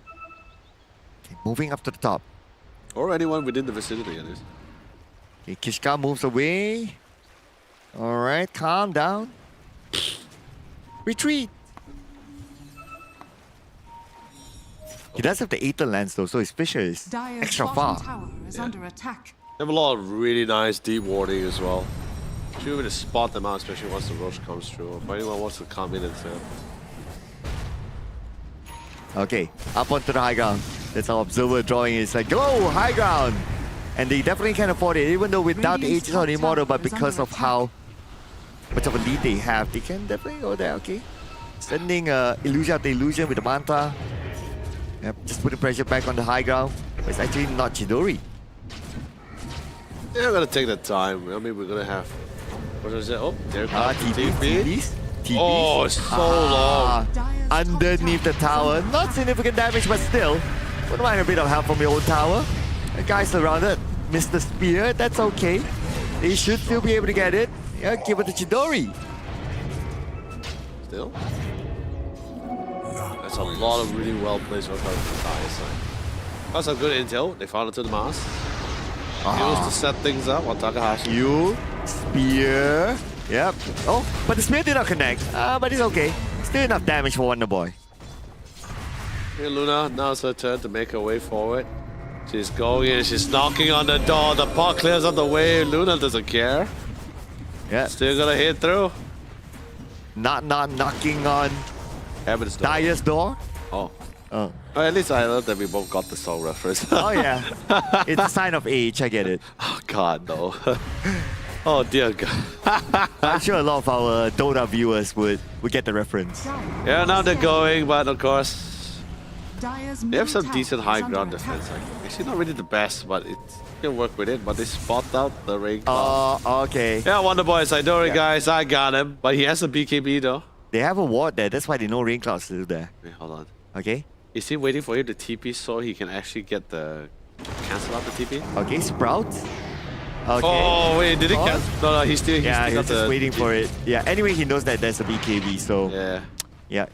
I think that he thought that, okay, when he saw the Sprout, he was about to TP, that's why he tried to go in, but actually he wasn't. No, I love it, right? He was just waiting until he's actually in the animation itself, then try to cancel it out. Well, you know, at least he came through, but he still had the BKB anyway, so should still be able to get out of this. Anyway, Shard! Who is it gonna go to? It goes to...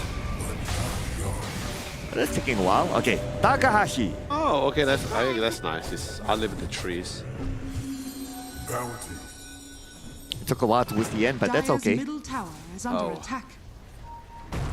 Okay, now I'm starting to feel the flashback of yesterday's game right now. And what would that be? Would be the fact that Radiant's really middle sieging. tower is under attack. and that's giving a lot of space Radiant's for middle Team tower CSC. has Don't get me fallen. wrong, you are hunting them, you are catching them out, but I'm not sure whether they notice every time they do this, there's like an additional item on Rain Cloud. Now he's the BKB, so it's very hard for him to catch, even though yeah, they're forcing his BKB to TV back, but he's still farming. Like, eventually he's gonna get to a point where he's gonna be, the whole team is gonna be saying like, hey, you know, our scoreline may not look the best, but we have items now. We can take you guys head on now. So, but True. I think maybe we'll see the final decision after the security stages. That's a good point. I mean, Rain Cloud, he's not stuck in his base. He's able to teleport out, farm, anything happens, sprout, go back, do something like that. So basically, he can still farm. He's not restricted to the pressure by Castaway. But his other teammates are though. So let's see how Castaway will manage that now that they've got the Aegis of the Immortal. I just need to make sure that all the lanes are being pushed in first before they make their way through here. Top across seems to be the one closest to them. But there's no Mars. Not yet at least, he's on the way. Yeah, right now, it's time for them to go up to the high ground. Yeah? Wouldn't say it's now or never, but they have to keep the pressure on to Team CSC. They want to wait for Mars. They do, and I love that the Die had a ward towards the mid river as well, the mid lane as well, so they have a really clear view of who's coming in. Oh yeah, it's good information there. Oh, what a catch! Of all the people! Rain Cloud is far away from his teammates, immediately goes in for the buyback. The arena is still up. And the BKB by Chidori. Who's gonna stop Chidori right now? Chidori does have static and he does still have the Aegis on the Immortal. And it's still alright. Oh, saved by disruption. Ew onto the Tiny. Tiny comes back down, being taunted. Can't really react back. Castaway lost nobody but Team CSC. Early on they lost Rain Cloud, but he's back with a buyback. Yep. Bought back, came back. This time, this is a great job coming in for Chidori. Didn't really wait for too long. He saw the abilities coming straight away activate that BKB early. He doesn't mind to take that fight head on. But once the BKB times out, Satanic as well. Play a little bit to fall back. Reset, waited all to come back off cooldown. They're going to see some high ground once more. Alright, round 2 soon, ladies and gentlemen, while the Aegis is still active. Still smoked up. They won't be able to find the next target because Team CSC, they will all be waiting on the high ground. So it's more of like clearing whatever jungle creeps they see along the way and waiting for their own creeps to arrive, and it's time to go back up. Yeah, it's about 40 seconds left on the Eclipse here, 20 seconds on this BKB, so they might want to wait on that before they go for it. I mean, eventually they'll also find out that the Dire actually had a ward me once NP actually activated Wrath of Nature. Since it's all based on vision as well, so if they have vision on the lane and the script today, he activates the Wrath of Nature. It was actually still connected on that one too. So help clears it out. Also gives you the bonus stats too. And we do have the refresher. Yes. Oh, smoked by Team CSC as well. It looks like they decided to somewhat come out. They don't want to be restricted by their own base. Channel to get the outpost. Alright. And now that allows the team to TP. But they managed to guys well. Okay, one save. They might have a bit more time. And here comes the Earth Split. But the Earth Split will not be giving a lot of damage. And here comes Rain Cloud with Arcane Road. Chidori shows up with the IJST kill. And the Arena catches them, all of them inside. JG has godlike. Run, baby, run! What a fight here now, and the best foul by it. Well done coming for Castaway to buy the next amount of time, expand so many abilities. Even the Elder Titan didn't even have it. He already committed the Earth Splitter as well. They're very confident, get back into the fight, BKB on, push all the way through, and now there's no buyback on Yona. However, there is the buyback on both the supports here, but they would not have the abilities for it. But they did spot out Rain Cloud in the lane pushing out, so they want to try to hunt him down. He's the one who also bought back too, so it will be a diver, but he TP'd out. So he cannot fall. If he falls, no other damage dealers that's significant now for Team TSC. How shall the battle turn? Chidori clears off this wave and setting themselves up to go back up to the high ground. A minute more for the Aegis of the Immortal. Dire's bottom tower Waiting is for the under next attack. BKB, 30 seconds here. But by the time they get a BKB out, his Aegis is gonna, okay, by the time if we do the math right, by the time his BKB is off cooldown, he only has 20 seconds left on that BKB, on that Aegis. Here comes. Yep, they have to make this fast if they want to make good use of the Aegis of the Immortal, like what you Dire's said. top tower Okay, is under that's why attack. they're going up to the high ground right now. Takashi will make the engagement. It's going to be a toss all the way onto the back. But here comes the cavalry. We do have an arena coming up soon. Arena is still available. Not using it just yet. But Wonderboy is going to put pressure back. And here comes the Aegis burn down. It's going to be round 2. Ding, ding, ding. Here is Chidori back. How are they going to go back on the Chidori? Yet the Pit of Malice by Guy. But we need to follow up right now. Suki behind, can't do much. Nobody from Castaway. Got eliminated. Team CSC clean as well. But they still have all their ultimates, by the way. Still have the Eclipse, still have everything else. On the other hand, Team CSC, they expend everything. You're right. Every smoke. A bauble from the void. Okay, stop that. They're Yep. gonna be pushing in the lane now. Let's see whether they can get something out of this. And they know for a fact that this is right now CSC's downtime. Ultimate's all currently down. This is prime time. There's also the nullifier in the hands of Wonderboy. Illusion. Yep, an illusion rune picked up by Chidori. Gonna add to more vision across the map. And again, Team CSC, they're back in the position that they cannot come out. But then again, I feel like Castaway should have just committed that push. They still have the elements. They're still battle ready here. But now, by the time they want to go back up high ground now, all the cooldowns will be off cooldown for CSC. Oh, here comes the blink, and do you think they're waiting for the next Roshan,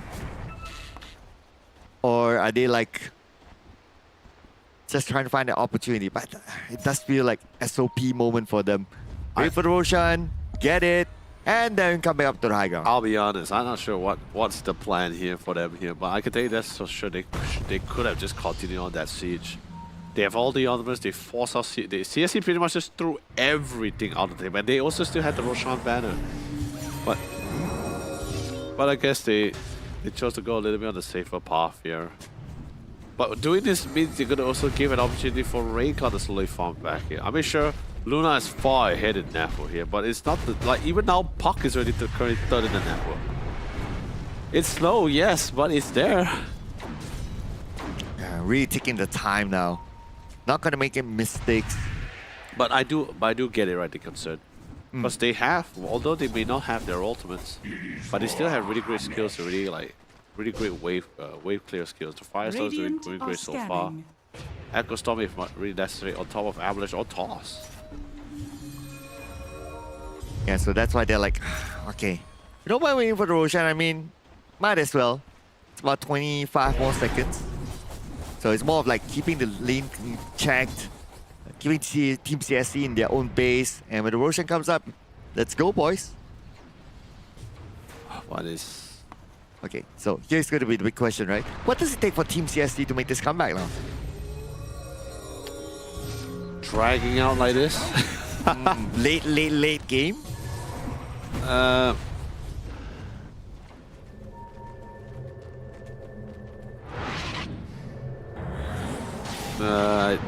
don't think so. Like Not even a late game.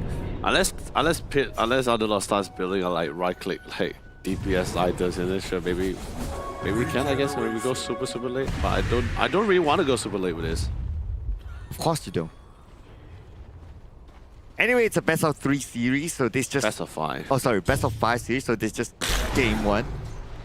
But we can see that because of the trauma that probably Castaway had when they encounter each other during the upper bracket finals, they don't want to let go any round. It's exactly the same thing right now. Like it feels this passive. But I guess the only difference would be the fact that there was a little bit more freedom for Raycon to farm. And they were pretty much, and they also had heroes that was really great at skilling like Muerta support and whatsoever. They have a lot of damage coming from their team here. Whereas CSC, the only damage is literally just the, for now, I can say with full confidence, just Raycon and the Puck. The rest and also other titans are Guy, come push fast! Yeah.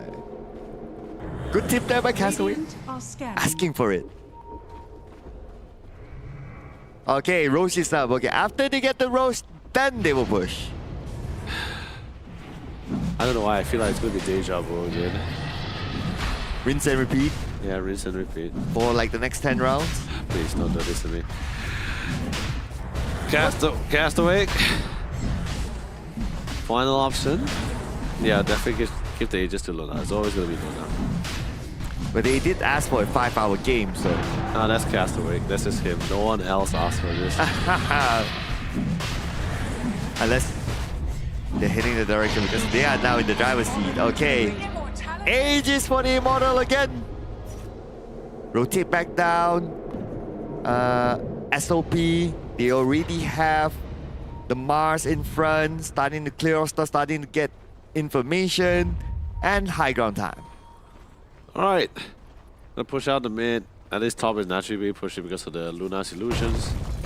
Now time's up, but it'll still be fine. Bottom is going in through. It's a great trio spotted out.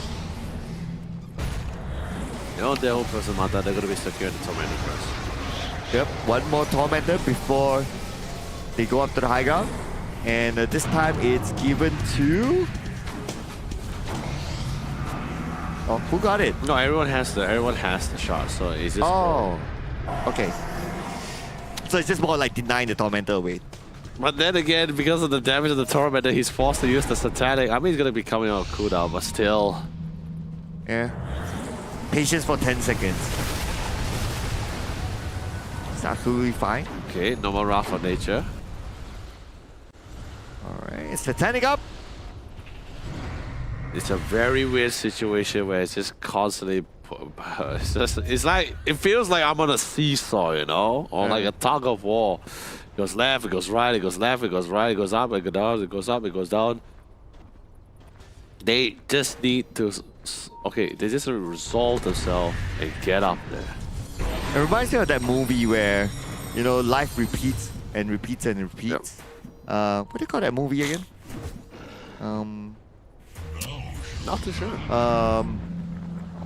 Hawk Day? Hawk. Okay, I need to remember that one. Groundhog Day, yeah, it's Groundhog Day.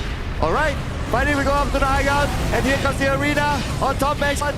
With BKB on JG, they find the next target, but before that, Takashi falls to the hands of Wonder Boy. Wonder Boy gets the double kill on the guy. This time, Guy immediately buys back. He's prepared for the buyback, he's prepared for the siege.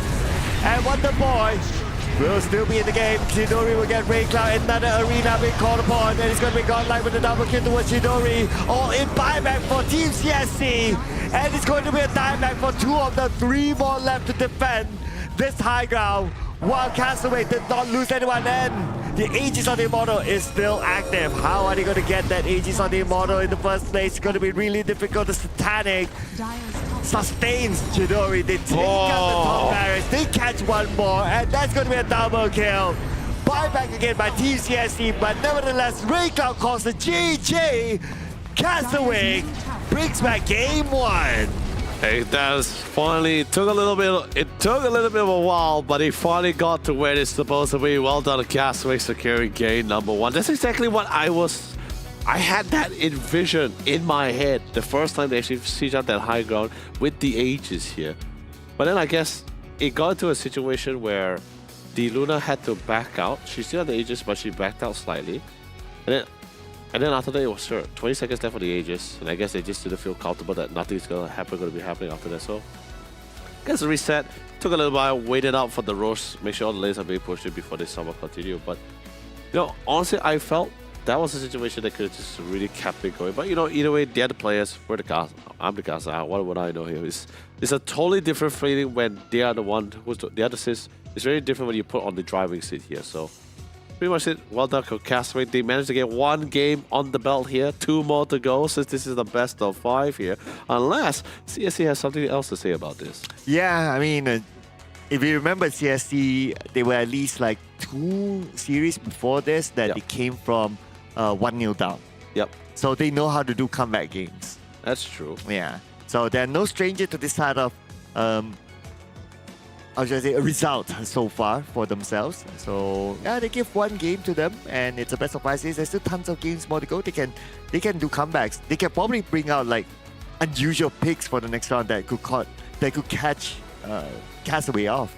The thing is, like, yes, I agree they know how to really do the comebacks, but the problem is it's whether they have the composition that allows them to actually make the comebacks. Of course, yeah. In that game, I felt like it felt very restrictive for a lot of them. Tiny, especially when as a Tiny. Even the same goes for Earthshaker. As an Earthshaker, Marcy, Tiny supports but you're so dependent on getting that Blink Dagger. It's very different from Bat Riding. Bat Riding can easily clear stack whenever he can. But for Tiny, Earthshaker, and Marcy, it takes a lot more time for these guys to get online. And if the game is somewhat one-sided and your team has no form of control, some form of a lead, it makes it slows things down even more harder for these guys to actually get the necessary initial item out as well. And not just the Tiny, even you have a lot of beefy frontliners, but you just don't have this massive insane nuke, except for the Elder Titan's ultimate, which is the Earth Splitter. Yeah, speaking about hard, right? This round is hard for Takahashi. Look at this. 12-5. So that's a lot of kills there. Even Ray Cloud as well, it didn't really have a good time. Every time he goes out, gets caught out again. 2-10-3 in terms of KDA. IGST6, as tanky as it is, as the Elder Titan is 2-10-1. So all round Team CSE, they had a good time. But we got to give it to Castaway, of course. It's a very controlled game by them. Yeah, Castaway was so flexible in that situation. How you want to save, how you want to delay. But it's not just Castaway. JG was fantastic. Wonder Boy was doing so much damage as well. And Kishka, if it's not for the Echo Slam, it was just him and his well-placed fishes. So crucial timing as well. Echo Ah, Slam. that Echo Slam. Absolutely fantastic, man. Such a beauty. If I'm not mistaken, there was like also like a 15 to 16 minute blink dagger, so it's rather impressive as well. I love that Echo Slam. But also his pictures were on point,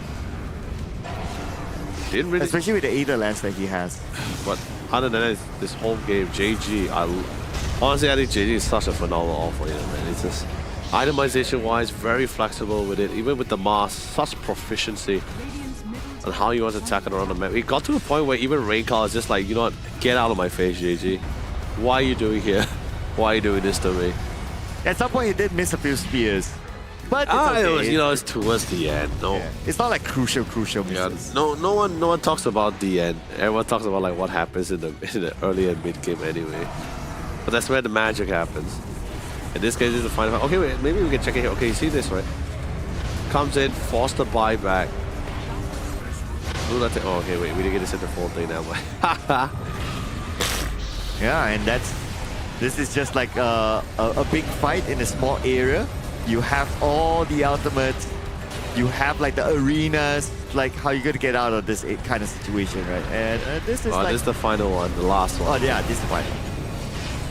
Came in, didn't need to use the agents here, straight away pops the beacon. We didn't hesitate anything at all coming from Shinori. They just take the fight about JG. Isolation, constant nuisance as well. Just cast away the back line. Just doing what is necessary done. And Wonder Boy goes in, goes out. Every time he goes in, someone is definitely going to die. Yeah, and yeah, what else can we say towards this end, right? It's more of like just, okay, we can even afford to chase to the back and all that, but we gotta get the MVP to Mr. Earthshaker Kishka. Really well done. Like even towards the last of the end there, you see the highlights. He's not really in the thick of the fight. Just he got the echo, goes out there. His roles is very quickly changed to switches to the fight. Okay, I'm going to be the guy that just keeps throwing in stuns after stuns and gets area denial. And don't forget, he also has the shard, so he doesn't necessarily have to be in the front line for the enchantment totem. Wherever he lands that Fisher, always going to be able to hit that mini stun with the enchantment totem with the Fisher on top of it. Yeah, so it was on point by him with all the skills, all the combos. Of course, it's a teamwork effort with great arenas as well and all that. So it was a well-rounded gameplay here by Castaway. But of course, we also have products that are well-rounded as well, which is the Samsung Odyssey OLED G8. Oh yeah, the beautiful piece of hardware as well. 32-inch, may not have as much power as his little younger brother, the G6, but it comes with a 240 Hz with a response time of 0.03 ms as well. It has smart TV functionality, and of course, despite being so large, it still has a very slim metal design. So, absolutely fantastic piece of hardware. Yeah, this is something that you guys should get together with the discount code that we will, in case you missed it, we'll show it to you again later before we start the next game, ladies and gentlemen. And speaking about the next game, we will have a next game. Of course, it's a best of 5 series. So we'll be taking a short break this time. Don't go anywhere, ladies and gentlemen. We'll see you guys in a bit.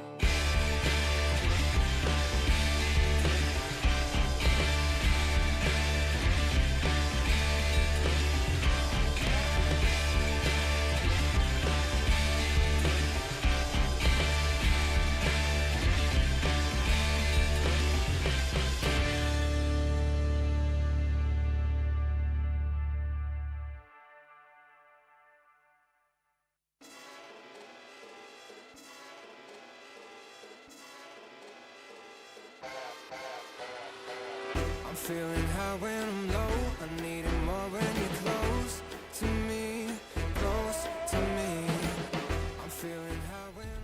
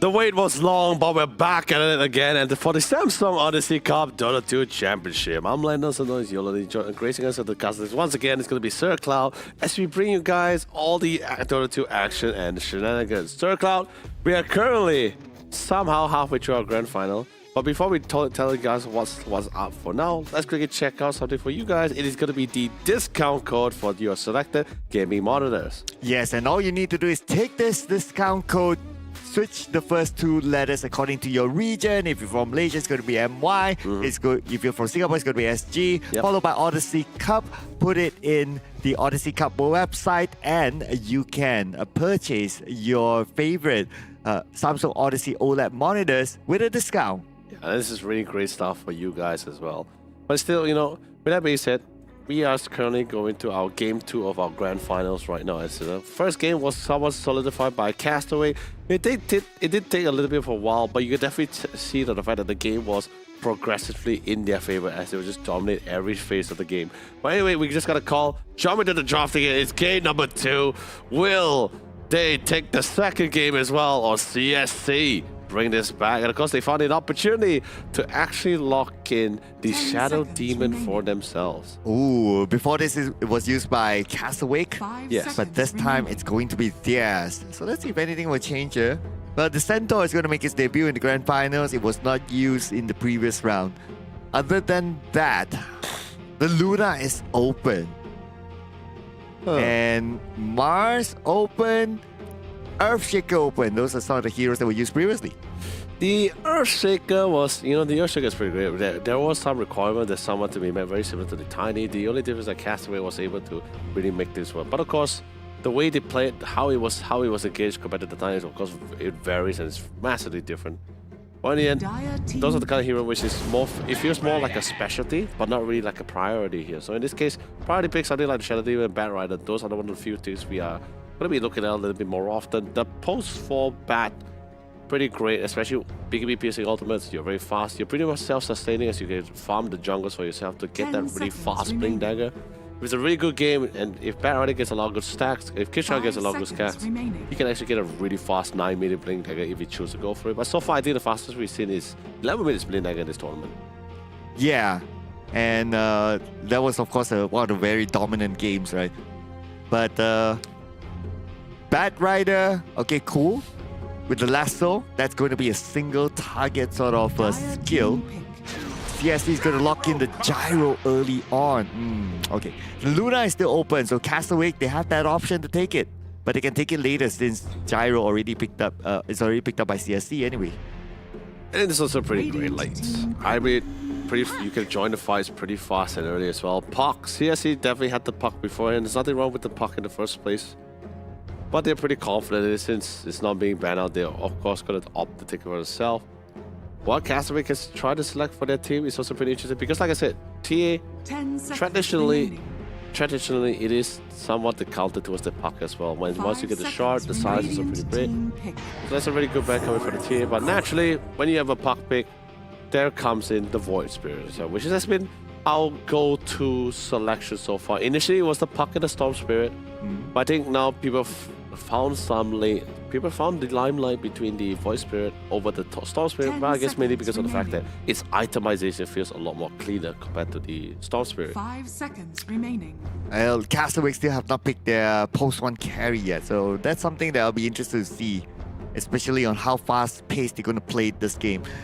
Because the post 1, whichever that's going to be big, will kind of tell the story of how fast the team wants to play. For example, like you pick the Luna, obviously you're going to go for a quick push, fast game. That's going to be great. That's going to be the play style. But if it's a Medusa, for example, then it will take a while because it needs time to farm. But looking at the momentum that Castaway has, even from the previous series, I have a hunch that they want to play it fast. I mean, they want to go 3 and protect it. They want to lock it in, but there's the Monkey That's King fast. before it gets banned out here. So that's the safe lane Monkey. Pretty fast paced. He has no issue traversing around the map, and also great for those side portal engagement. However, Pangolier, wait, hold on, let me check. remaining. Oh no, Pangolier is not in the pool. Thank God. Okay, so because if Pangolier was in the pool, I 5 would have been a little bit more seconds concerned remaining. because, you know, Monkey King, before he gets to BKB, he really doesn't like the idea of being interrupted a lot, especially within his Wukong command. That's where the Rolling Thunder really comes to play. Something similar to have when you also have to go against either the Bitter Malice from the Underlord or the Brambles from the Dark Willow. That's also going to be a nice post for that CSC can also choose to opt for themselves here. Dire team And Terrorize back. is always great. But of course, they'll lock in the Primal Beast. Strong initiator. Very fast paced, not too dependent on items early. Just get levels, you run it, you pulverize somebody, you trample over somebody. You actually get really strong lanes with this. Now, if you pair something a really nice strong, 10 if you have a strong laning call like Primal, a pair with another strong laning support, you can actually 5 do a seconds massive remaining. amount of damage here. I'm looking at Dark Willow, and that looks pretty good. Since Primal Beast doesn't like to go play into games like against Dark Willow here, so and they also CSC is also pretty much lacking at post 4. Something that Castaway can choose to ban out later on, or select for themselves. Yeah, so looking at how you explain it, with the last 2 bans, the Dark Willow could be taken out. Primal Beast was banned in the previous round, so we didn't get to Team see banned. it. But we're going to see Nyx being banned out first. Okay, Castaway, since they have last pick is on the Castaway, CSC might go for the Dark Willow. There's a possibility here. So meaning that Castaway might want to consider to ban it. Radiant team I mean, back. they could ban it, they could pick it.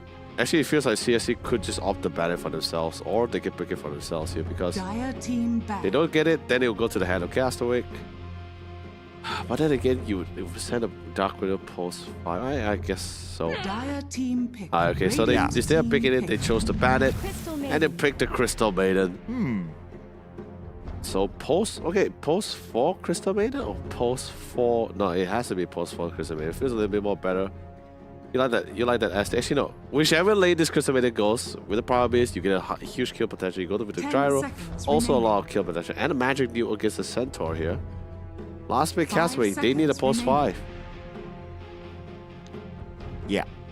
And without the They need to go for someone that can control here because there's a lot of channeling heroes on their side. I would love a Trion, but then again, we can't have it because there's a much needed things to be stunned here and controlled. There's no clockwork. And for now, this is Castaway's pick here. He doesn't have his enchant, doesn't have his tasker, doesn't have his clockwork here to sort of set up the fight here. Choose Oh, your Monkey hero. King support. Right. Okay. Okay. So that kind of threw CSC off a little bit. Luna, of course, perfect. If it's not broken, why fix it, right? Yep. No, that's a very good call, and it's so devious as well because I think not many people tend to remember about the monkey king support post 4. They always tend to picture it as like, oh, it's gotta be the mid monkey. It's gotta be the safe lane monkey here.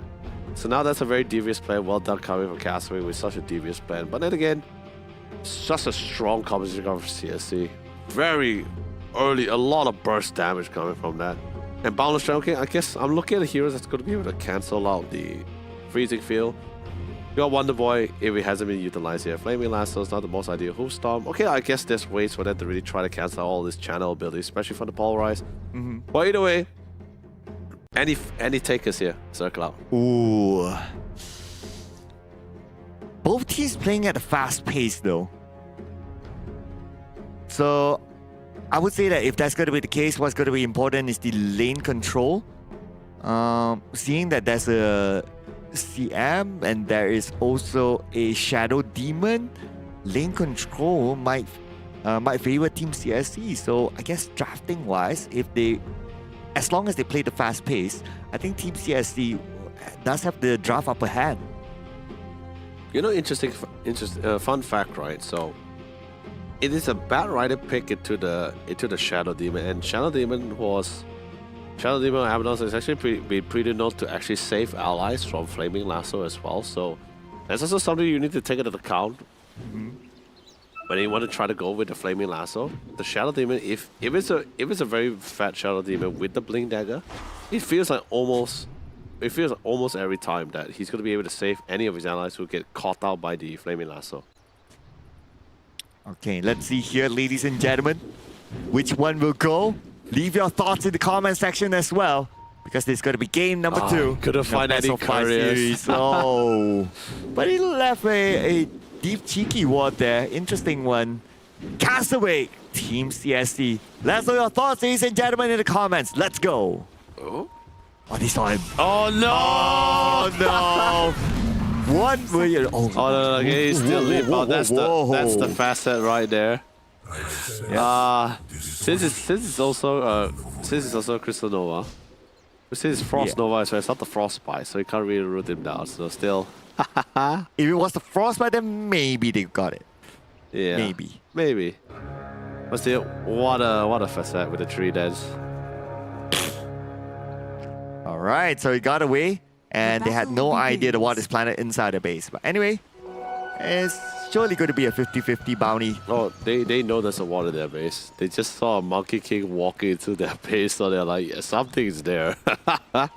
I mean, they could be suspicious about it, or maybe they thought he was trying to snipe any couriers along the way. Yeah, he just pinged the top courier moving in.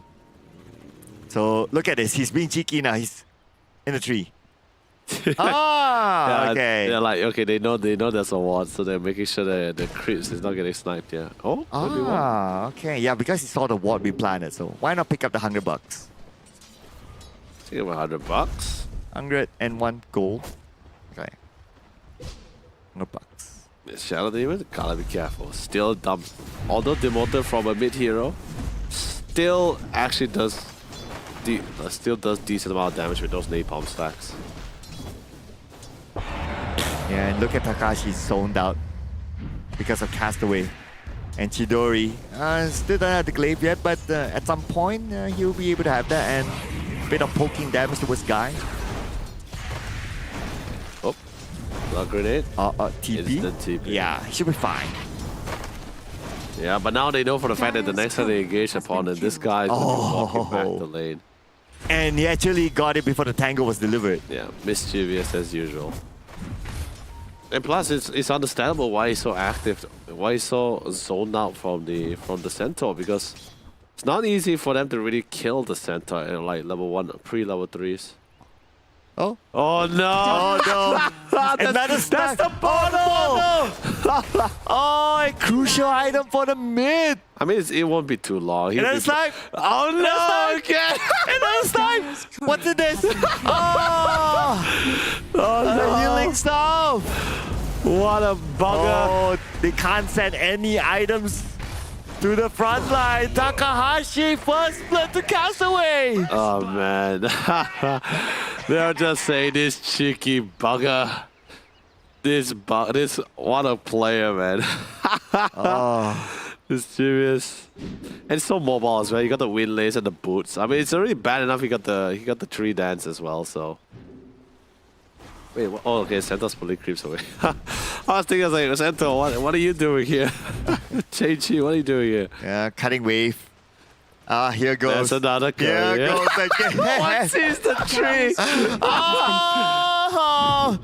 Now it's the boots, the axe, and the tango. Radiant know are the scanning. They're calling. You know what's the funny thing about this, by the way? If you're a raider or a die, right, you actually have vision in your respective lanes, so it's like you just randomly see like a floating tree another just one. like sliding towards your career. Mid. Yeah, I know, I see it. The banana. Dyer's top The banana strikes again. The banana. And it's the second bottle. No, it's the same bottle, but Yeah, I mean, the second time denied, yeah. I mean, I don't care. I don't care if he's just level 1, man. He has slowed down the lane greatly. Oh man, we talk about like winning the lanes and all that. Yeah, how are you gonna win the lanes now? So hard. Yeah, no, okay, so that means they really know that there's no ward there because I believe Takahashi actually died. Yeah, no, so yeah, they assumed that they assumed that was where the ward placement was. Nope. Because when Takahashi died, he came and put a sentry there, but actually it's at the heart of their base. Yeah, guess again. Okay. All right. Look at the bottom. He's on the way. Can he make it in time this time? All right. Tree dance, of course. He's so committed. My God. Let's go. Okay, Takahashi needs to. Okay. Deliver. Oh, okay. He got the other courier. He didn't get the primal beast courier. The primal beast courier still went through. Takahashi courier. The other still died. Okay, at least it's the core courier. At least. Yeah. Now the couriers can fly. Oh man. So. Oh, yeah. I know. So he killed the support courier, but the primal beast courier still went through. Oh man. You don't get to see this all the time. Dyer's top tower This creativity is under attack. at its best. And the ward is still active for a few more minutes. Maybe 1 or 2. Denied. Wait, hold on, okay. Also, okay, check at the tier 1 bottom tower for the Dire. I think Primal's courier is still there. Yeah. He's afraid. Save the donkeys. Oh, dude. Have mercy. You can't go back. Look at it. There it is, a floating tree. Oh! And that's the boots and the wards. Oh. Okay, he's keeping head counts. Okay, does he have... Okay. Oh wait, he has wards. He can actually put the fresh one. Okay. Radiant's middle tower is under attack. Oh man, this is crazy. So annoying. Yeah, I mean, I think they should have suspected, right? Like, Centaur is like level 5 with 3 braces. They're like, where's this Monkey King? Okay, I'm keeping my eye on the border, but Monkey King doesn't have the info this time. Alright, back on the serious business now. Excellent. Monkey King's done. He's done. The first few minutes, so annoying. Oh, he's not. They're not so sure. They're like, is he still there? Then Okay, he's gonna snipe this one. Dyer's Bow! turret has been killed. There goes the shoes. Oh man. More! We want more! Oh, Takashi saw him. yeah, he's going for the XP run. 7 minutes anyway. Okay. Like what you said, doesn't matter that he's level 1. I mean, yeah, it does matter later on, especially if there's any fight. Okay, yeah, that's just too many. Oh, that's one to snipe. Kiska! Oh, okay. You gotta let it go, buddy. Okay. Oh my God! Okay, jump. Jump. Oh, can't jump. There you go, Stampede. Okay. Now he can. Oh, bonus strike. Oh, nice backup there. What a coordination to get Guy. Dude, he just baited out the primal. Holy smokes. Dude, it is. Dude. Oh, dude, I don't know whether you noticed, but he actually before the primal came in, he just dropped down first. Dire So it doesn't are really break the scanning. tree, so he doesn't get stunned instead. So he's very quick about it. Well done. Oh, that was so fast. You know, I think this first 9 minutes, first 10 minutes of the game, our POV is just gonna be this Monkey King. Like, no one Yeah. cares about the lane anymore. Yeah. Like, look at this kill score. No one's dying either. So it's like, everyone just keep an eye on Monkey. Just keep an eye on Kishka, man. I'm okay. Just observer. Just keep an eye on this guy. You know, I never see this side of Kishka before. Never. No. This past few days, it's always just been like the Oh, standard Ballon game. strike. Ballon strike. Oh, it's so annoying. Radiant's middle tower Oh, is under man. attack. Dire's He's top been tower saving is this under strat attack. for like the grand finals. Radiant's bottom tower is under attack. Okay, he's maybe done sniping. And this is the best entertainment of them all, the entire round. Okay, again. Dire's top tower Again, is under Chidori's there. attack. Hey, don't mind him. He's a Radiant's tree. bottom tower Oh, is yeah. under The attack. tree speaks, you know. The tree sees all. Ring The cloud. tree moves. Oh, ring cloud. Oh, run! No, eclipse. Ballon strike. Oh, no, not enough, not close enough. Dire's top He's out of tower is mana. under attack. Ah. Radiant are scanning. Oh, never mind. Oh, okay. Dire's They still top have tower wards. It's all is falling. Kishka. So much Radiant's middle vision. tower is under attack. He's still moving around the map. Just sliding through life, you know. My path. Dire's Oh, gosh. tower is under attack. Okay. 2-on-1 with Takashi this time. Wonder Boy, Castaway is there. No mana, no problem. Okay, onto the back. At least a trade back onto Takashi. Radiant's bottom tower Support is for under support. attack. Okay, Kishka is done. For now. No, I mean, of course, he knows. It's going to be 10 minutes. At least get some levels in. Oh. Don't worry about me, I'm just a twig. Just a floating branch someone left in the ground. Yeah, I mean, it's a river, so floating branch, river. That makes sense. Oh, snipe Dire's again. courier Oh, it's has been okay. I mean, it's just a returning one. Didn't have any items, but still. Curry is dead for another 2 minutes each. Yeah, we're slowly. By the way, Sir Cloud, we're slowly progressing as into the game where Curry's the respawn time is no longer 1 minute. It gets longer every time. So now. Oh, true. So yeah, now it hurts a little bit. Okay, he's still in the tree. In the triangle. Ah, this point. Oh, they found him, I think. Okay. No, he's still. Suffers. Wait, hold on. 2, 1. Oh, no, can't jump. Okay. Finally, the guy is like, this pesky monkey. He's a cheeky monkey. Monkey see, monkey do. Monkey business. Pesky enough. Yeah, but it greatly slowed things down. I mean, eventually everyone else is going to get their crucial item, but Suki, on the other hand, that bottle. Oh man, that's definitely something there. Okay, I guess we're done with the monkey business thingy. I mean, Or is he not done? we'll see. Okay. Reset the bottle first. He's still a tree though. That's the stampede. Alright, to the bottom Stampede. lane. Bottom on the guy. We had a disruption. But in the middle, we're going to see Wonder Boy getting Suki. It's going to be a solo kill. And we got Chidori. Okay. Here we go. On to Castaway. But now Takashi's the one in trouble. One last hit. Oh, He misjudged Oh, he missed that, but he U-turned for his teammates. My teammates matter more for me. Getting guys. Oh, what a way to break the tree! Oh, the tree. Okay. The CM broke the tree. Oh, great. Well, it's not over, you know. Oh, but he saw all the stacks. That's pretty great for him. No, the Shadow Demon one, I think he misjudged the damage. He thought the Elusive Beam was enough to kill him. That's why he just backed off there, but... Probably not. Still survived there, but he still got a kill on the Primal Beast. That's still pretty nice. Dire's bottom tower is under attack. Okay, now moves to the top. Let's go. No stampede though. It's just a floating, it's just a moving tree, guys. The most horrifying thing you'll ever see. Okay. Radiant's middle tower Now he is under becomes attack. a rune.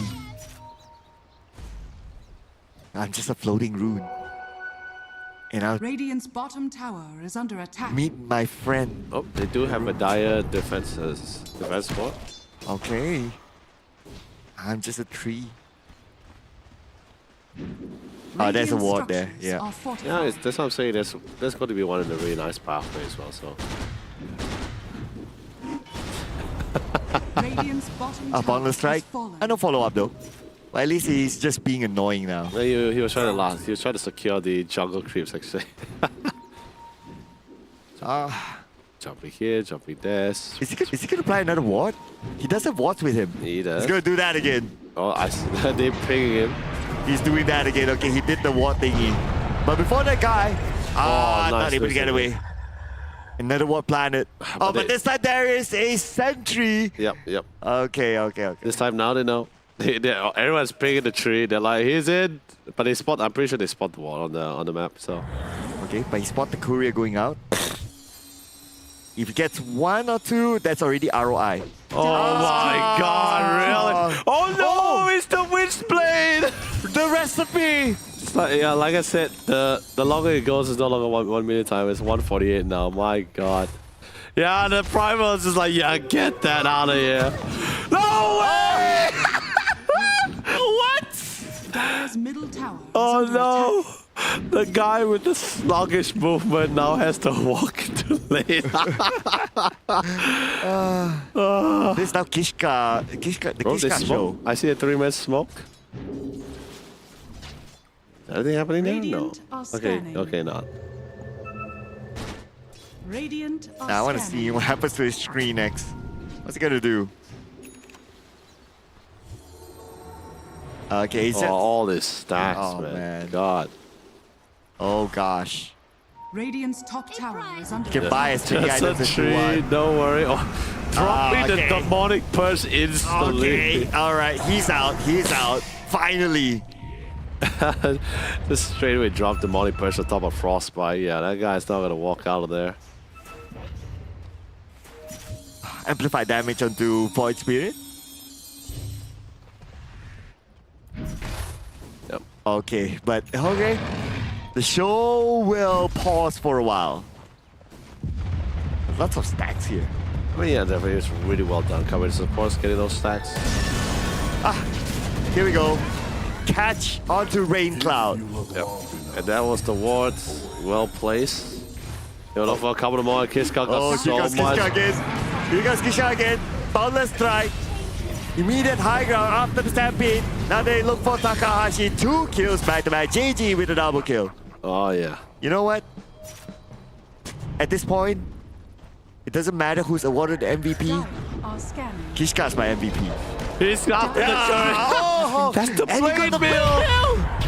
He caught the blade mill. That's 150. Oh, Dire's middle tower is under attack. ouchies. Dude, They so, hardly have items. dude. I mean, okay, this is a. Yep. Cancel out. Guy, one more hit. Yep. You know, I'm pretty sure Guy is saying this, that if I had that blade mill, I probably still could have taken a few more hits and walk out. Yeah, but Yeah, it's Yep. Wonder Boy with the scepter now. Suki is not gonna have a okay. Spotted out. frostbite into Wonder the Boy. freezing field. Freezing field, but we had the boundless strike to Cancel stop the out. freezing field. Cancels. Okay. Reach there, rooted down. Wonder Boy can't get away. Suki will make sure that kill kicks in. Dire's bottom tower is under And we will have the disruption. Okay, everyone's going to go on to Mr. JG. Boundless tried to kind of buy him some time, Dire's but JG bottom finally tower falls is to the under hands of attack. Rain Cloud. Yeah, I really need to be careful for that frostbite as well. Hold on, let me see what we're looking at here. Dire's bottom tower has fallen. Oh, okay, thank you so much, buddy. What? Oh no, he's just for me. Okay, the Kishka show.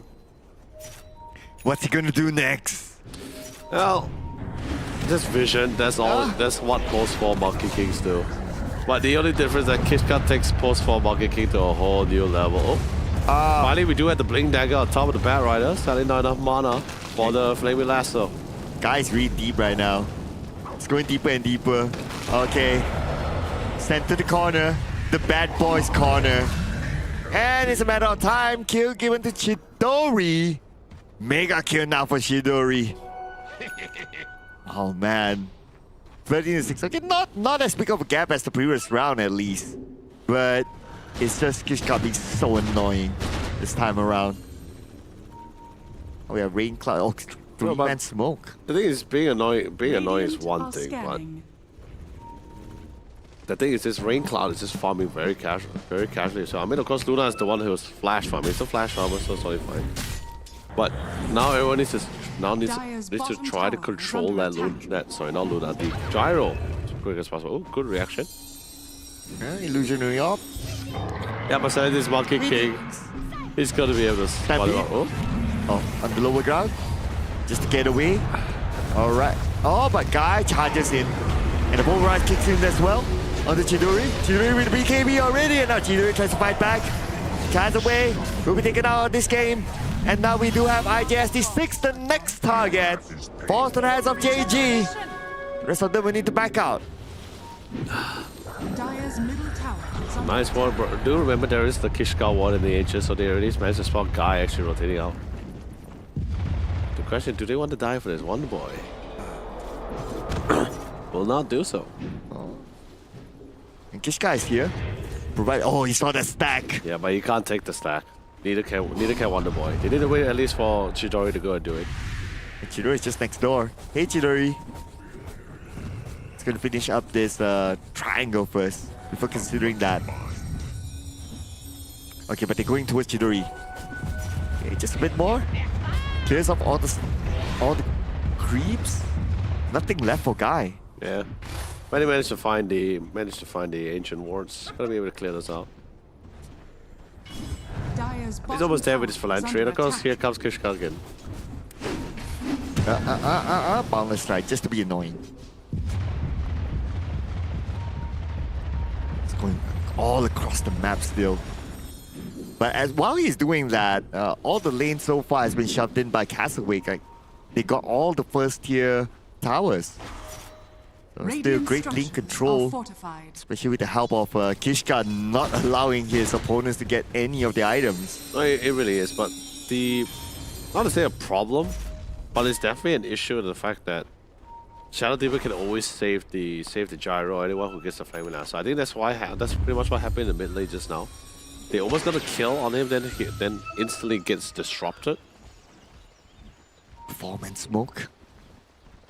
That's where Kishka comes in with a vision. Just flies around, gets ahead of the game here, trying to see if there's anyone ahead. Of course, he spots Guy. Now Guy has no escape mechanism. Anyway, it's going to be the last one of the Guy. 2 TPs coming in. Guy is still alive. Guy with the blade mail, but he will not save him. I just say the moment he shows himself after the TP, Chidori is there. Dire's Oh, bottom 2 tower is deaths. under attack. Just like that for Team CSC. At the bottom lane, absolute lane control by Castawake. Suki right now making good use of whatever farming area that he has. Yeah. Dire's bottom Instead of going for the tower is eels, under he still attack. wants, like I said before, if you are able to force a puck to skip certain damage items just to go for a defensive one, you're pretty much in a really good spot here. So Suki feels he still can try to bring it back here. Will not commit for eels or the BKB. Will actually still stick with the Manta. It still works anyway, so you still can be able to push out the silence, so that'd be pretty great. And this, even if you do get BKB, the Flaming Asa is still BKB PSA, so he still at least want to go a little bit more on that DPS side. That'd be pretty nice. And Tormentor time for Castawake. Radiant's top tower is under attack. Will not be challenged by Team CSC, and it will be given to Wonder Boy. And not only that, they will get the stacks just below them. I mean, take what they can. I mean, they have such a substantial lead, so they have so much control. Pretty much very strong in the fight too. Even if CM were to try to pop the freezing field, there's just one too many spells that can somewhat cancel him as well. If they were snowballing, it would be a little bit of a different story, but currently they are not. So until certain defensive item is coming out for the side of a CSC, then probably might see them fight out. Okay. Disruption. Delay. A bit of a delay, but then again, he will still go down for sure. There's going to be Suki out. They look for next target. Takahashi is going to be it. While we can see that Kishka opens out the vision towards the right, but nobody's there. And Wonder Boy gets a double kill. Good attempt for the stage, but I think now Castaway just plans to just group up and try to push into the map here. We will see Chidori, he's just taking his own path into the ancient side here. CM just barely passive, going straight down to the bottom side to try to regroup back with Guy. Dire's Now middle mid-tier tower 2. is under attack. The Siege head forward. Park comes in, I don't think it will work unless it's with the Primal Beast, but the Primal Beast someone has shown this over the bottom.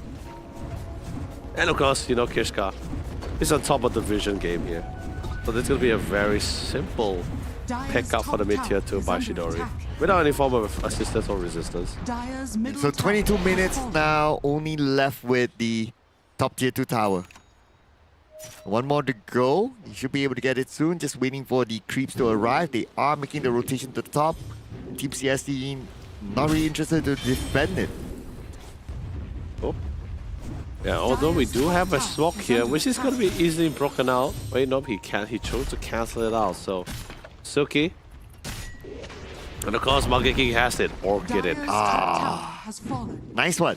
Which is great. You're gonna, just in case his teammates can't really get on top of the Puck or the Crystal Maiden, that's always gonna be that nice to do it. Works on the Polarize, works on the Freezing Field. Definitely works for the Puck. And the Shadow Demon, especially if he's thrown the backline and he's the only one that can really close in the gap, then sure. He's also pretty great on the SD. Disruption. Yeah, but it's more of an illusion there. Anyway. Probably something's gonna happen at the bottom or maybe not. Okay, bottom. Oh yeah. It's gonna be the Roche. And they're gonna get the Roche just like that. Not gonna be challenged by Team CSC.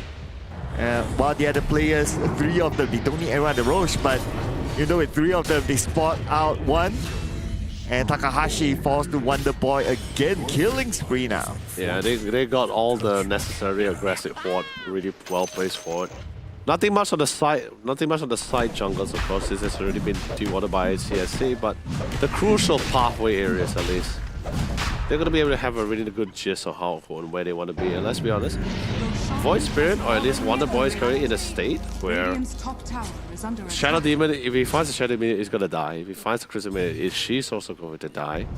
The Puck can chase down the Puck and might die. Lasso on to Guy. Chidori's there as well.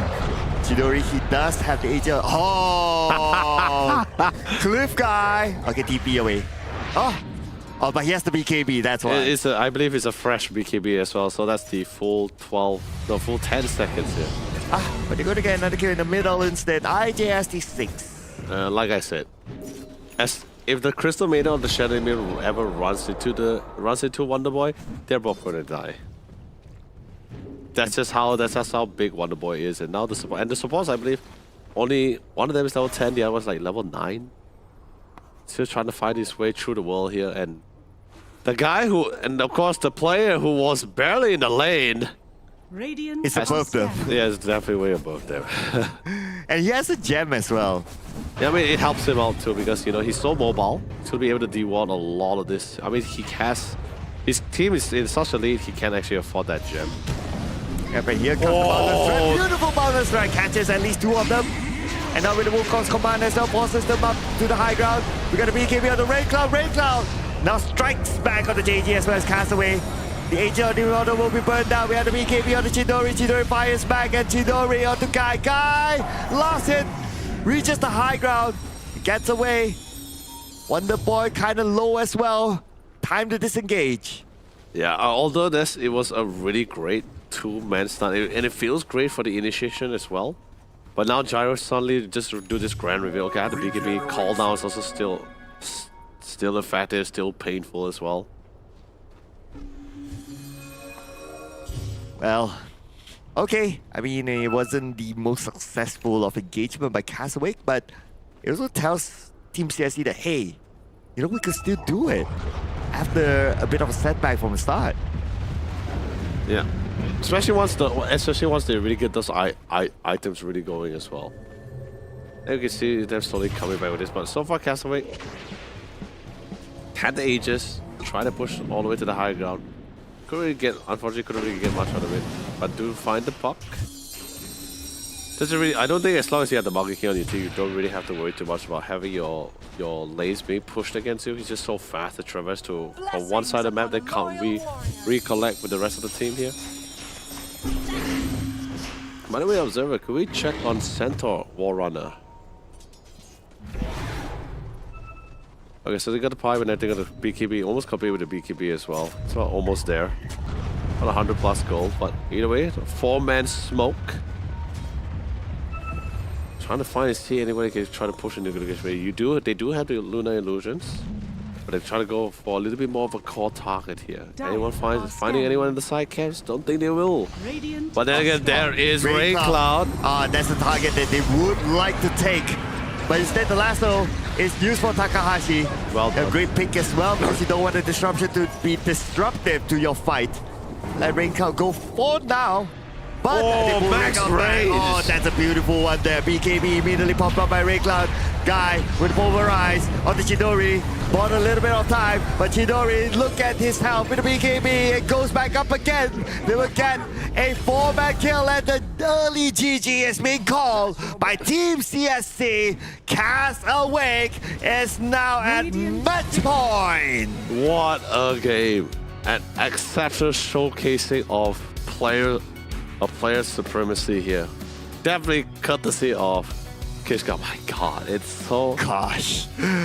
Like, think of it this way, right? You have this guy who is not only... I mean, don't get me wrong, as fun as it is to see Sniper Career, there is just so much objective impact that comes out of this. Especially for some of these heroes who expect to hit certain timings, particularly for the puck as well. You got rid of his bottles not just once, but twice. The other lanes were somewhat suffering from the constant harassment, which is somewhat dependent on regen to keep things going. You lost your boots, you lost your tangos. Sorry, not really lost, it's more like delayed, constantly delayed. 1 minute-ish, sure, maybe for a normal person it doesn't feel like a long time, but when you're in the game itself and you're so dependent on you waiting for your specific stat items, recipe, bottles, regen, and you just don't have it at that very moment. Your opposing team, especially comps, are still going on. Kishka just constantly just telling him they don't know what he don't know what's in the courier. He's just killing the couriers. But you know, for the fact that he's just see the puck with no bottle at this timing, the guy's like, great, I'm gonna be able to outlast him. I'm gonna be able to out damage him. Even if he wants to try to go for runes, he can, but he wouldn't have the bottle to just keep the reset that's it as it is here. So 2 times for the puck, that really hurt him for sure. Other lanes, actually, I felt Puck suffered the most. 2 bottles, and then eventually his Witchblade also was delayed. The Blade Mail at the bottom. Okay, you know, the Blade Mail wasn't really too much, like, didn't really hurt too much, but it's still a pretty cool thing that you actually delayed it slightly longer as well. But either way, it's not just the delay of items, the vision. So many great vision. Oh, yeah. And when you have such a high mobility hero like the Void Spirit in the hand of Wonder Boy, he's just like, you know what? Oh, you guys failed to kill the Gyro? But the Gyro decides to, instead of walking back to base, in fear of the monkey sniping from the side tree lines, he decides to walk all the way to the mid lane, passing the ward that Kishka plays down. And he's like, great, I see you coming, you're low, you're dead. It's so much, he got so much value out of those vision here. I mean, the thing is this, we have seen post-fall Monkey King supports a long time ago. Earlier this year, it was one of the few go-tos as well, or option. But the problem was, I don't ever recall seeing it this smoothly or this crazy. It's crazy. It's crazy. Looking at the post-game results, well, it doesn't tell the entire story. You gotta watch from the start, ladies and gentlemen. So if you look at this, Chidori had a really, really good time. Perfect round for him, 1108 KDA.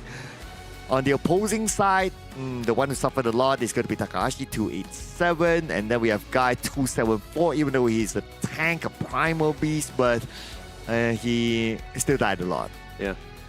The thing is this, right? Takahashi is when you play the Shadow Demon, you're more of the kind of guy where you're going to be there to sustain your cause or at least try to save them as much as possible compared to the Crystal Maiden.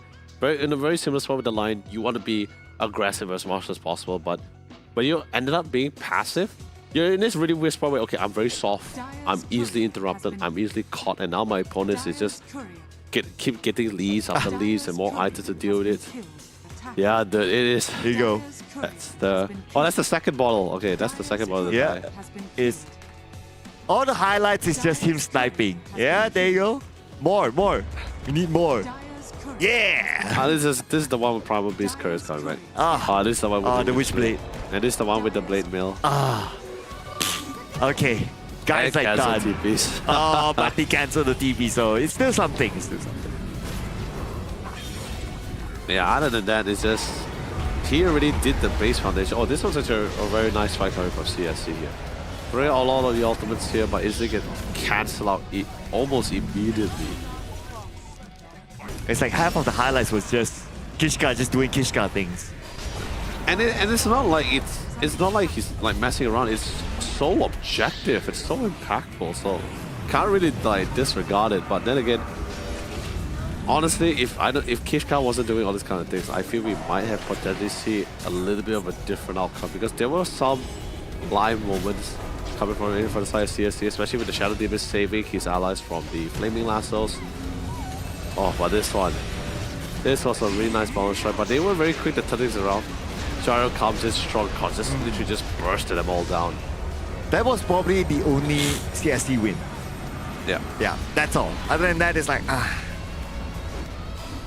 Especially when sadly for one of my this, BKB is currently on cooldown. So, but this one, great focus fight. Although you would have loved to use a Flaming Lasso on Gyro, but you get rid of the person that's able to save people from the Flaming Lasso with the disruption, and of course the Molly Press is BKB piercing. So get rid of him, continue on the rest of the party, especially when post BKB, and then finally GG is the call. So MVP, of course, Kishka. Although hands down. The items doesn't say a lot, but trust me, the moves he did on that map, it almost feels like they have almost 100% certainty of where everyone is going and how delayed the enemy's items were. Yeah, the items, the stats, chuck that away, ladies and gentlemen. Chuck that out the window. You have to watch the first 10 minutes of the game, and then you know why he's the MVP. Yeah. But still, with that being said, Castaway is currently at their match point in this best of 5 grand finals, which one game away before we crown our champion, and they will walk away with 8,000 USD. And you guys can walk away with something nice as well, especially after using the promo code or the discount code that is the Samsung Odyssey OLED G6. This is a beautiful piece of Odyssey. Sure, may not be as large compared to his older brother here. It is still 27-inch, but has a lot more power, 360 Hz. Response time is pretty much the same as the G8 with 0.03 ms. It's a slim metal design. It may not have smart TV functionality, but it maxes up with the power of 360 Hz. And I think that's something nice to have. And of course, OLED glare-free, literally full 100% full immersion, and of course, smooth gameplay experience.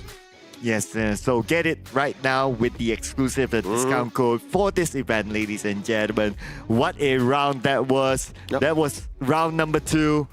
We are in the best of 5 series, so we still have round number 3, ladies and gentlemen. So we'll be heading on to a break. Do not go anywhere. It could be the conclusion, so stay tuned. Come back after this break.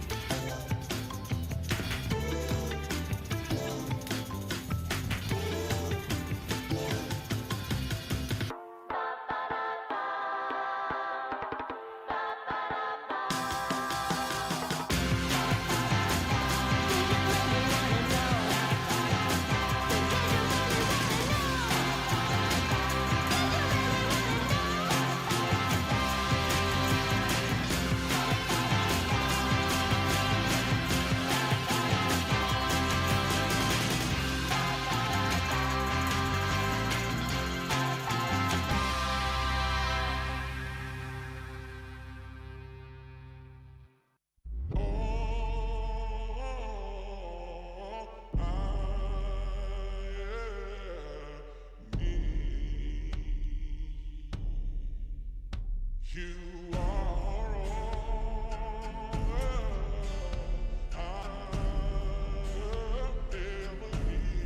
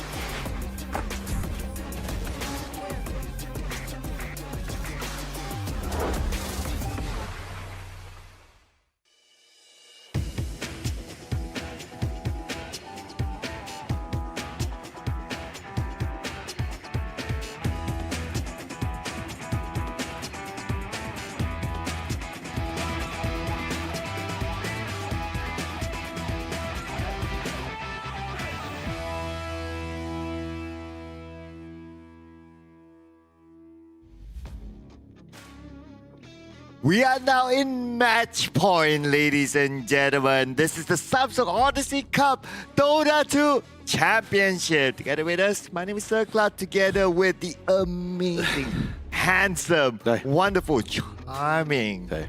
That's a Leo little Leonard YOLO Lee. That's a little over the top, my friend, or Professor Cloud here. But of course, ladies and gentlemen, we are back again for the grand finals itself. But of course, we do have something, just a treat for you guys as well. It's going to be the discount code for your selected gaming model. It's very simple. You only had allowed to apply this discount code to the respective regions. So in other words, if you're from Indonesia, there's going to be ID Odyssey Cup. If you're from Philippines, it's going to be BH Odyssey Cup. How you do it is very simple. You go to the Odyssey Cup website, which is odysseycup.gg. Input the code, answer a series of questions, and try to get that discount for your favorite gaming model, whether it's going to be the G8 or the G6. I'm definitely Team G6. What about you? Oh, I do love the G6 as well, but the G8 is tempting, not gonna lie. I get it, right. 32-inch, and of course smart TV technology, right? Yeah. Functionality, right? But either way, with that being said, let's quickly jump into the draft of our third game of our Best of 5 Grand Finals here. Is this gonna be the comeback round, or 10 seconds we see remaining. Castaway seal the deal and be our champion for 5 this seconds Samsung remaining. Odyssey Cup Dota 2 Championship? The first thing you do, take out the Monkey King. I mean, you know, out of respect, they also got rid of the meatball. Finally, we do get to see that classic Shadow Fiend, and what a way to pair the Shadow Fiend with that lane with the Clockwork. Such a dangerous composition. But it's also, I'm also really happy to see it. I know I talked to you about it as well. Yep. To see the 3 unprotected 10 pair with the seconds Luna remaining. and Shadow Fiend with Clockwork. I got 2 of the combination which I wanted to see in the 5 exact seconds same game. remaining. The Trio Protector is one of my mains as well, so I'm happy to see a Trio Protector. Oh, it's also one of my favorites too. Yeah, but since it's one of my mains, I'm going to judge which skin he's going to use later. Oh. So be Radiant prepared. team pick. I'm pretty sure it has to be a Halloween one, but here comes the Muerta. It is going to be the post for, which is understandable. It's great. A huge area of a silence as well, and of course, when it comes to scaling, if the game does go all the way to like 50 minutes into the game, she naturally has a lot of damage that she can 10 actually be seconds delivered remaining. with her ultimate alone. So, and we have seen that a few times as well. 5 seconds Yeah, remaining. and Muerta can go either support or core. Yeah, but in this case, it will be the support. Support Muerta. Okay, Support so Muerta. Shadow Fiend probably core or mid. Safe lane. Safe lane. Okay, Bristleback. Okay, We haven't off seen off lane. We haven't seen the mid Radiant SF team Magic back. SF for a while. Obviously they did tweak out the thing, but hey, Oh. let me safe lane. It comes in with the Invoker, fast pace AOE, can also summon debuffs with the Tornado. That's also a really nice touch. And the best part about this, when you have this Tria Protector going against this Shadow Fiend, is that the fact that because Shadow Fiend has this facet which naturally like reduces armor, 10 seconds where Tria remaining. Protector living armor gives you additional armor as well. So that's a really nice way. 5 And seconds not to say it's a remaining. direct counter, but it helps to at least slow things down. At least doesn't make things too crazy difficult when you go toe to toe with the Shadow Fiend. And Invoker is the signature hero of Wonder Boy. I don't know if we've been seeing him using a lot of QOP, but Invoker is like his all-time signature. So Luna again. So this is going to be the third Luna in a row for Castaway, and again the same concept applies. Right? If it's not broken, why fix it? That's correct. Interestingly, with the Kunkka, man, we did see a big Kunkka before. I'm gonna be honest with you, right? I'm somewhat okay with the Kunkka, but naturally, I guess strategically speaking, Kunkka has 10 always been doing seconds fairly well remaining. against the Invoker, so. And it's also something that CSC might need for a mid laner. So getting rid of Kunkka, totally understandable. And CSC, they noticed that Castaway is just someone lacking of additional support, so they got rid of the Lynx, they got rid of the Lion. But getting rid of the Lynx, do we see a potential mid Puck again? Oh, 10 seconds mid Puck. remaining. Yeah, oh, no, the Puck is banned. Wait, So that's where? out. Oh, okay, Yeah. so it's, 5 yeah, sorry, it was banned in seconds Castaway. So we're gonna see something else. Probably one of those higher mobility ones.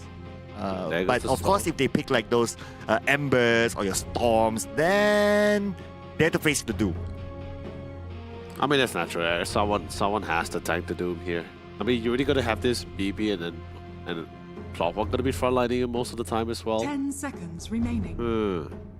Mid. Let me see who 5 is still seconds available remaining. here.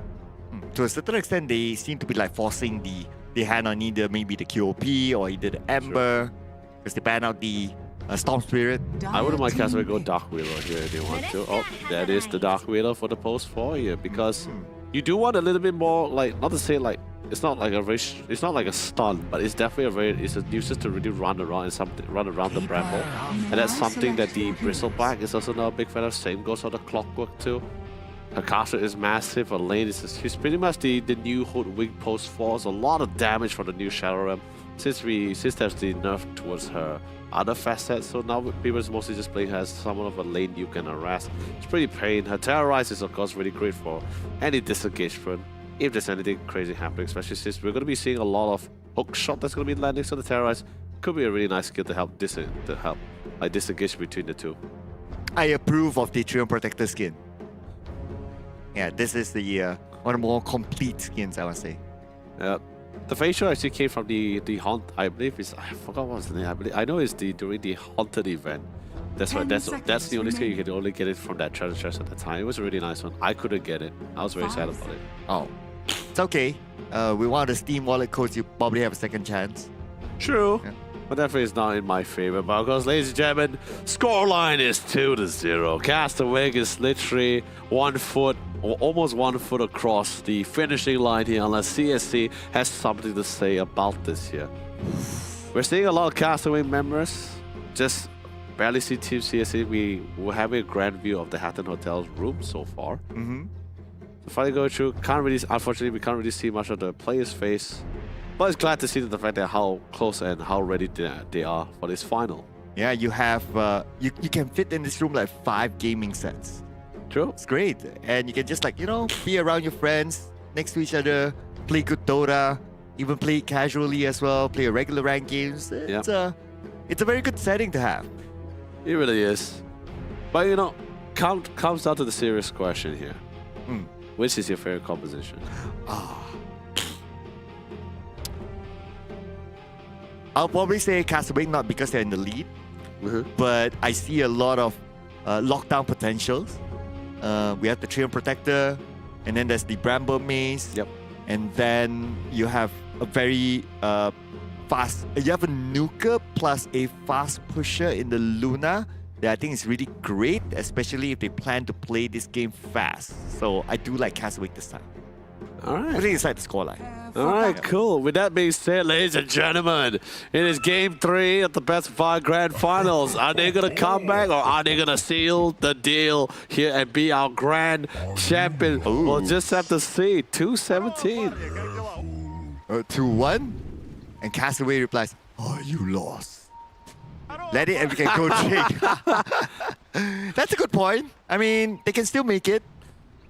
That's still pretty early. I think even the Madan stream, Malacca is still open. They can actually really get some good orchard. Actually, no. They might run out of ingredients in time. The orchard is just that good there, by the way. Basically, it's an orchard means oyster omelette.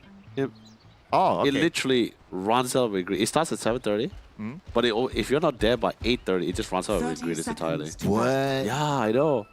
It's that hot? It is. Man, can you bring me there one of these days? Hopefully.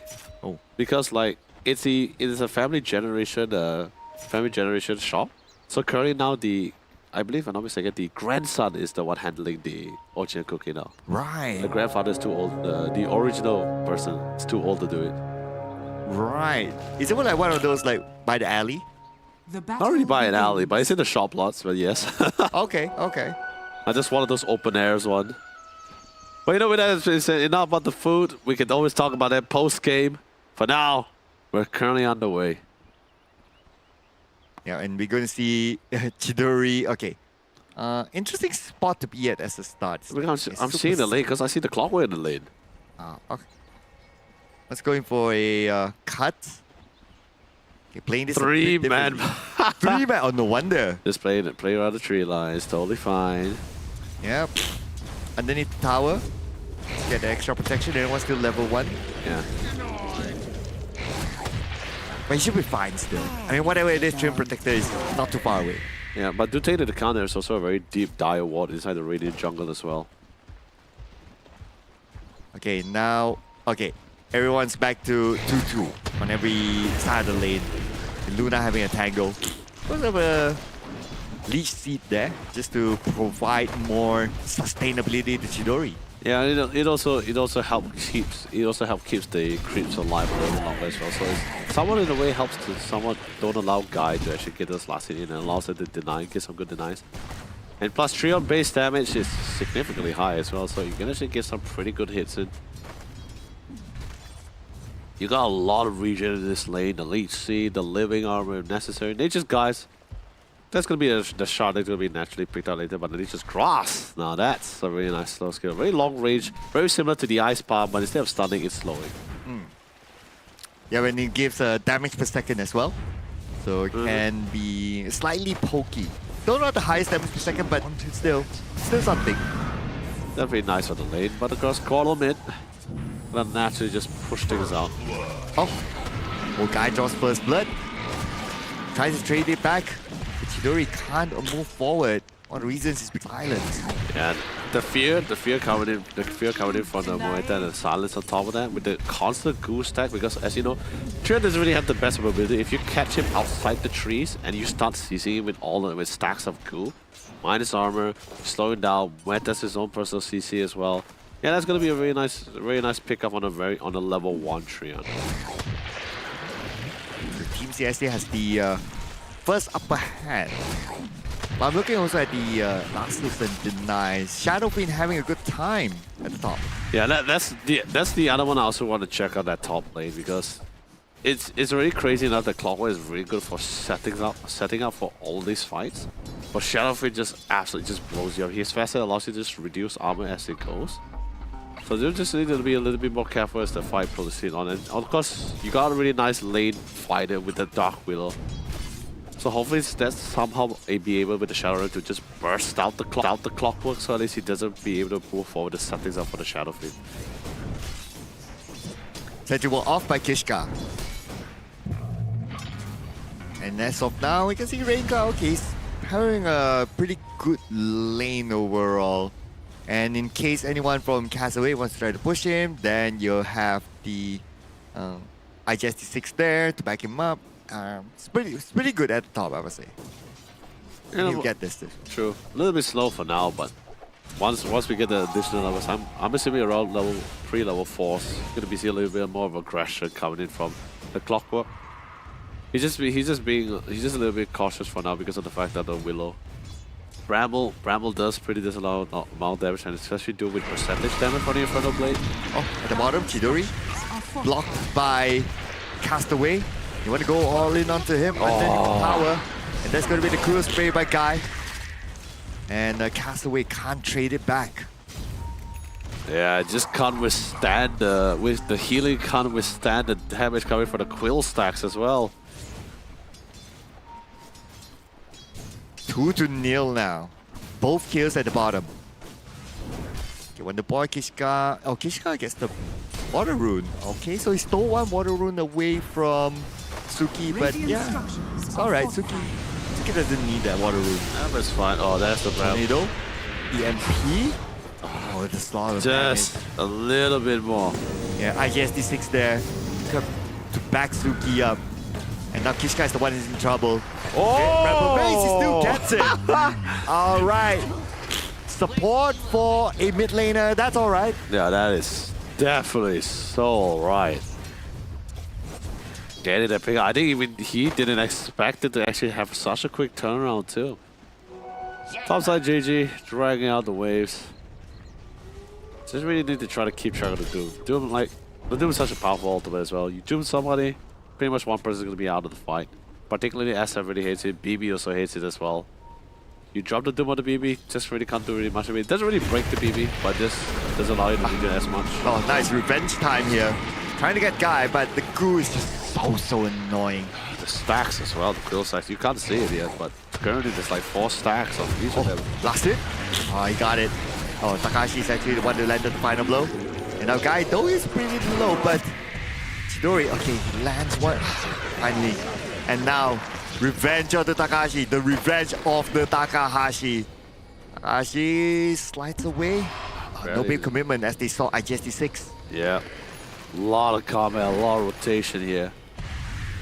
BB's getting a lot of value from this lane, but you know, as long as Chidori is not dying too much, I think he only died once. And after that, just need to get those jungle stacks, he heads straight into the jungle. And the rest of the team just need to try to figure out how they can try to turn out against such a rolling Dire's middle BB. tower is under Yep. attack. Rain Cloud.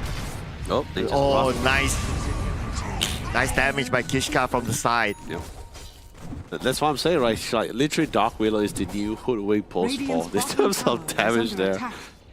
Radiant's Yeah, courier but has been it's a killed. good rotation. They knew that. They knew the clock was at the bottom. Shadowfiend pretty much on the top all alone. Pretty much defenseless, especially once you be able to get your hands on top of the Shadowfiend. Doesn't really have the best disengagement since he doesn't really have the Requiem as well. They're gonna be able to walk out of it. About 4 people in the ball lane. While they're here, just gonna break this tier 1 tower as fast as possible. We're going to let the bottom tower go for now. It's fine. just need to Dire's move away to top farm tower somewhere is else. under But in the attack. middle, Demised. Rain Cloud makes an appearance. Yeah. Okay. Dire are But this gets scanning. scary too because that just means that now the BB doesn't really have a lot of responsibility to stay at that bottom lane anymore. They do have a really nice deep ward at the side jungle, so they are pinging, they're Dire's spawning out top the Luna. tower is under attack. Oh, there's a ward there. So the BB at any time can just roll to the main on the top side and then just cause complete him. At least Chidori knows that there's a ward. He just pinged his teammates. Hopefully come and deal with the ward. So at least he knows it's there. If he needs to farm, he just farms all the way back. Yep. Now the Moeda is still somewhere at the bottom. Okay, he plants a ward inside the jungle. We do have a double smoke. Wonder Boy as well as Kishka making the rotation towards the bottom. Let's see if they can catch the BB off guard. BB is alone now. Okay, ping. Are scanning. You know that BB is there. You see BB? Smoke popped. I think they saw But it it's too. nighttime. Yeah, that's the Trace Warpath. It's pretty Radiant's great. middle tower is under Damage, attack. of course, the first stacks are going to be great. 5. Trying to maintain it as much as possible, but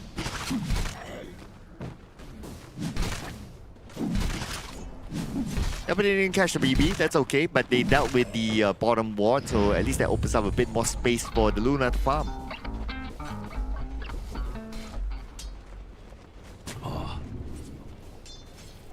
Alright, but oh, there's one more ward at the bottom. At the portal that's not dealt with. Yeah, Oh, that- just above the portal. that one's just a normal one out. That was just normal. They actually had it placed a lot more earlier. The Luna's somewhat aware of it, but they try to be as aggressive as possible. But they also have their own personal radio ward, so even though you want to push for it, oh, there it is. Never mind, not for too long. They lost at all. Now lights off. They don't want to play too much at the bottom. For now, that is. Yeah. I wonder if they'll make the rotation top instead. They are making their way there. The Moeta's already TP'd through the Caller, someone on the way. Caller just pretty much, if he just drops that soul by that Doom, he's just pretty much dead for sure. But see a little bit of reinforcer coming in, not too far behind. There's the tree and alongside the Video Evoker. And JJ, he has the Doom in hand. Really start a fight if we Are want to. scanning. No overgrowth, unfortunately. No level 6 all the way. But there's the hook shot. Yep. Hook shot back. But we have the EMP though. Okay, buys a little bit time with the Shadow Realm. Tornado that hit on the other side. Straight out of Takashi. And here comes the Eclipse from Chidori to get IGST 6. Chidori is the one's in trouble, but Chidori will be able to get away easy. I don't want Goo stack on him, but it's only one, so that's fine. Not really the most craziest of thing, but and also at the same time, we don't really have any ultimates on the hands of the support. If we had the overgrowth, maybe it might be another story, but really well placed abilities coming from the Moeta just now. Really forced this out, even though the Shadow Realm was procced by the Dark Wheeler. But he's somehow cocked in and they placed the silence directly in the center of the cock, so he's definitely going to be silenced for sure before he can drop to the Bramble. The Rakio fallout was also fantastic. Didn't even allow the Doom to drop the ultimate down either. Either way, very well placed abilities for CSC. So far, it's still a 50-50 sort of gameplay and rotation by the both sides. But it's just too bad that the bottom is exposed, so that limits the farming area of the Luna. They still haven't found a ward at the bottom though. Didn't really feel the threat of the ward just yet. So I think eventually, once the smoke comes in or someone gets spotted out first, then I'm pretty sure they will know there's going to be a ward there. Because they did had an earlier radiant ward there which actually got dewarded in the pathway. So I'm pretty sure they know something is there. And 2 wards here at the bottom. And on the other side, we don't get to see it. But we're going to see a Tornado EMP combo onto Guy. And Guy still has it. Here comes the hook shot. Nice back out there by IGST 6 onto Kishka. And the moment he came, Kishka gets deleted. So quick with the reinforcements as well. Boots of Travel, the Coddle, everyone just TP'd in. Even though the Clockwork TP to the tier 1 tower, he has the hook shot in hand, so he's always going to be able to close in the distance here. Dire's middle tower is under Doom, attack. it's a pretty slow one for the top side. He's planning to go for the. He's planning also going to go for the long haul since he went for the minus as well. Here, TP, okay, so extra backup for JG.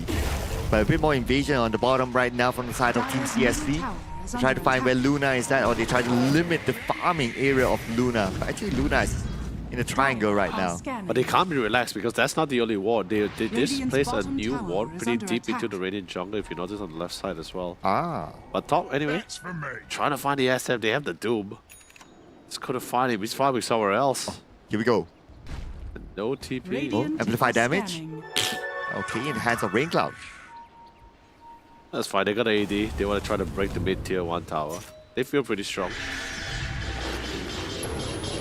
And Sunstrike. Top tower Oh, is under yeah. Hook shot at the back line by IJSD6. A Rain Cloud with the amplified damage. He gets the kill. Oh, here comes the Doom. Inferno Blade. Oh, all the way onto the back now.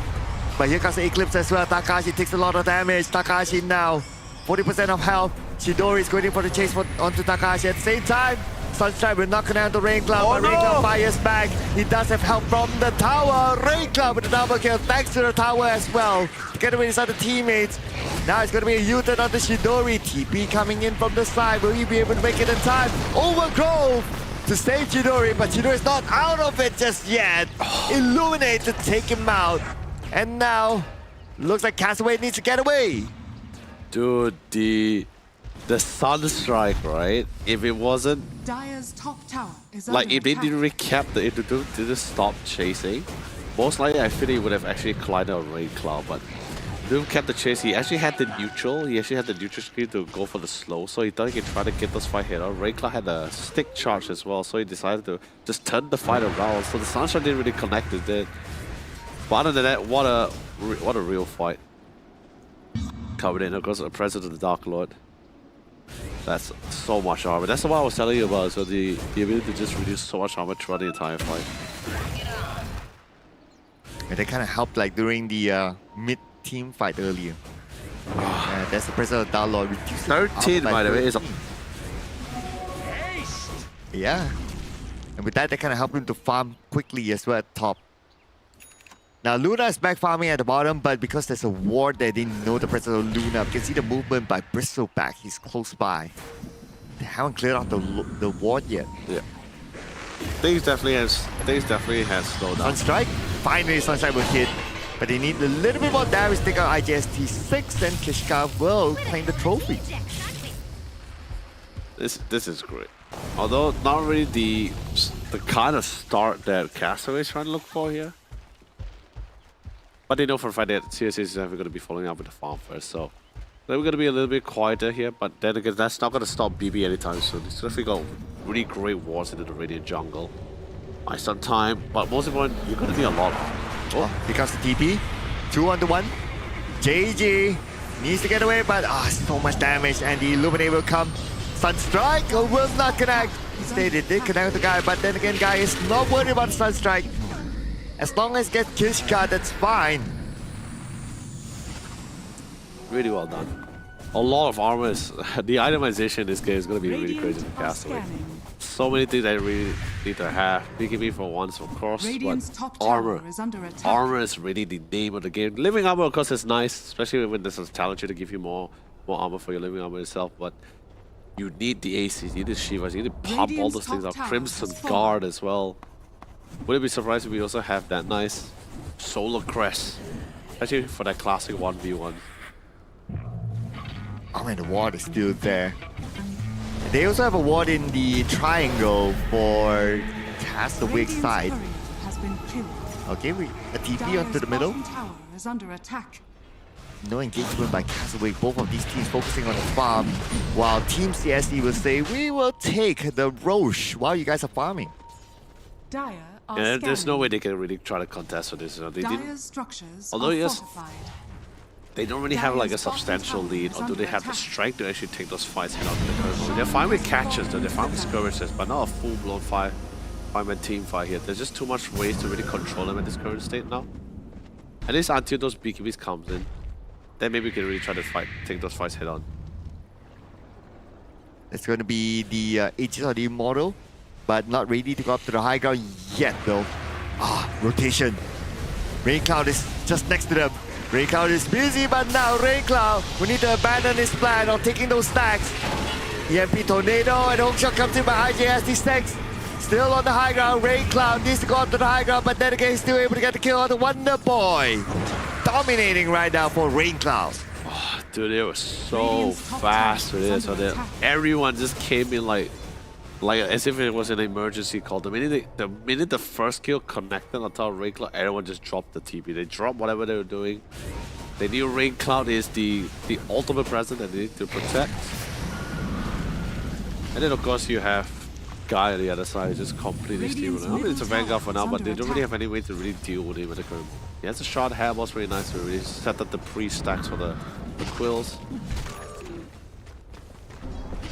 But that ward for the Raiders side still hasn't been dewatered, by the way. It's been there for quite a while. It's gonna have a lot of good intel. Oh, absolutely. Radiant's middle tower is under attack.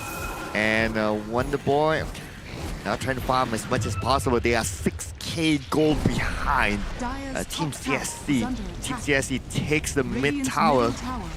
Radiant's middle tower has Going to go up to the second tier tower. Yes, they will. Immediate. Try to clear off the creep to be able to get out of this. He does have the overgrowth, but that's not going to help at all. There goes the tier 2. Is under attack. Gonna get that TP out. Gonna get ready to see if they can get anything else on the top side. But so far it's okay. So far the supports are the only one that dying. I mean, don't get me wrong. It's not fun to see your supports dying, but at least the cores is trying to farm it. They're getting the necessary ping in. They're trying to predict the farming path for the majority of these cores. Doom still definitely needs some time before he actually get on the shot. Same goes to the Luna. Yeah, Chidori has to farm. Radiant's bottom tower It's a bit behind is under now. attack. Let's look at the items. Queuing the Manta. Ball Staff Dragon Lance as well. Okay, smoking up. I'm gonna go for the pick off at the top. Yeah, but they don't know. They just assume it's just Kishka. They don't know about the other smokes that was very preset here. Radiant's top tower is under attack. Dire's Aegis? turret has been killed. Nah, this is just too many people. Do they still feel you want to take this one? They have a 4-man smoke once more. Also clear minutes, try to see the defend this top tier 2. Be careful behind. I hear the ATOS. Oh, nice shadow round to evade that ATOS. And now they try to counter flyer onto the members of Team CSC. They managed to get one. Beautifully done to avoid the backstab. And now Renka is pretty low in terms of mana. Pretty low in terms of health as well. But Wonder Boy cannot continue on the chase. BKB onto JG to save himself from that high ground siege. Really well now. Although a lot of abilities were somewhat expanded as well. Murta still has the ultimate as well. Just trying to find a nice opening. Although they do it because that Aegis is got a timer in a minute as well. Oh sorry, 50 seconds in this case. So when it comes in, they do have the solar crest. Goes to the Evoker. Oh dude, that's a nice shot. Yeah, to Wonder Boy. Yep, that's gonna be the Dire's EMP middle one, tower which is is under when he attack. throws the EMP, it's actually gonna be naturally pulling people in as well. So He uses the EMP rather often as well. Now Rain Cloud back to farming. Age is 21 seconds.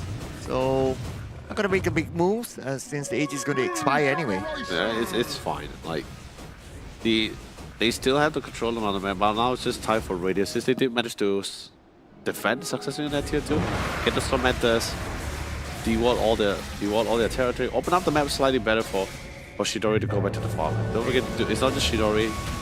The Doom also really need to farm, the Evoke also need to get the prerequisite items as well before they go back in. BKB, that's the one. Takashi gets the next Tormentor. That's for 7 to 16 now.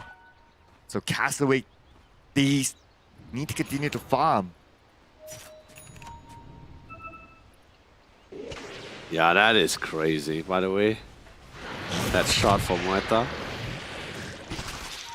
This is what I'm saying, right? This is just one of those few Dire's supports top where tower if the is game under with the attack. scale so super late, imagine she also going to be able to do her fair share of damage as well. Now she also has sustain for the shot. That's just really nice. Left. Smoke on smoke. Smoke on smoke. Okay, they see each other. And here comes the dust. They found no one. They thought it was nature, guys. Oh, what a hook shot! Man, that was so far. Shadow routed by a little bit more time. And he is back to safety. Oh, but Castaway is still there. Barely that got was him. Middle close. tower is under attack. Almost got a fear on. Smoke's gonna run out, dude. You gotta be careful. Radiant's bottom GG. tower is under attack. They found Ah, him. the sentry. They just placed that sentry up there with the ward. Yep, that's gonna be Radiant's 2 bottom stacks. tower has That's a fallen. shot, by the way, so it's permanent Dire's stacks. middle tower is under attack. Man, adding on. Now, high ground without the Aegis, perhaps. Okay, Rain Cloud is going to probably start. He does have the Manta. Is under attack. Can still pop the Manta later. Okay, from the lower ground, EMP pulling them back.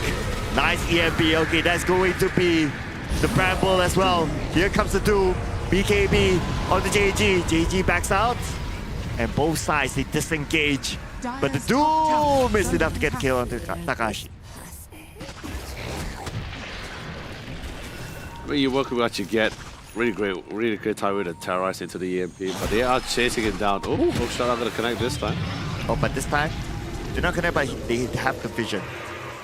Okay, TP away now. This is so horrifying. Now it's their turn to be on the offensive here. Team CSC in control, in the driver's seat. And they still have the deep warding though. One in the bottom jungle and one on the left side. It's all real well-placed wards. Okay, ping.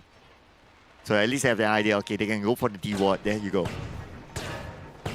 I mean, they're definitely for sure they know there's another one towards the bottom side here, but it's just really just waiting until Rain Cloud really want to join back into the fray. It's just back to the farm, get an item or two, back into the farm again. Then after the smoke up, hunt again. Especially when they want to really give too much opportunity for Chidori to come back into this. 4-man, they have the one in the lane. They did spot out Chidori. Okay. Going down with the chase on the Chidori. And the ward is actually on the lower ground, so it will not spot Chidori. Chidori should be okay. Okay, back to Dire's safety. bottom tower is under attack. Time's up, thankfully, in time. But they won't be able to defend this tier 2. They will have to let this go. And try to clear off the creeps. There you go. Creeps cleared at least. They'll buy a little bit more time for this tier 2 tower. That won't last long. Even though, yes, we dropped the living armor already, but this asset is Rain Cloud. Dire's bottom Have an tower absolute blast. It's about almost 100 plus gold left for that, to get that damage for that Daedalus. Dire's middle tower And that's when you is start under seeing attack. just exploding people. Reducing armor, nuking people, long fast is great. No BKB though, so something you really need to take into account for sure. But I guess in this case, you don't really need to worry about it when you have such a substantial lead. The 5k network above Chidori now. Dire's bottom tower is under attack. Rain Cloud doing really, really well this round, and now the pressure is Dire onto scanning. Castaway. You can see that they sent out Wonder Boy, try to clear off the jungle, open up the space while Chidori is farming at the bottom now. Oh. There's also the pipe ready into the hands of BB. So that's a lot of magic damage that someone mitigate, especially the Eclipse in particular here. So moving BKB, just farming the jungle here. Not really stopping Chidori, although he's somewhat walking on eggshells here. But he's still somehow able to get up the necessary amount for. He's slowly, if you notice from the network, although he's in second place, you can definitely see that his power just casually just increasing from before. Smoke once more. You want to see if I Chidori. We do have the Nature's Prophet. Casually just scouting things out, spot out the coddle. There is Roshan available, and it's nighttime, so it's currently Rosh is on the top side of the map. Radiant Oh yeah, are okay, scanning. here we go. Ping onto Roche. Looks like Team CSC is going to start it. But Castaway should have the information since the Treon is there. Or maybe not, a little bit too far back. The Treon is just playing the cut the creep race. I mean, this is one of the beauties of the Nature's guys as well. They're looking for him too. They're like, wait, where is he? Roshan has fallen. Find him. Okay, but they still got the Roche. That's the main objective. Radiant are scanning. Okay, they're around, they're around, they're around. You want to look for the tree. They see it. They see it in nature's grasp. DP. This guy is playing with fire, man. I swear. If only they popped the dust a little bit early, then maybe they could have caught him. Either way, all this space, EXP run. Oh no, he's got TP in time. Shadow Realm, but now he doesn't have TP. It's just a matter of buying time right now. Terrorized at Kishka. How long more is he going to be able to survive? Not for long. That is going to be Takashi.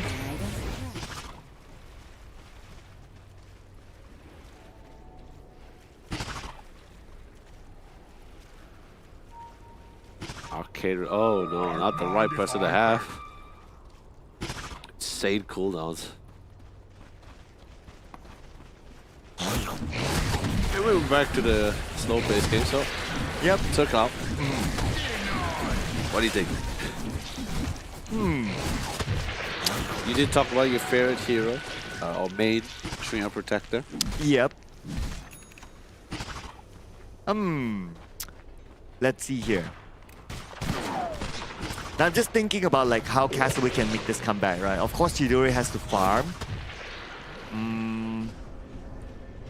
It's just a long haul. Yeah, but they don't have that group team fight, right? Yeah, cool. They can have the overgrowth, but getting himself into the middle is kind of risky. The worst part is they don't have a proper way to really properly clear out those wave clearers. Oh, hold on. Let's see what will happen here. We will see the no. first casualty. That's going to be JG. JG, he does not have the buyback. He did not use his Doom. Now they need to defend their tower. Unfortunately, they can't, and the Rain Cloud will get it. Rain Cloud with MOM. Takes another barracks. Will take another one. And he's looking at that. Okay, one more hit. There you go. Yeah, no, this is what I'm saying, right? They don't really have a really proper, like, there's a naturally just really nice way to really clear out those wave clears. Nature's Grass is something there. I guess you could tornado, but it's such a long cooldown. You really can't do that either. Brambles, well, probably 1 or 2 creeps into progress. Other than that, just really can't do anything much. EMPs? Tornado hits through, but no further follow-up. They can't. Yeah. Rain Cloud, he still has the Aegis of the Immortal. 2 minutes into his Aegis. Now they will use the 45. But that's going to be about it. They still couldn't lose the mid tower for sure. Yep, Bramble Maze buys a little bit more time, but Illuminate quickly clears off the creeps. Rain Cloud being pulled back by the UMP. But looks like he's still A-OK. Rain Cloud again. Okay, finally they burn down the Aegis of the Immortal. Shows himself up. The Illusion's still attacking. The hook shot did not connect, and this time time to go in, and they got it. They got the overgrowth into 4 of them. This their time to go in. The Meteor comes in as well. But they will get their first kill finally. Took them a while. IJST6 tries to get away. And now Guy will try to tank it back up. Got an eel onto JG. But JG is not worried about it. They got Guy in the process finally after a long time. Look at the goo. So much, especially with Disruptors. Oh. Okay. Calm down, people. Calm down. Went a little out of hand. Well, you know, until we see the Chidori coming with the BKB there, you won't see him being so frontal about it. But it's a broom. It's a witch, isn't it? Right? Shouldn't she be like flying with a bow at a tome? It's like this Peter Pan. What about Peter Pan? Reminds me of Peter Pan. I mean, with the book and all that. No. Pretty sure there's a better. I remember there's a nicer mount skin for this, but the pattern one is pretty good. Yeah, I mean, there's a lot of good skins there for Luna. The Arcana, of course. Of course, yeah. Without question, yes, without doubt. You paid for it. Paid a whole bunch for it. Well, we got a pirate Moeta chasing after Egyptian, or no? I think it's Aztec. Yeah, Aztec clockwork. Oh yeah. This skin has been quite a while. The Aztec one? Oh. Oh, it feels pretty recent. I guess balls. It's bombs. Or bombs. That he doesn't use. What does an Aztec warrior has bombs for? I mean, I haven't been to a what do you call that? Aztec area? Aztec era? What do you call the Aztec era? It's in South America. Like is it like a It's not really. It's not, medieval? Okay, I don't know. it's not really medieval. It's not during that era. But my God. El Marachi. Yeah, the El Marachi, yeah. Or in this case, almost gonna be El Diablo here. Or the El Diablo. It's very detailed there. Okay, no fire, no fire. Oh, Okay, we're all gonna right, go. we're ready. All right. Okay, mouse is all good. All right, let's go, boys. Fight's over anyway. Yeah, so now at least we got a little bit of armor. What to do? We got Funny's got the Shivas. There's some nice armor. Reduces some of the regen that's going to be pumping out from the Bristle back as well. If Doom wants to, it's a natural. You know, he also can pick up the Silver Age if he really wants to try to break that. Really want to try to break that BB. Breaking that asset also feels pretty great. Dire are scanning. It needs to be KB. Everyone needs to be giving. Yeah, that silence is being a little bit of an issue for some of these guys here. Yeah. You need a BKB. You need a BKB. Everyone needs a gets the BKB. Yeah. Oh, missed the hook shot. Oof, but that gave the information to Wonder Boy that somebody's close by. Yep, they know. So there was vision somewhere there. They call this a Chow Chin Chow. It's a Chow guy. Yeah. What is that line? Oh, wait, what is that line stretch at the bottom there? Like I saw, is it what's essential? Okay, hold on. But before that, okay, we're gonna see the Shadow Round by Kishka. Bramble Maze, just buy some time. Great place on the Bramble. Radiant's middle tower is under attack. Dire's No bottom Roche tower yet. is under attack. Still gonna be some time before Roche come online. Yep. But although it's 10 to 19, but now the network difference is only 1k after that earlier fight. Yeah. Now the SM already has the butterfly. He's queuing up the Linkers, which is much needed because of the Doom. That's constantly just been thrown on him. Doom throws on him. Doom Ultimate throws on him. Hurts him quite a bit too. Here Now comes finally the Tormentor. Tormentor. So who's gonna get the Tormentor this time? All right, let's see here. Dire's bottom tower is under attack. Oh, Ah, cool. the All right, Doom. cool. Anyway, yeah, once he gets the help is pretty nice. Oh, Paladins were found by Guy. Oh, actually, that's horrifying. Not the item for the BB though. Really? I thought it was pretty is. Okay. Dandelion Ambulance, pretty nice, especially this. Not a lot, but whatever magic damage comes to, it's going to be able to reduce, try to block as many as much as possible. That's always nice to have. But here comes the smoke. Radiant are scanning. Okay, here comes. But there's no wards on the other side, so they don't really have that info. That's why they went. That's why they went with the scan first. To see if they could try to pick up anyone. They try to pick up the route. Middle. Suki, Illuminate. Okay, so that will reveal his position. But they're not interested in the corner. The corner's not that valuable. Try to get more valuable targets at the top, but nobody's home.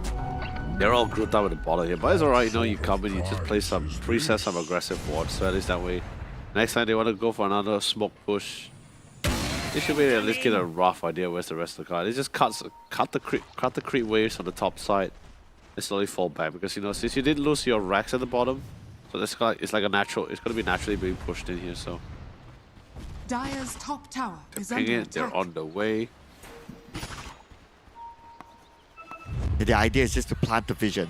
Okay, Team CSG's turn to smoke. Their turn to plant the vision at the bottom. So they're going to be coming in straight for the bottom. Radiant are scanning. Scan, doesn't get anyone. Dire's Okay, top they'll reveal tower themselves is under soon. attack.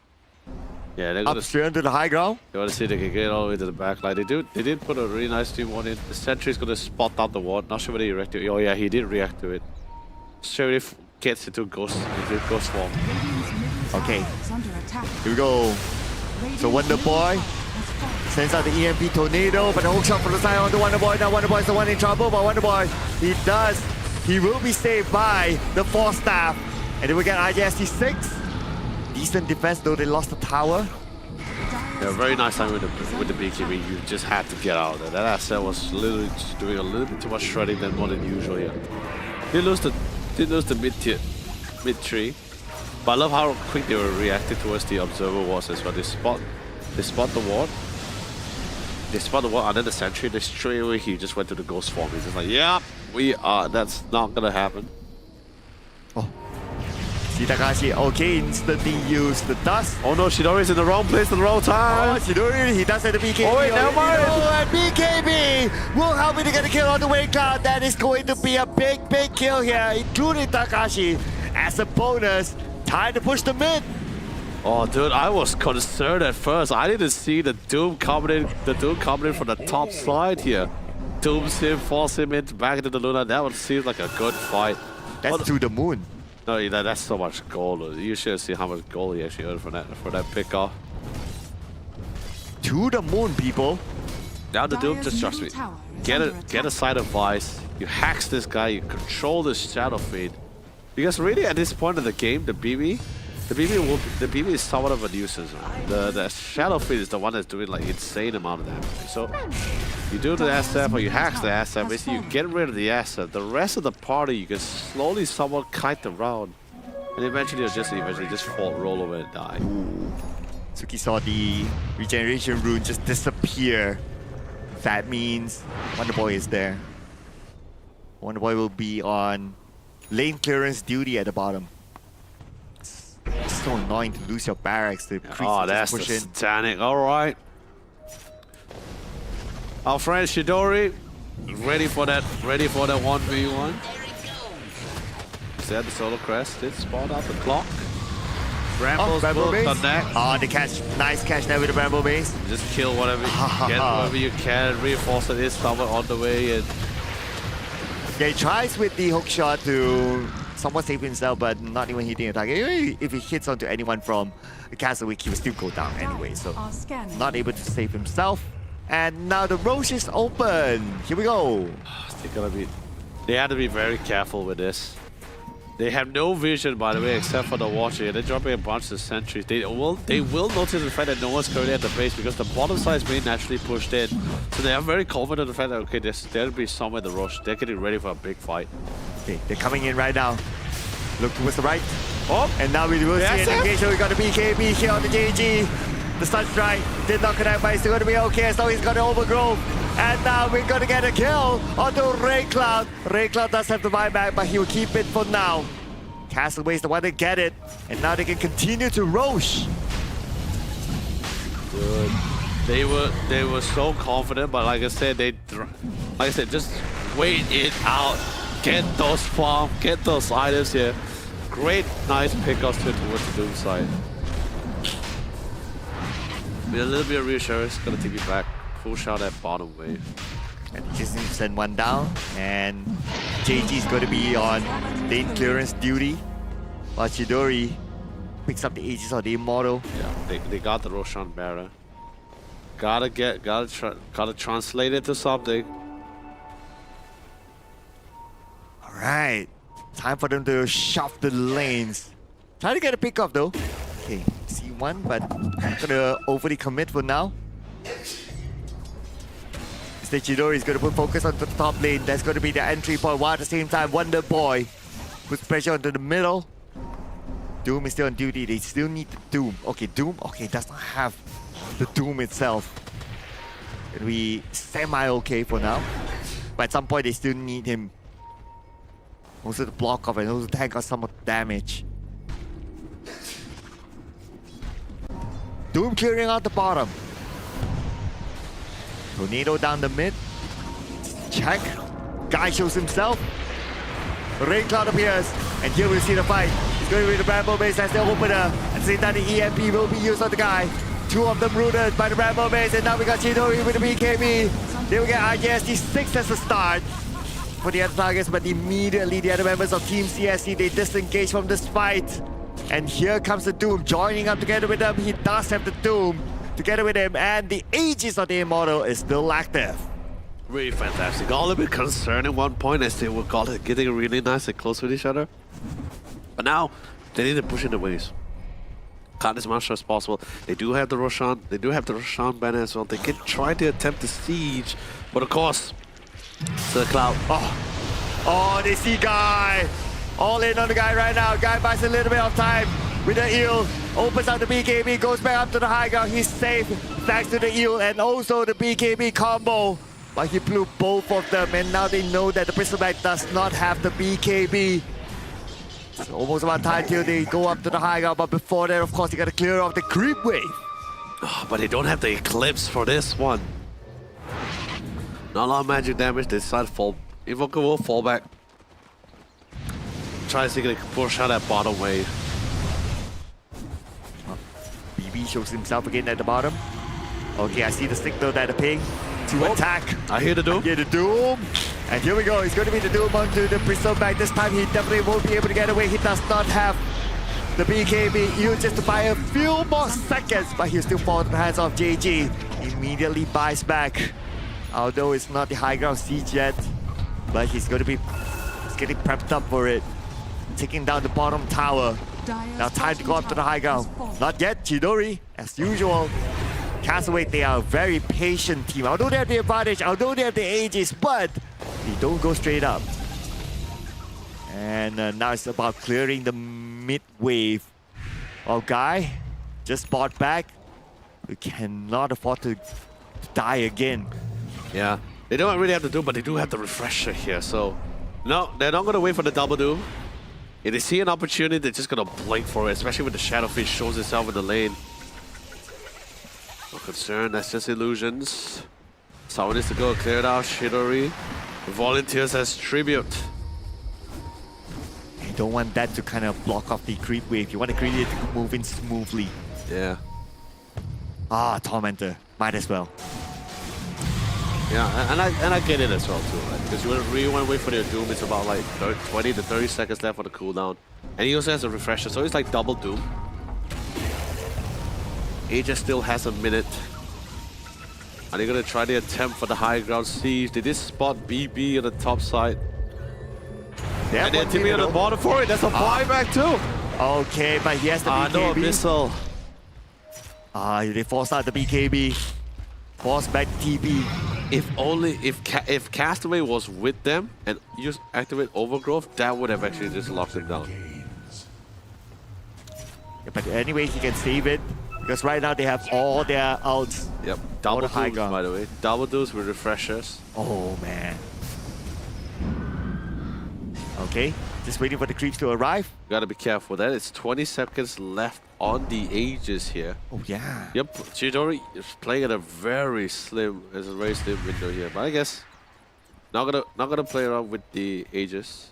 We'll just naturally siege that high ground without it. Yep, 15 seconds more, 10 seconds more on the Aegis. Here we go. Makes their appearance, opens up with the Shiva. But they will not get Rain Cloud just yet. Rain Cloud is the backup. Rain Cloud from the back clean the amount of damage. Look at the Doom. He's just soaking in all the damage. Chidori gets the Rain Cloud. Immediately buys back. Chidori now got the double kill, including IGSD 6. But he has to back off. He does not have the Aegis on the Immortal. He cannot make that mistake. But he forced the buyback out of Rain Cloud. But then again, they still have a second Doom. He already committed the Refresher, and JJ is ready to go. He just did visual on him. Bramble, unfortunately, doesn't connect. Gets a little bit nice and close. He's trying to find the right position. Suki trying to blast his way with the Illuminate. They're trying to cancel out those blings, but that's not happening. He did get the Solar Bind, resets, and hopefully try to buy the time. Oh, this is very nerve-wracking right now, Sir Cloud. Oh yeah, this could be the decider fight here, depending on how things go. But Castaway, from the rounds that we've seen throughout the playoffs, they are a patient team. If they're put in this sort of situation where they have the advantage, but they don't have 200% advantage, they will still take things slow. Yeah, they have a lot of choices now. Could fall back and wait up for the next rush. It's like 2 minutes, but there's also still the glyph and the hands here of Team CSC for that high ground. So a 5-man smoke coming from CSC. Scan left and right. But they just, guys, if Castaway walks a little bit before, he breaks the smoke on the clockwork. Oh, here comes the Shivas. Tries to get the back line. But at the side, IGSD goes up to the high ground. He's away from his teammates. He got the Doom. Cloud. Okay, Eel to buy a little bit more time. I got Doom. Forced that back to safety. He's okay for now. But can we say the same for Castaway? Castaway will be taken out. Castaway killing spree is out. Castaway immediately buys back though. Wonderboy gets Sky. This is a buyback here. They don't get this at the buyback. They try to get Takashi. Takashi needs to get away back onto the high ground. Looks like Doom commits himself. Doom takes a lot of damage. He's soaking it up. Rain Cloud. We get JJ. We'll punish him for that. Oh, that was such a good attempt, but now he's out of the picture, out of commission as well. 3v3 here. Pretty massive cores. Overgrowth is going to take a while before he comes back online. He does still have the Satanic, but a little bit of unexpected fight, but still they did manage to get the Doom, and that allowed them to really get the kill on Guy. Back to reset. Back to reset, people. Back to reset. Which should be fine. 30 seconds on the Roshan. Comes back, gonna be able to get the Aegis and get right back in the fight once more. Now my cause of concern is the sight device ready on the Doom? Is he? Wait, hold on. Can we check on Doom here? Actually, no. Sorry, he didn't opt to go for sight device anymore. He actually changed it up to the refresher. Yeah. So, really nice one. Do we have enough control? Got so much saves, by the way, for CSC's member. No side of ice in sight. Yeah, everyone. Oh yeah, this one being cute. What's one? Oh, this by the keyboard. That was by the Coddle. Yeah. Really freaking out. Tormentor, yeah, everyone got their own. That's okay. Or like to a certain extent to deny away it from the hands of Team CSC. Oh wait, hold on. Now he has the hacks already, I think. I heard an overgrowth though. Yeah, I did. Did he misclick that? Okay. That's 90 seconds more. That's fine. The Roche is gonna be out in 2 minutes anyway, so. True. And I doubt CSC is gonna be trying to push or anything, because somebody has no buyback, somebody is on cooldown, so doesn't really have to go for it. Okay. So less than 2 minutes now before the Roche. It's all about like, okay, gaining lane control again. And Team CSC, they're definitely interested with the Roche. They're gathering around there. Just planted a ward to try to get a little bit more vision and control around the Roche area. Oh, Smoke. there it is. Slowly moving to the stop. No overgrowth here. They're just trying to see that they're not looking for a very big fight. They just want to see if they can get anyone individually. Try to find a side cast, at least maybe preset for the Roche. Set up the necessary wards, sentries. At least that way they don't really have to worry about setting up later on. Smoke's about to expire. They're farming on the other side. There's still no overgrowth though. Overgrowth should be about 60 more seconds, thereabouts. Oh, fine man, Smokes. Pings are going off here. Oh, overgrowth in 15 seconds. Okay, that's not too bad. They saw the nature's grass and the bramble on the ground. They know they're within the vicinity of Roche. 5 seconds before the overgrowth. Now the smokes, they broke, they find Shidori. Alright. He's going to sign it off with CY. Suki behind. Oh, Hook shot, the hook shot beautiful. all the way to the back, and there's the hacks together to follow up. But then again, the hacks expired. Then with that Shidori! Look at his health. It goes back out. That's the Satanic. And because of that, Shidori gets the double kill. Triple kill. They get Rain Cloud at the same time. Rapid GG! Rapid GG is called. Here are the champions. Cast away. What a fight coming from Castaway. The round, the early game, the lane didn't feel so just as good as they hoped for, but they came back, they clawed back from almost the brink of defeat here. Wow. They really bide their time, Sir Cloud. Really bide their time. Really great moments. Really choose how they really want to re-engage in each of those fights. And finally, when those items come into online, that's when they're on their prime. And they went straight in, and all it took was 2 team fights, and they were back at it again. Our champion, Castaway, on the Samsung Odyssey Cup Dota 2 Championship. Oh man, what a feat! What a final game that was! It really was. What a final game! It was nerve-wracking. It to a certain extent, it looked like Team CSC was like, okay, Team CSC is probably going to bring us to game number 4, right? It felt that way too, right? Like the amount of damage, and of course the amount of precautions that Castaway was taking in. They're like, okay, how are we going to deal with this Shadow Fiend? He's hitting so hard, we're reducing a lot of armor. But that's what I'm saying. That's what I was saying in the early phase of the game, right? need all those armor itemization. You get the Shivas, you get the AC, you get whatever you can Crimson just to keep yourself online here. Finally, the Doom comes in. Although it was a slow climb for some of these guys here. Even despite the fact that they don't really have the best ability for high ground wave clearing as well. Sure, you can use the tornado, but it's not really the greatest thing alongside EMP and the Nature's Grasp. But they still managed to pull through. It is exceptionally amazing to me. Pretty fantastic. Fantastic. I mean, just to add on to that, right? 3 rounds being played in the grand finals. All 3 of them were very different. Yep. Yeah. First round was like a slow burn round. Second round was the Monkey King round. Yep. And then the third round was like a comeback round. Yep. Oh man. We really got the full special coming in from Castaway here, showing like the 3 phases, the 3 kinds of games you have in Dota 2. Man, we've seen everything here today in the grand finals. But of course, before we continue on, we gotta check out the stats here from this round, ladies and gentlemen. And of course, your winner is Castaway.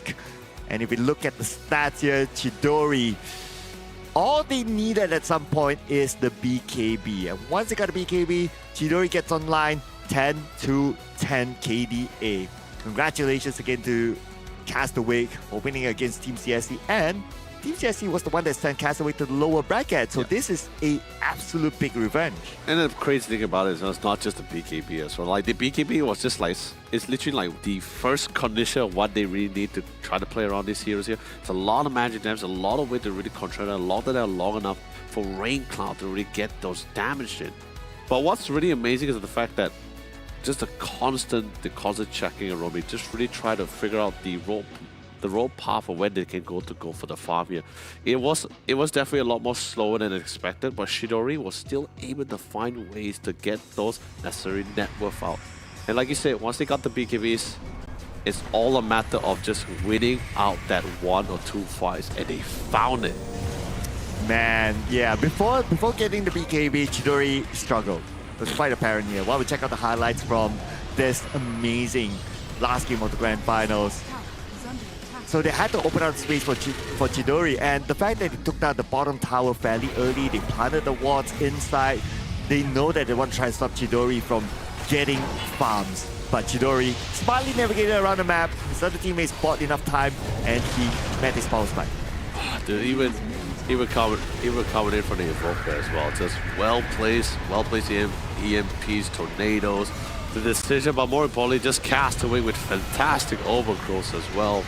Just forcing out BKB, forcing them to be falling back in a full disarray. And this fight was the one which they won without the BKB on the Luna here.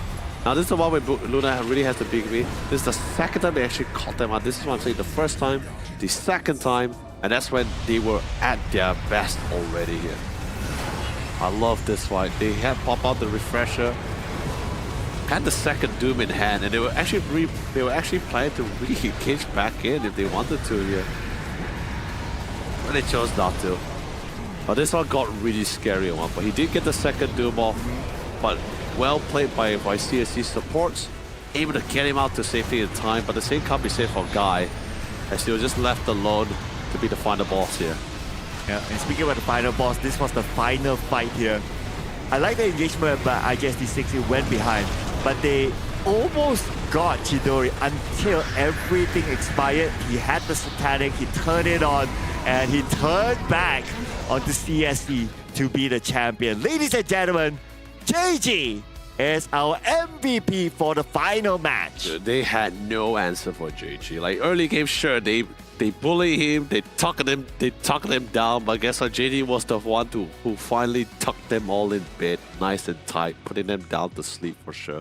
Seriously, every single time he just finds the SF. His goal was just doom the SF, and he dooms every single time.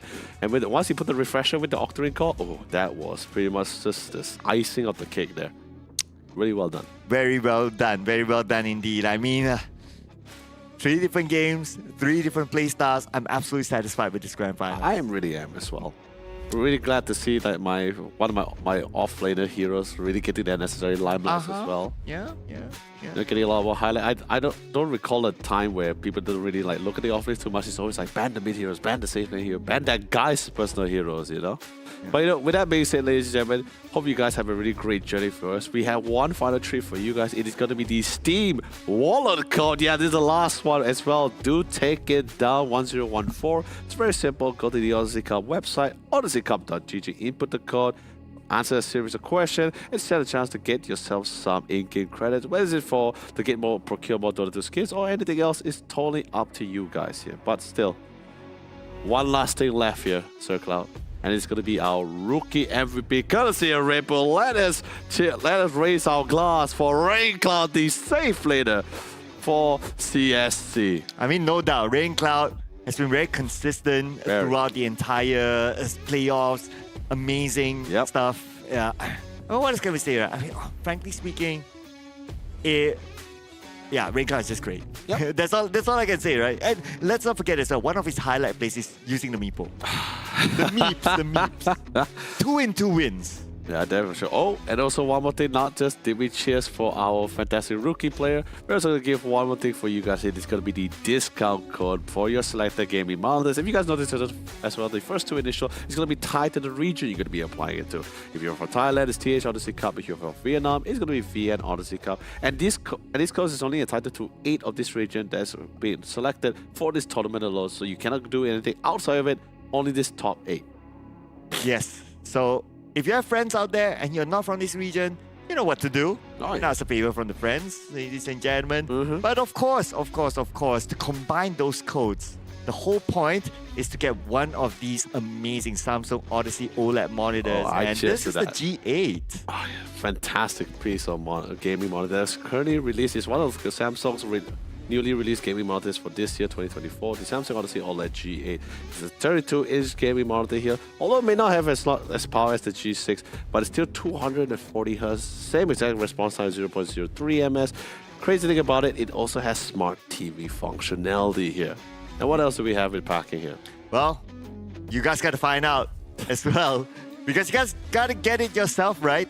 Yeah, smart TV functionalities is all laid out. We have been saying it throughout the entire tournament. But here it is, ladies and gentlemen.